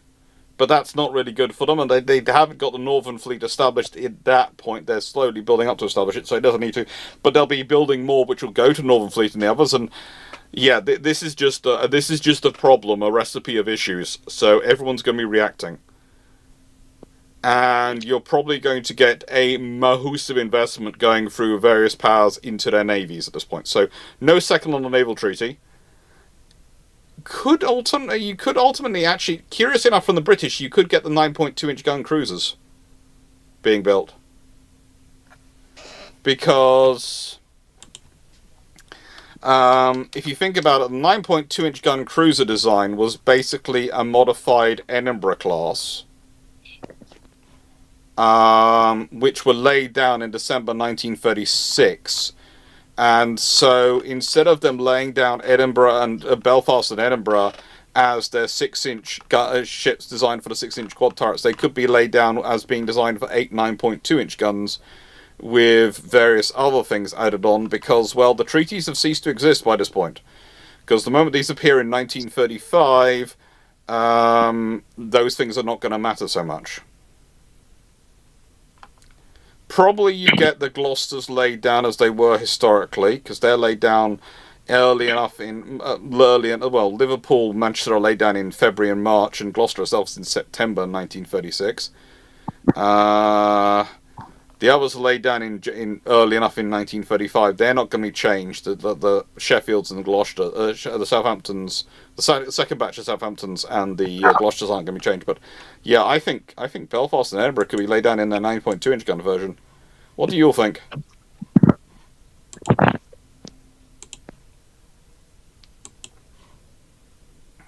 It could be interesting, the various outcomes that you'd end up seeing because of it.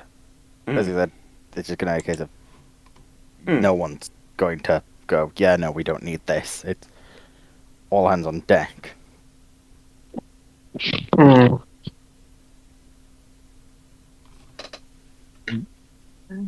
I think a lot depends on where the Russian basing is Because the amusing thing would be if all 4 of them end up in the Black Sea.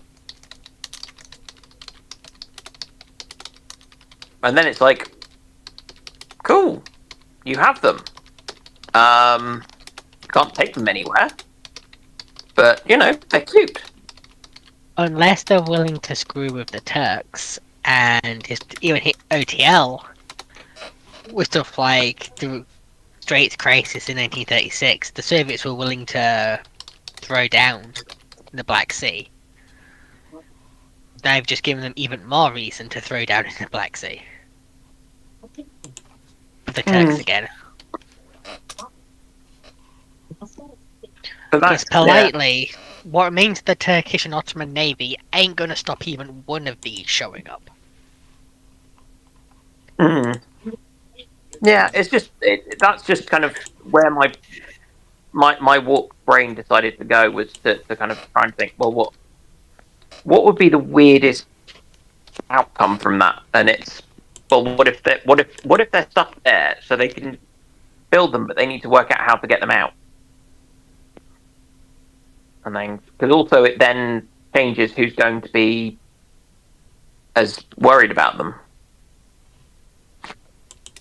Because suddenly there's the potential that they're going to be a big threat in the Mediterranean. But yeah, I mean, it's always a problem with getting the kind of high tier stuff in World of Warships early, because most navies were advancing and understood each other, and there wasn't a dreadnought moment. The closest thing is probably radar, I think, in terms of kind of something that some people had and some people kind of didn't, and it left them short and at a major disadvantage. Either radar or the fleet carrier, I would say.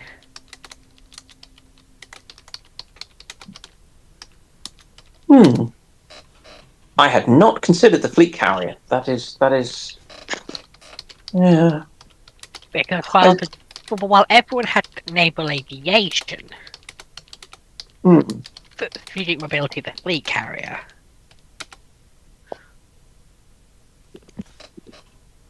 Yeah, because it was the fleet. It was kind of the fleet carrier with the. This is going to sound terrible, but the Australian commenters who come onto my channel to comment about the submarine AUKUS program all seem to be very bad, have a very poor understanding of the British versus the American submarine program, and also the level what the Virginia is versus the Astute. Because one's just written, I don't doubt the Astute is a good submarine, but Virginia is the king. No. That's Bad bot. It's not a bot. It's a full long comment from someone, and it's basically, I'm sitting there going, no, the Virginia is the general purpose boat. The Seawolf and the Seawolf is probably king. Then it goes the Astute. Then it goes the Virginia, because of how the price points they're aimed at in their capabilities. The Virginia is a good general purpose boat. It's a really good boat, but I would say the Astute's just above it in terms of ability to kill other submarines and kill those things, because it's more of a hunter killer rather than a generalist. The Seawolf is at the top of that list. And that's because, in a nice way, the British prepared to get their 6 boats, because for the Americans to pay that money to get the Americans made a decision: we can't afford to get a large enough fleet of Seawolves, so we're going to drop down a price point to get a large enough fleet of boats, so they're going to be the Virginias. And the British went, well, we're not going to build that many anyway, so it's worthwhile us paying for that price point above, and that's what we did. Dr. Clarke, I really wish politicians could make such a Mm-hmm. I hate myself up. Oh, the politicians don't think it through. It's just that the politicians force the budget on the Navy, and the Navy has to make a decision. Okay, we're not going to get the Seawolves for this budget. So to get enough boats, we're going to have to drop down a price point, and that's where the Virginia's going. I just wish the politicians had access to your astute observation. They do have access. They listen. Thank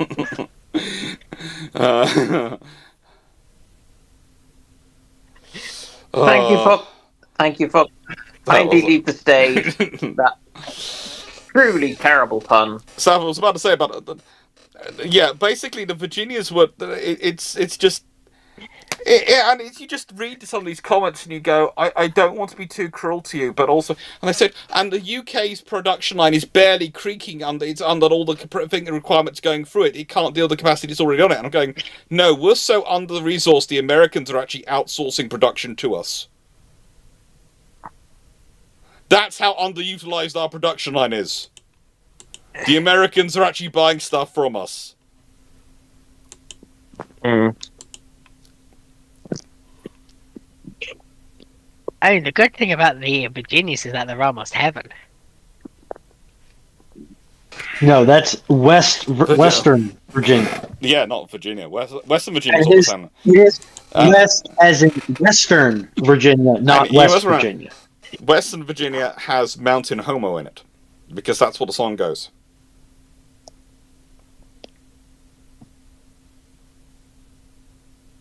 You see, my uncle's from West Virginia, so I think they prefer to make the point that it's the bit of Virginia that didn't want to secede. Yes. And they have a beautiful song. Sort of, it's supposed to be one of the best-looking mountains in America, and it's really special, and it's all those things.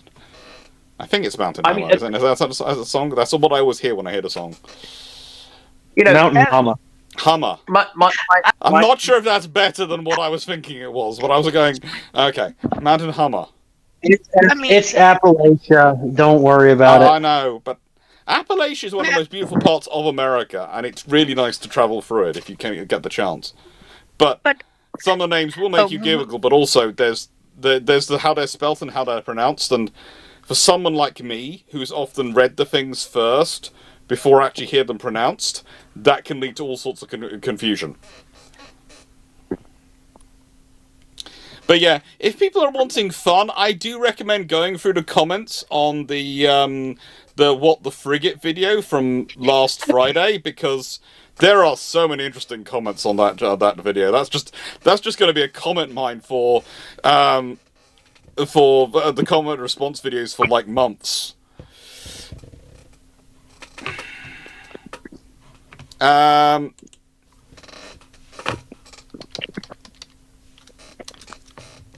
don't think the Block 6 Virginias are to replace the Seawolves. No, at this point you'd probably need to completely. This point, it's Orcas, which is it's Orcas, which is going to replace the Seawolves, not the Block 6 Virginias. The Block 5 Virginias are what they've announced, and they're up to 10,000 tons, whereas the Blocks 1 to 4 are roughly 8,000 tons, and it's going to be the Orcas build submarine, which is replacing the Seawolf. Remind me, are these the ones that are... Have they yet hit the point where their bow and stern are going to actually be in different time zones? No, the Virginias, the Block 5... Block 6s will probably have the... Nice way, Block 6s of the Virginias are getting big. If we're going bigger than Block 5, the Block 6 submarine is going to be sick. They haven't announced the Block 6 of the Virginias. Block 5, they're still replacing the Los Angeles. And the Ohio-class cruise missile ones, but yes. It's when you realise that there are still, at this moment, 23 Los Angeles vessels in service. And there are only 10... there are roughly 43 Virginias on order.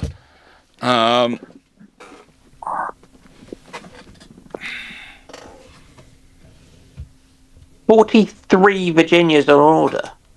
Well, yeah, they currently have 4 Block 1s, I think, on order, 6 Block 2s, 8 Block 3s, 10 Block 4s, 12 Block 5s, and 3 Block 6s, which are interesting. And apparently the Australians might have a Block 7 on order as well, which no one's announced what that one's going to be like. So, goodness gracious me. Currently they're building Block 4s and Block 5s, I think.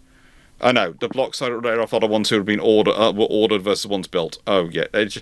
Basically, in a nice way, the Virginia is a complicated enough order history, it can confuse people, including me when reading it and going... Okay, I'm going to go to the Wikipedia article, because the Wikipedia article will at least make more sense than this USNI article, which seems to have everything backwards and forwards, because it'll have a nice little thing on the side. This is the one good thing about Wikipedia. There are 3 good things about Wikipedia, by the way, for sources. 1, you go down the bottom, you go through the source list. If you've never touched the topic before, as I tell my students, go to the Wikipedia article, go down the list of the sources, read the sources, because usually Wikipedia authors will find good sources. Don't quote the Wikipedia, because it doesn't have an author on it, so you can't cite from it and can't reference it, but their source list will usually be good. 2, if you're doing a quick search and you want to quick stats on things, Wikipedia usually has it in a nice, easy-to-find characteristics section, which you can go and find quite quickly and quickly check, and it's 99% of the time it's right, so it's an okay point to do a rough guide on. But go get a book to check out and check what source they're referencing. That's a usually good point to go for. And 3, Wikipedia is good for finding publicly available pictures which you can use in presentations on YouTube, etc. Which is why I shamelessly nicked them from Wikipedia, because then I'm sure I'm not going to get copyright striked for it. In terms of the pictures. But yes, and going to the Wikipedia one... I get very confused by all the different Okay, blocks. alright, so they have currently building 4 Block 4s and 6 Block 5s. On order, they have 6 more Block 5s to order, and 3 Block 6s. And the Block 6s are not to replace the Seawolf class. They're to... they are still part of the building or replacing the...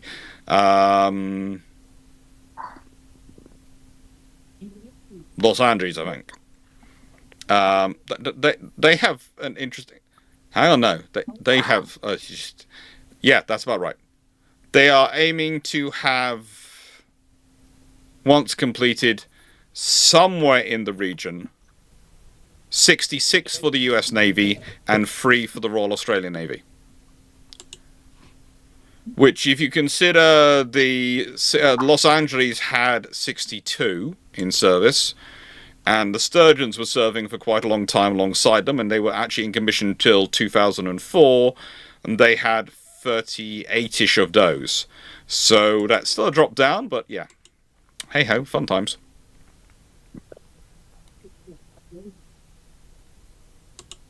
Yeah, the USNI sometimes... USNI is usually very good, but sometimes they have some really interesting authors who decide to do everything backwards to forums. Anyway, we've got last question before Dan has to go to bed, and the rest of us should probably go off and have some more chats elsewhere. Stafford, 2 questions actually. Stafford, which sci-fi has the fastest and most efficient fast light travel?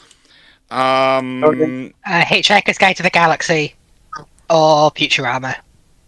Okay, I'm going to push back on Hitchhiker's Guide to the Galaxy because you always wind up in a different galaxy. I would point out that in Stargate, they have the wormhole drive for the city of Atlantis. For Atlantis. Okay, so... And basically, if you have a wormhole drive, that's going to be the fastest. I was going to say Doctor Who with the TARDIS. Okay. That's basically if we're talking linear. If we're talking linear time, Dr. Clarke's probably right. Futurama, you've got the advantage of the ship doesn't move; it moves the universe around it. Yes.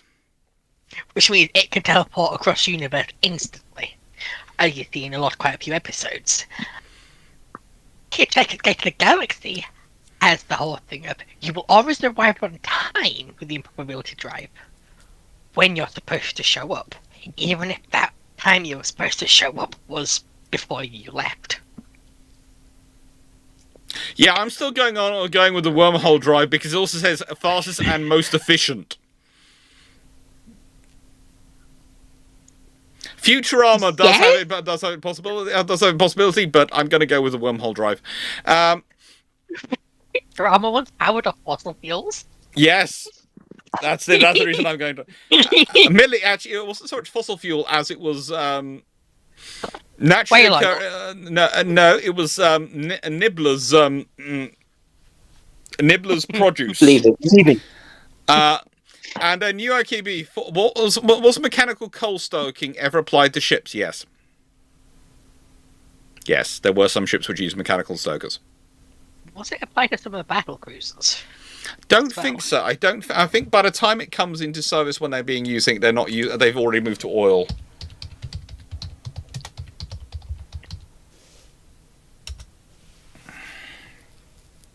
I swear it comes up with the Bayerns and the German planned ships for the Mackintons and after, when they're still looking at coal firing in World War One. The Germans were, but they never actually implemented it on them.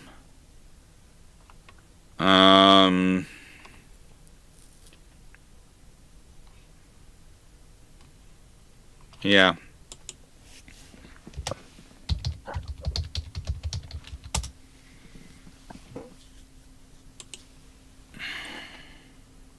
Yeah, work if they had them. It would have been sensible if they it would have made sense, but it was basically once you go into oil, you don't really need the mechanical stoking. You move to different options.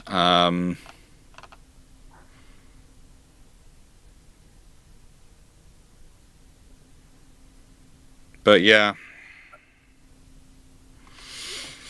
Nice question to finish on. Thank you very much, everyone, for watching. You have been with us for 4 hours and 55 minutes. I hope you've enjoyed. Thank you for being here.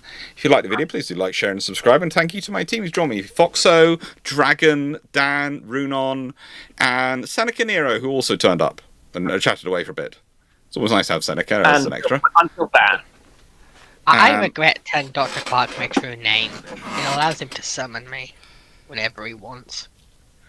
I always summon you by saying Foxo.